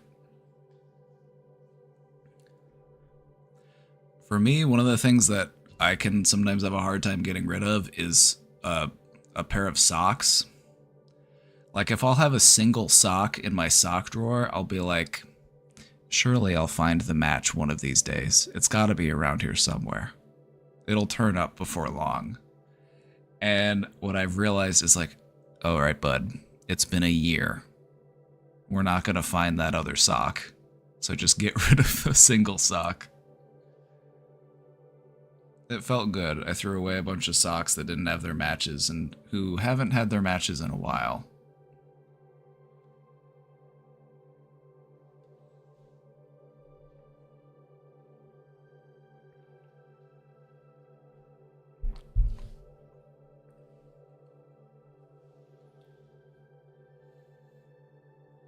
The Marie Kondo techniques are some of the ones that they'll actually do on shows like Hoarders. They'll have a person go through stuff and be like, okay, what about this item? What do you feel about this item? How does it make you feel? What is its purpose? What do you need it for? How would it feel if you no longer had this item?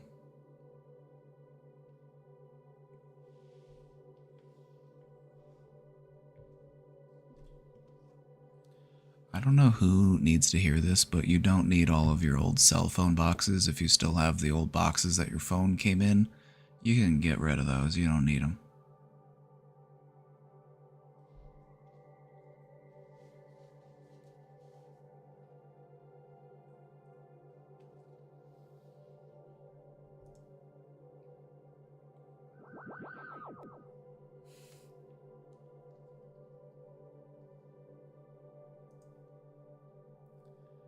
Let's talk about a few more factors for motivation, shall we?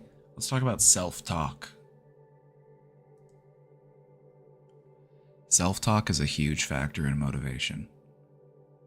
If our self-talk is positive, it helps us to challenge our negative thoughts and our negative beliefs. If we can be uplifting for ourselves, if we can provide ourselves the positivity that we're looking for, it helps us to stay motivated. We want to be in our corner. We want to be cheering ourselves on.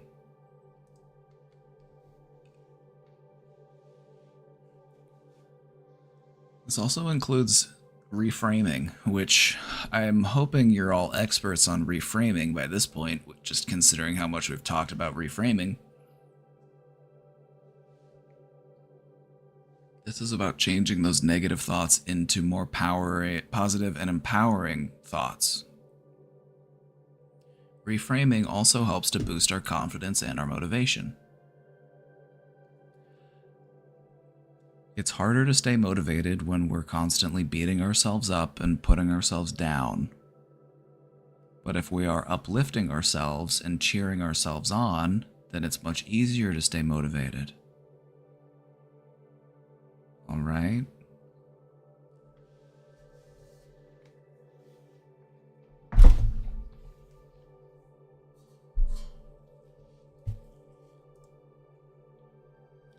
Also, accountability.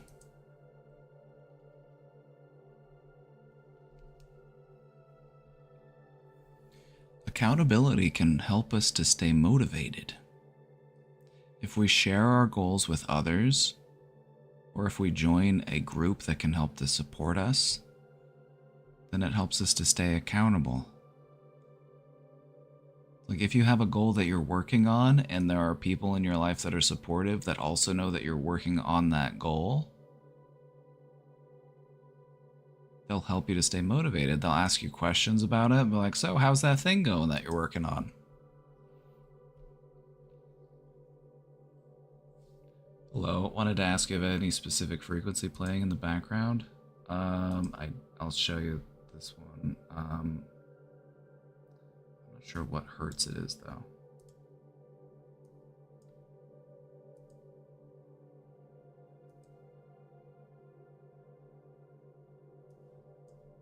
It's this one. It doesn't say what hertz it is. The ones we like to listen to on this stream a lot for the background is Magnetic Minds meditations on Spotify. They have a lot of these, like, this one's like an hour and a half, so I just put these long ones on and loop them.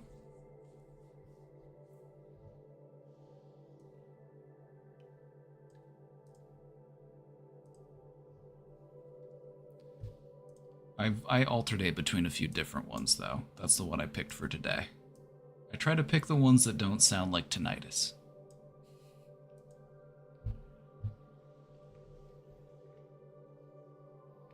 So, having an accountability buddy can be helpful in staying motivated.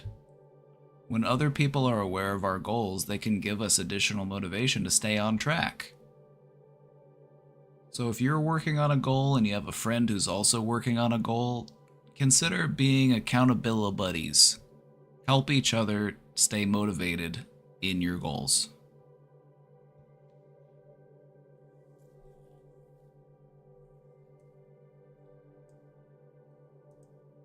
Oh, we're done already? Oh, this was the longest this was the longest presentation. This was, of the 3 that we voted on, this was the longer one, but we cruised right through it. It took no time at all. My goal just fell down the drain. Your new goal is to go into under the sink and to open up the little P trap where stuff gets caught when it falls down the drain, and you want to try to get it out of the drain before it gets flushed.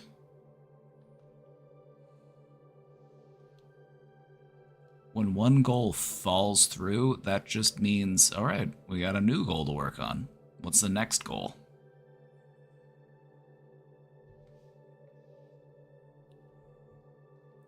It's good to have a goal, otherwise giving up becomes your goal. So. All right, let's wrap it up. The psychology of motivation. There's different theories that we can apply to motivation and how we are motivated and what helps to motivate us. We also talked about some of the different factors that contribute to motivation. And we talked about some techniques today that can help to influence our drive to pursue our goals. Did I feel very motivated to pretend this? Absolutely. I'm always motivated to share information.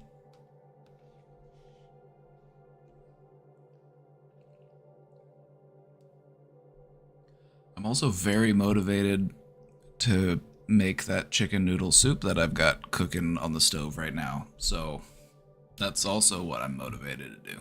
I'm a very soup-driven kind of guy. I find soup to be highly motivating for me.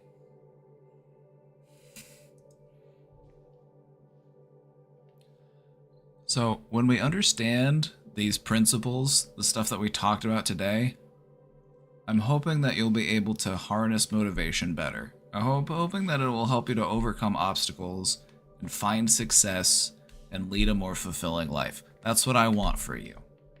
And so if you understand how motivation works and how we can build it, you can build your motivation. You might feel like you're lacking motivation, but that's okay because motivation is something that we can cultivate. So whether it be intrinsic or extrinsic motivation, whether it be setting clear goals, whether it be receiving feedback and employing effective techniques, these are all things that can help us to sustain our motivation and propel us towards our aspirations. So how are we feeling? Are we feeling motivated?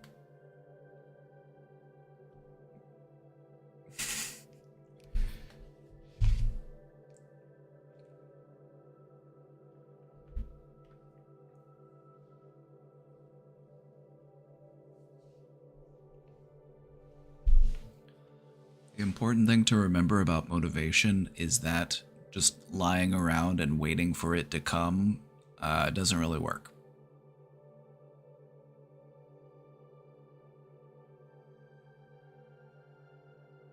I wish it did. I really do. I wish it did.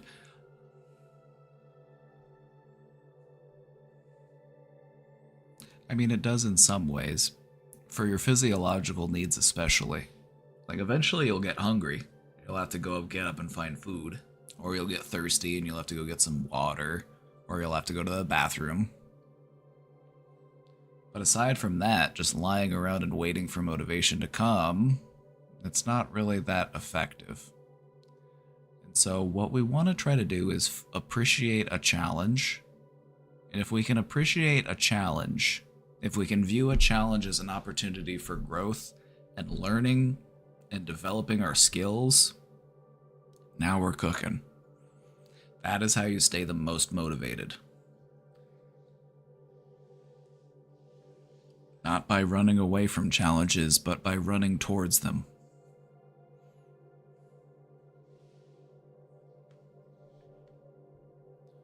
All right, this has been the presentation on motivation. Thank you for coming to my TED Talk.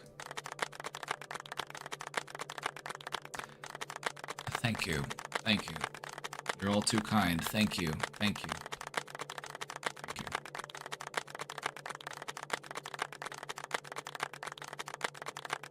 Thank you.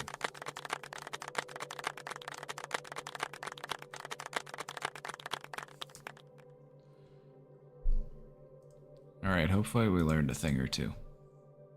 Did you learn a thing or two?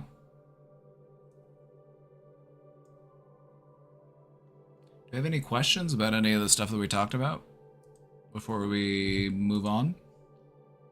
Any questions about motivation before we continue?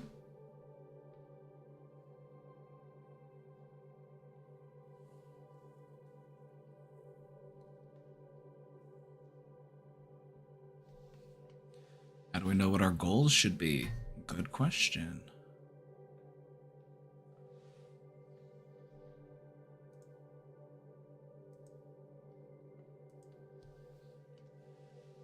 Good question. How do we know what our goals should be? Well, if you were to ask Abraham Maslow, Maslow would say, well, let's take a look at the hierarchy of needs. Have you met all of your physiological needs? You have food, water? Do you feel safe? Have you been socializing? Have you been spending time with friends? Have you been showing love? Do you have a sense of belonging?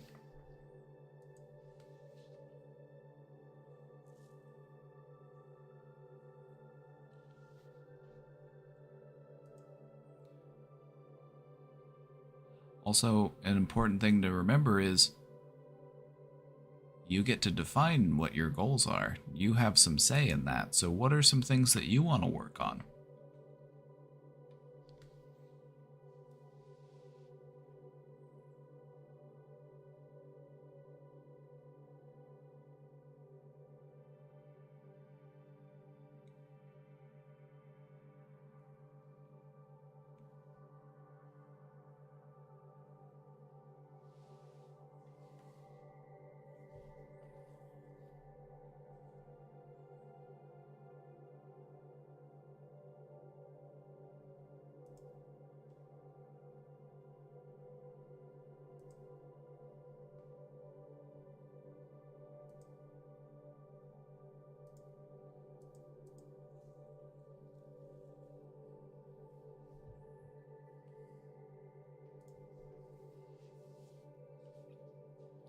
I want to figure it out. Are we trying to figure out what your goal is? Are we trying to figure out what your goal should be? Whenever I'm trying to figure out what my goal should be,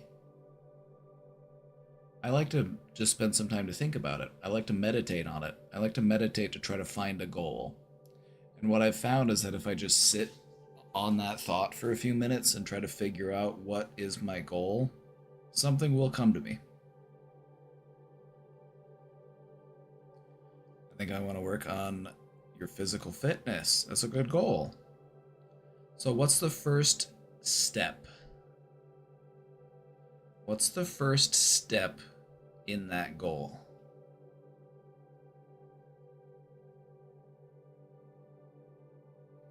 The first thing that comes to mind for me in working on physical fitness is, well, time to put on my workout clothes. Time to put on something that is comfortable and flexible so that I can exercise comfortably.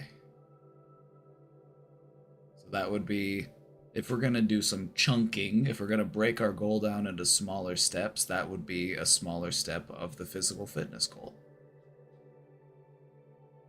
So first up, get ready to work out.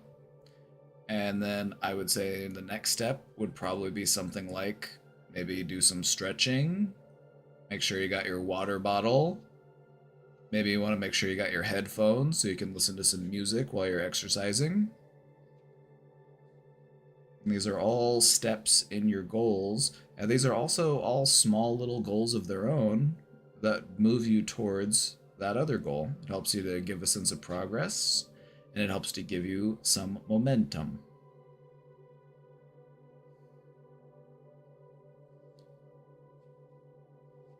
So if you want to work on your physical fitness, I would ask you, in what way? Are you trying to build muscle? Are you trying to slim down? Are you trying to what is your goal for working out? Are you trying to become stronger? Are you trying to become more flexible? Are you trying to, whatever it might be?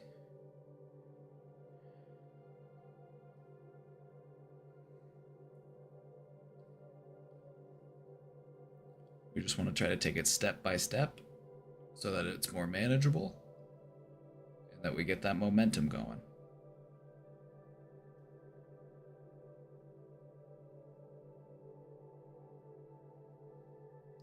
You got a scary meeting with your manager at work tomorrow. Your goal is to not get fired.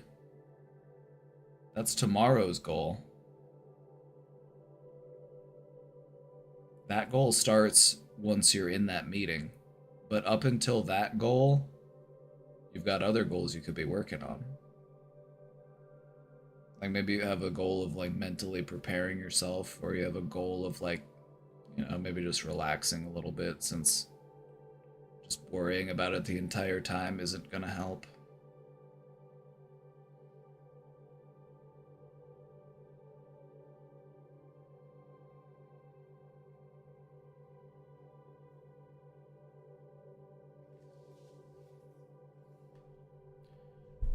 Worst case scenario, you hit him with the, "You can't fire me, I quit."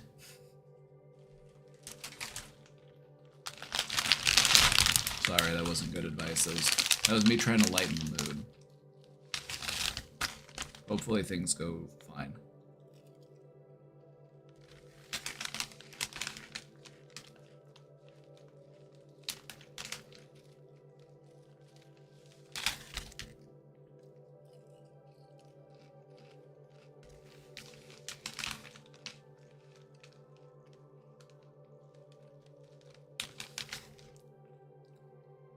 Your union, so you should be fine. Oh, well, yeah, there you go.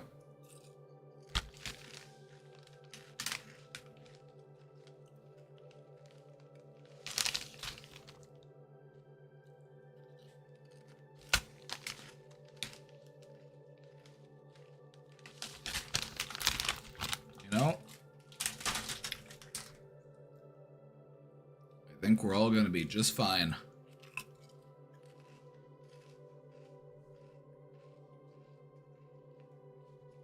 I think we're all gonna be just fine. I think we're all gonna do great.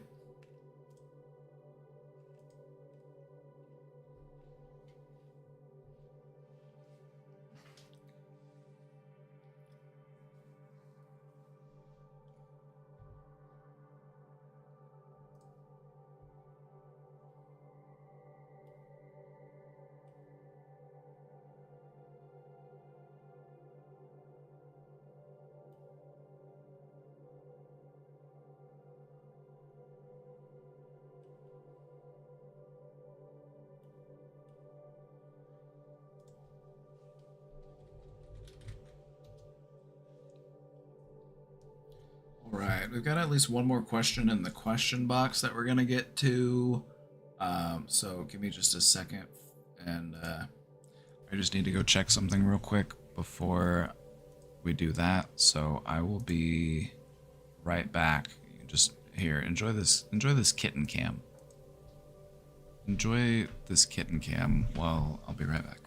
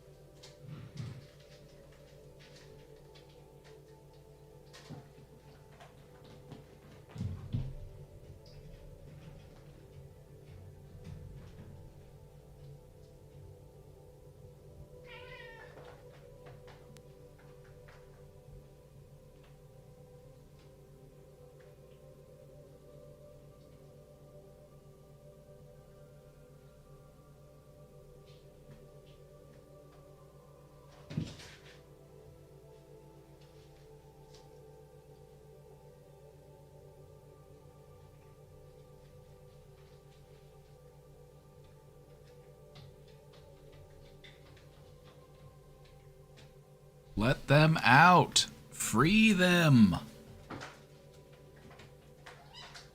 Free them.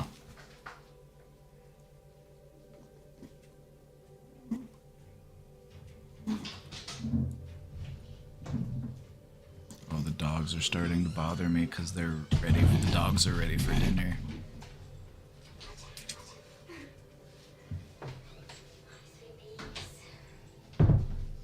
Is this a human? A human?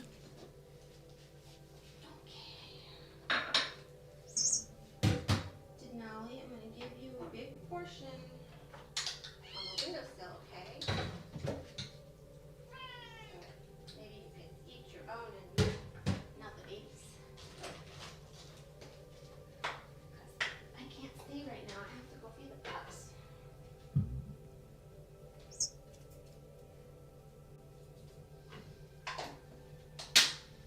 My dogs are hungry. They just started coming up to me asking me for dinner. Okay, come here, baby. Come on. Here we go. All right.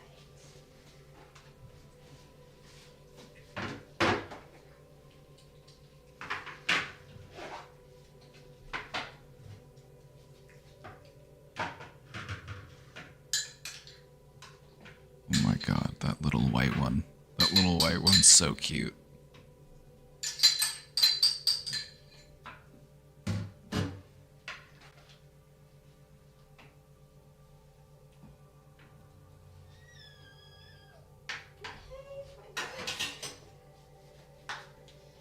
Hey, Where are my cats? Where are my cats? I think I could summon Beaver if I start jingling the laser pointer. I think I could summon him.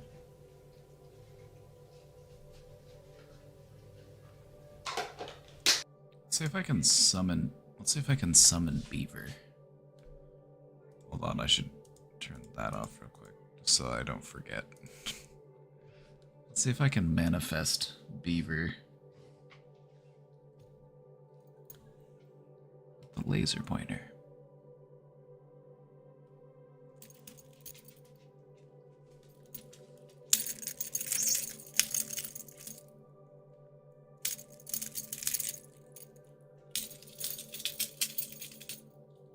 Unless he's like sleeping out in the sunroom or something.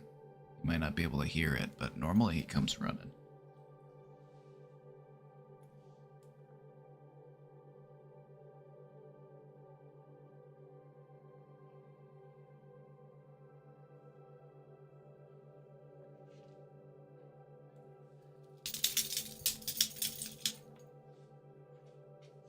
Where is he?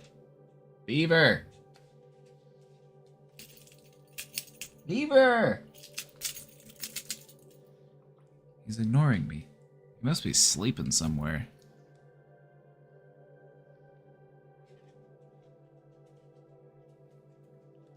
He must be out cold. That's Beaver for you.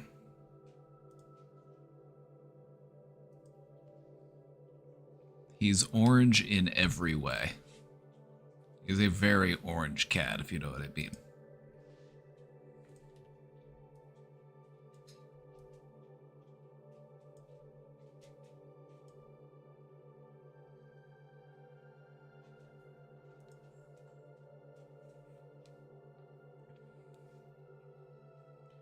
How do I get over the feeling of missing someone?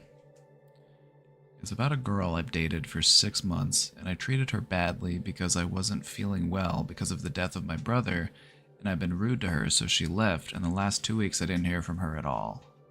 I've tried to talk to her, and she says it's not going to work out anymore, but I have to see her often on the job. I'm a student and work with her next to my studies.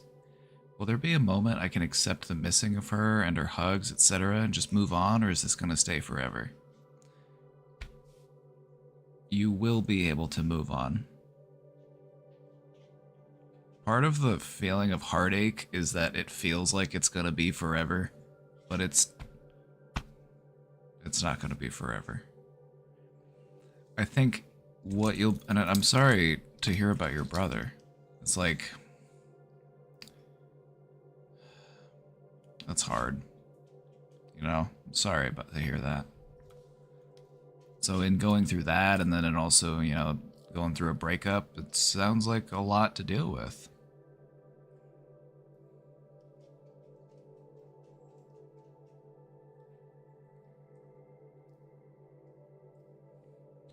I think what might be important in moving on is to feel that sense of closure. That sense of closure is what helps us to move on. And so if she says that it's not going to work,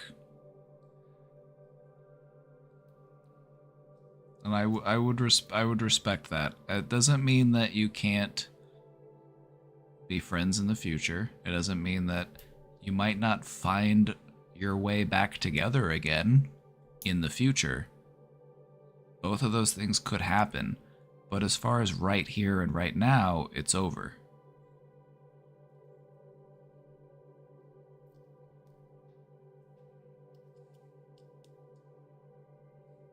So I would just try your best to just keep moving forward.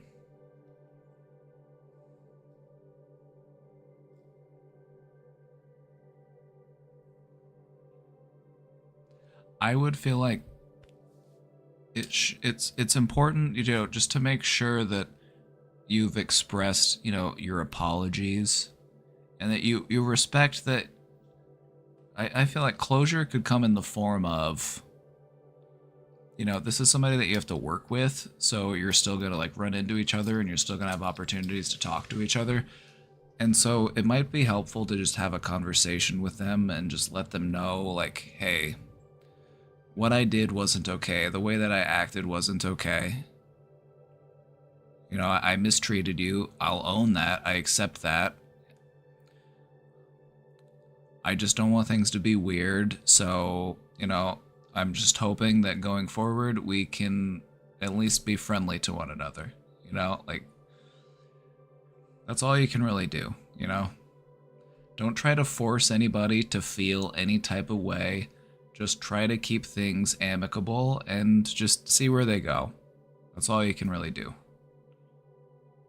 You can't really force anybody to like take it back or feel any type of way about you. It just doesn't really work. The only thing you can do is just be genuine in expressing your feelings and let them know, you know, hey, I'm sorry,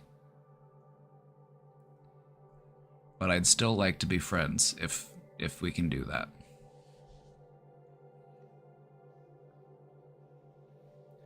Also, a lot of times in breakups, people will say that. They'll say like they still want to be friends. That doesn't necessarily mean that you're going to be friends and you're going to hang out and you're going to go to the movies and do stuff that friends do.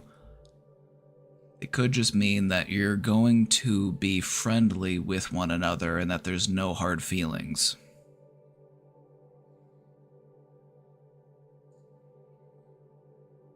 So I would just say respect the pace that she wants to take in your relationship going forward. I would just respect her wishes, because that's such a huge part of having healthy relationships with people, is respecting the wishes of the other person and not trying to make them feel any type of way. So, again, I'm sorry for the loss of your brother. But there are things that in this relationship that you've been able to learn and grow from. And so just take what you've learned and just carry it with you into the next stage in your life.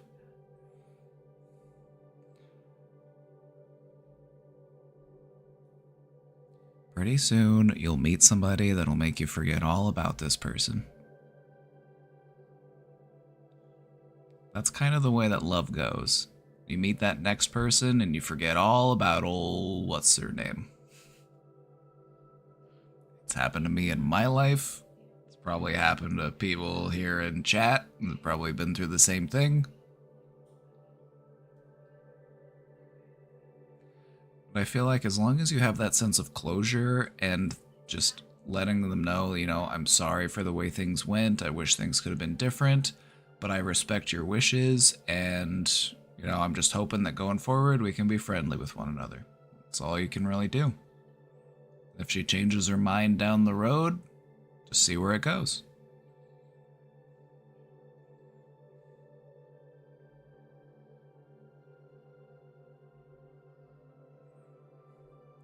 This too shall pass.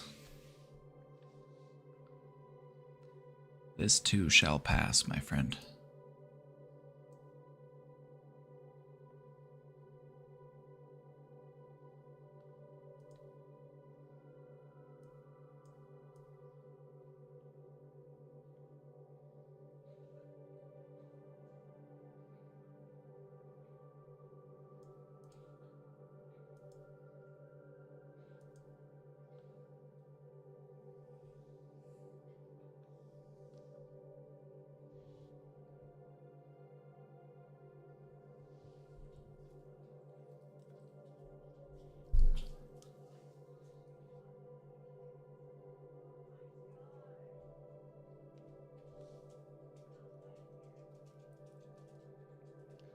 Was your friend? I don't know if those two guys were friends. They just both showed up at the same time and both decided to troll.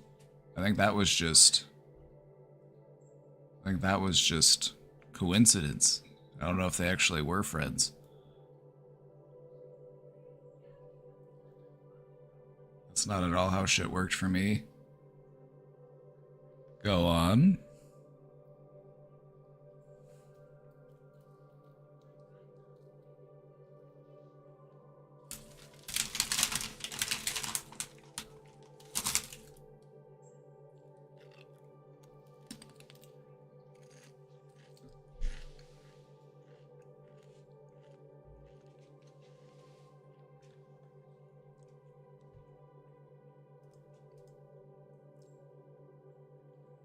You know, regardless of the circumstances of life, we can't allow ourselves to live in the past. We have to keep moving forward, and we have to focus on the moment that we're in. To live in the past isn't living.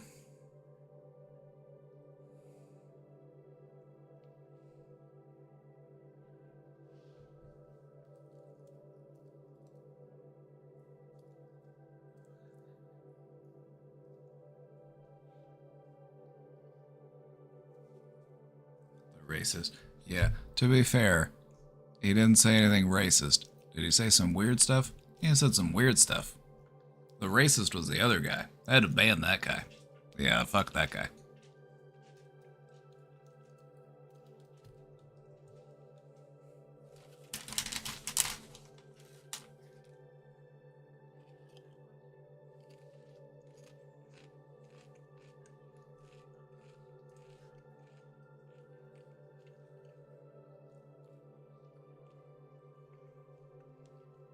Missed another weirdo. Unfortunately. Unfortunately, you did. Just somebody, you know, bringing up Nazi logic. It's like, we're over it. Oh, we're over it. You should have let those beliefs die in 1945.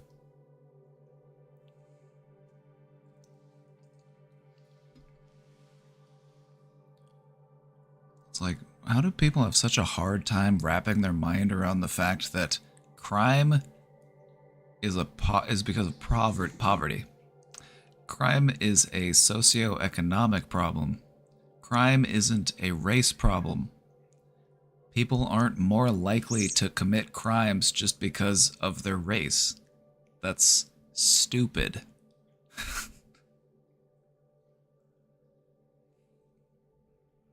That would be like me saying, oh, so you're a white male? So I have to worry about you being a mass shooter. Because white males are statistically the most common type of mass shooter.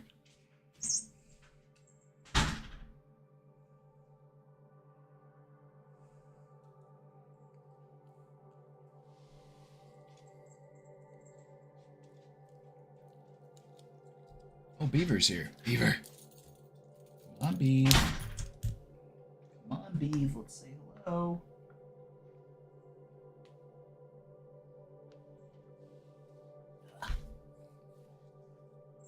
Ah!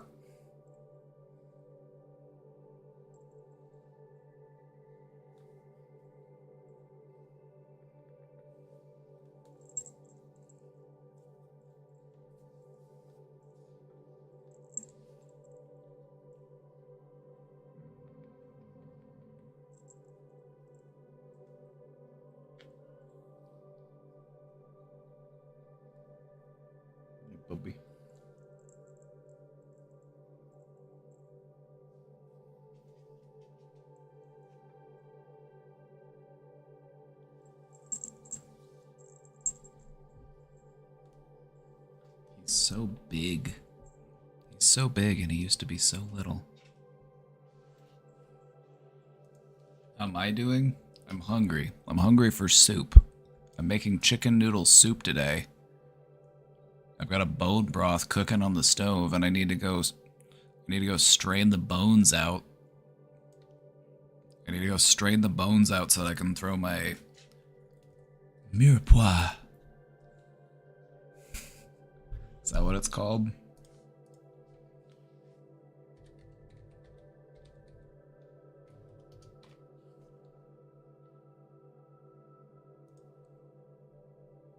I was right. I need to put my mirepoix. My mirepoix. My chopped... Your word of the day is mirepoix. My chopped celery, onions, and carrots. I need to go strain the bones from my broth and throw my mirepoix into the liquid.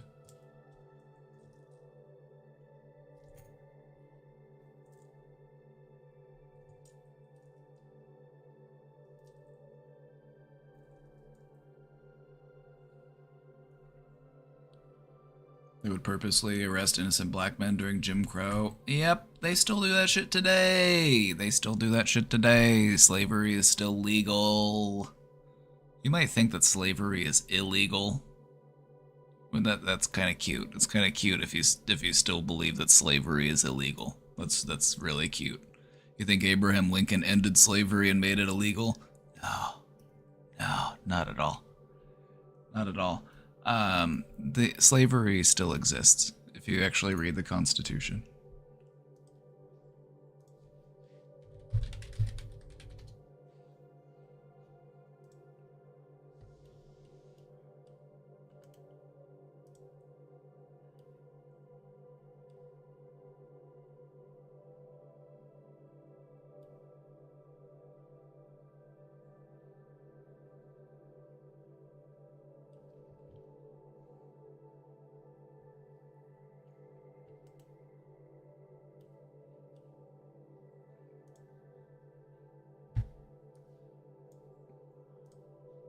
Neither slavery nor involuntary servitude, except as a punishment for a crime, shall exist within the United States. So it's still legal to have slaves. They just have to be convicted criminals. They don't actually have to be guilty of a crime, they just have to be convicted for the crime.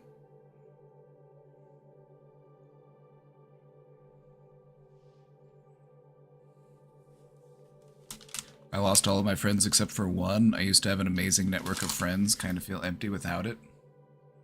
Is there any potential for reconnection in any of those relationships, or is it FUBAR?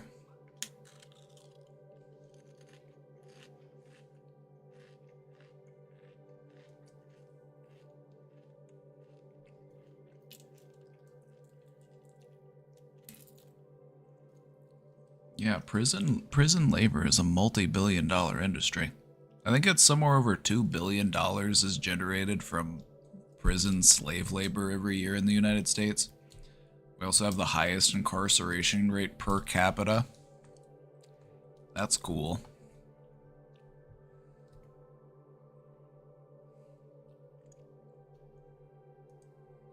The prison industrial complex. Just one of the things that you should be mad about.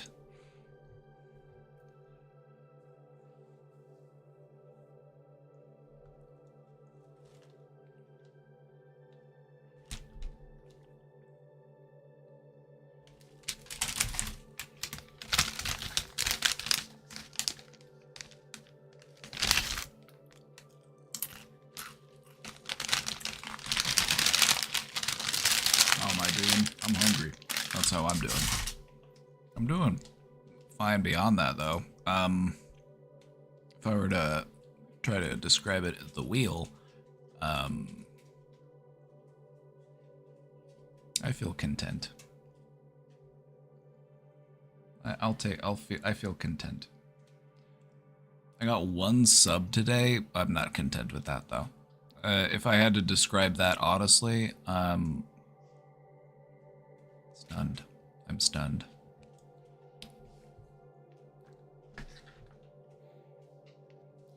I was holding out for a hype train. I'm hopeful. I'm hopeful for a last-minute hype train.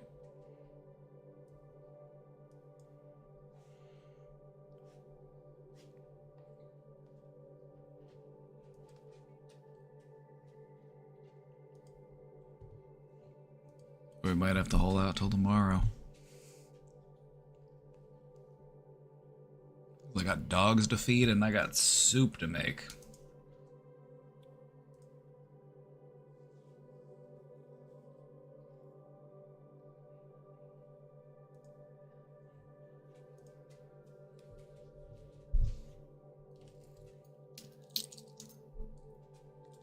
I got bones to strain, you're right.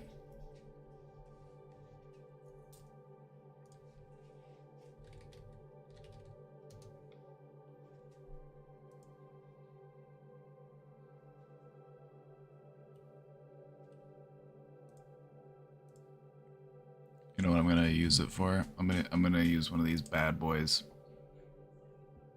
This is what I use. Use one of these bad boys. Although it's not this fancy. This is a pretty fancy one. Mine's not that fancy.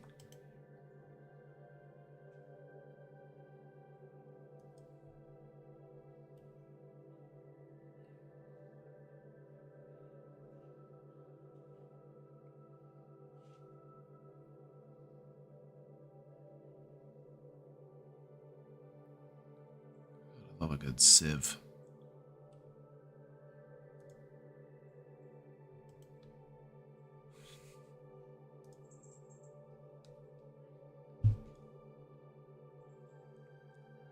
I like to also, if you like to have rice, if you like rice, a wire sieve is a great investment. They're not that expensive, they're only a couple bucks. But you can put your rice in it, and then you can wash your rice while it's in there, and the rice won't fall out of the bottom. You could just run water over the rice. So there you go.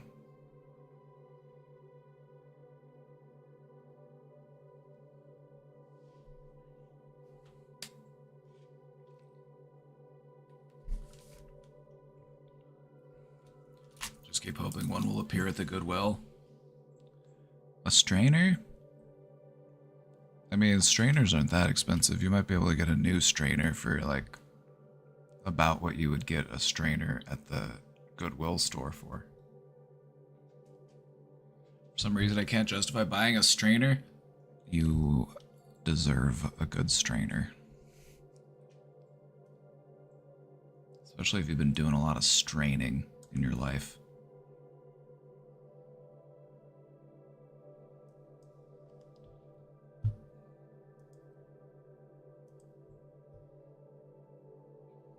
Never wash rice, kind of feel weird about it. It depends on what I'm doing with the rice. If I'm making broccoli, cheese, rice casserole, I don't really care. If I'm making rice in some sort of like baked dish, I don't care. If I'm making fried rice, I like to wash the rice.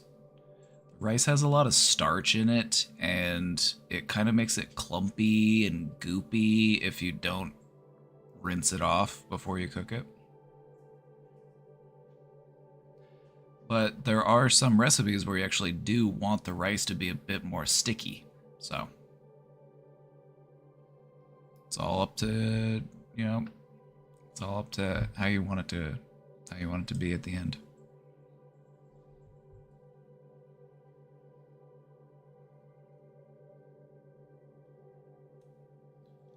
Oh, sushi rice. Sushi rice is good. I actually have some sushi rice. I ran out of regular rice, so I used sushi rice to make fried rice, and it was the best fried rice I've ever had in my life. It was really good.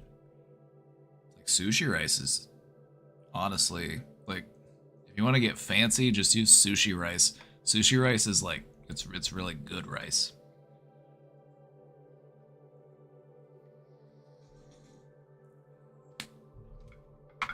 Oh, Beaver. Beaver, come here. Beaver. Beaver. Beaver, come here. Come here, baby. Oh, beaver. That's beaver. Handsome? Isn't he handsome? Isn't that a handsome kitty?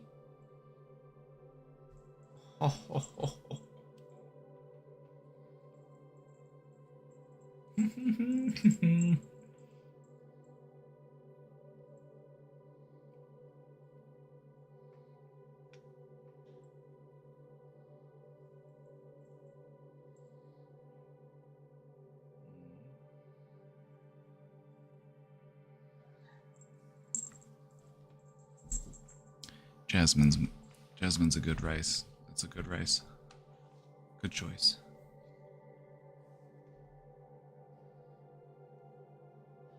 I've been using basmati rice. That's the thing about certain rices, is that some rices you don't have to rinse as much. Some rices are just more starchy. Kind of depends on the shape of the grain.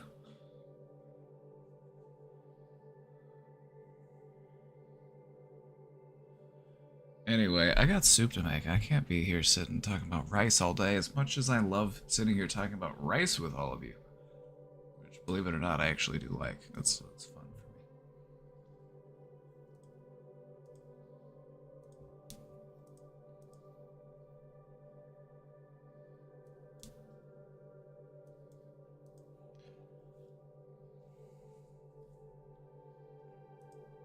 Just don't put it in soup.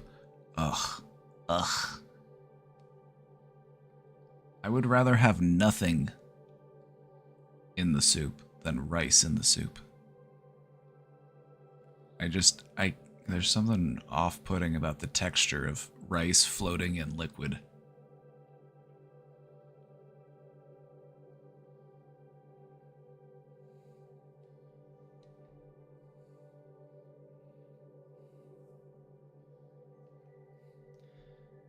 It's like, sure, maybe I could make like a chicken and wild rice soup. You know, wild rice has a bit more like hardiness to it. It's got a little bit more texture. I would still rather have a noodle though.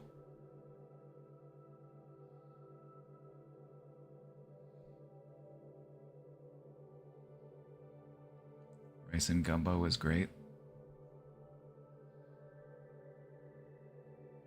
That is the exception. That's the exception.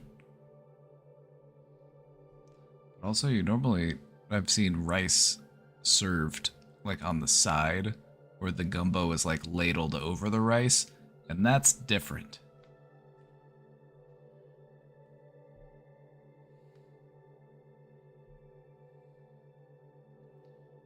Yeah, gumbo is normally pretty thick.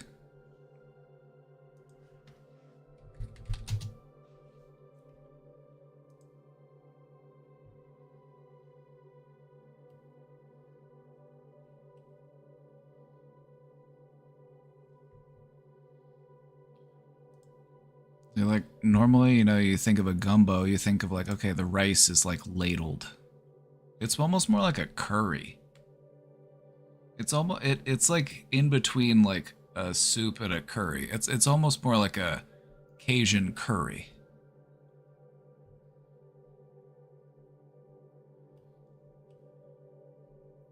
But what I'm talking about is like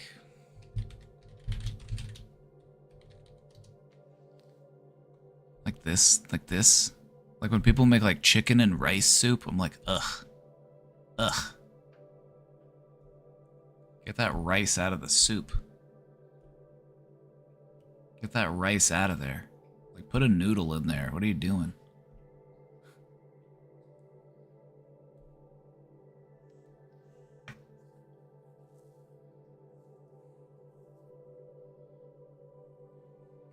Like, rice doesn't really add anything to the soup aside from like texture and starchiness, and I just don't really like the texture of rice suspended in liquid.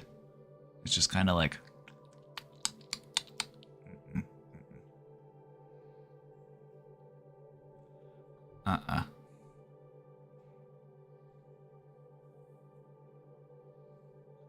like wild rice, maybe.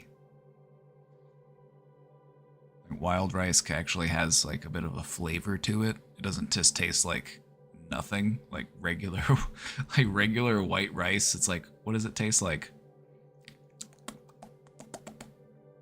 Tastes like fuck all.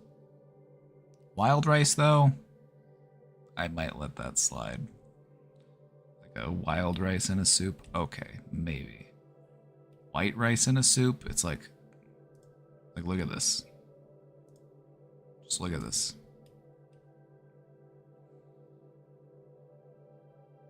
I would rather have this exact same bowl of soup, but with no rice in it. Also, they put green beans in it. It's like, ugh. Ugh. Green beans in soup? Green beans and rice in soup? Ugh.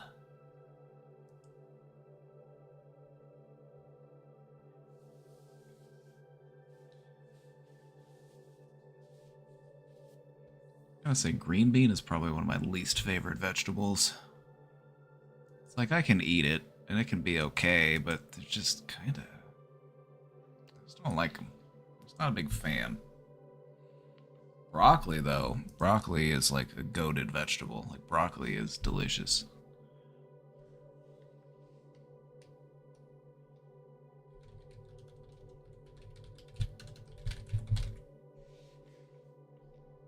Alright. That's enough for... Thank you for coming to Soup Talk. We'll be back again tomorrow with more soup discussion. So be sure to like, follow, and subscribe, and post your soup pictures in the Discord. We'll be back again with more soupy goodness tomorrow. Until then, try to stay motivated. Try your best to have a good day. I believe in you.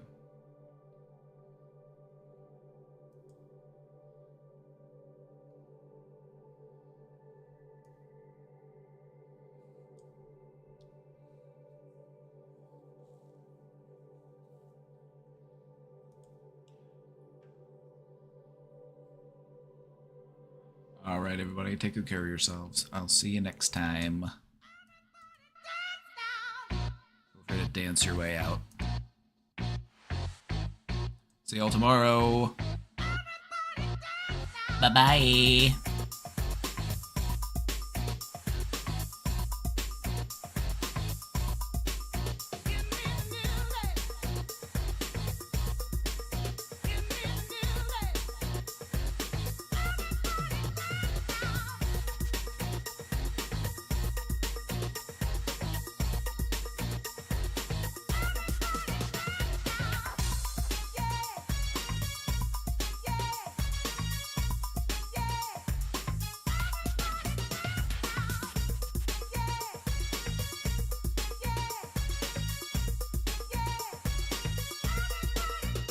Here is the dome, back with the bass, pajamas live in effect, and I don't waste time on the mic with a dope rhyme. Jump to the rhythm, jump, jump to the rhythm, jump, and I'm here to combine beats and lyrics to make you shake your pants, take a chance. Come on and dance, guys, grab a girl, don't wait, make a twirl. It's your world and I'm just a squirrel, trying to get a nut to move your butt to the dance floor. So yo, what's up? Hands in the air, come on, say yeah. Everybody over here, everybody over there. The crowd is live and I will do this too. Party people in the house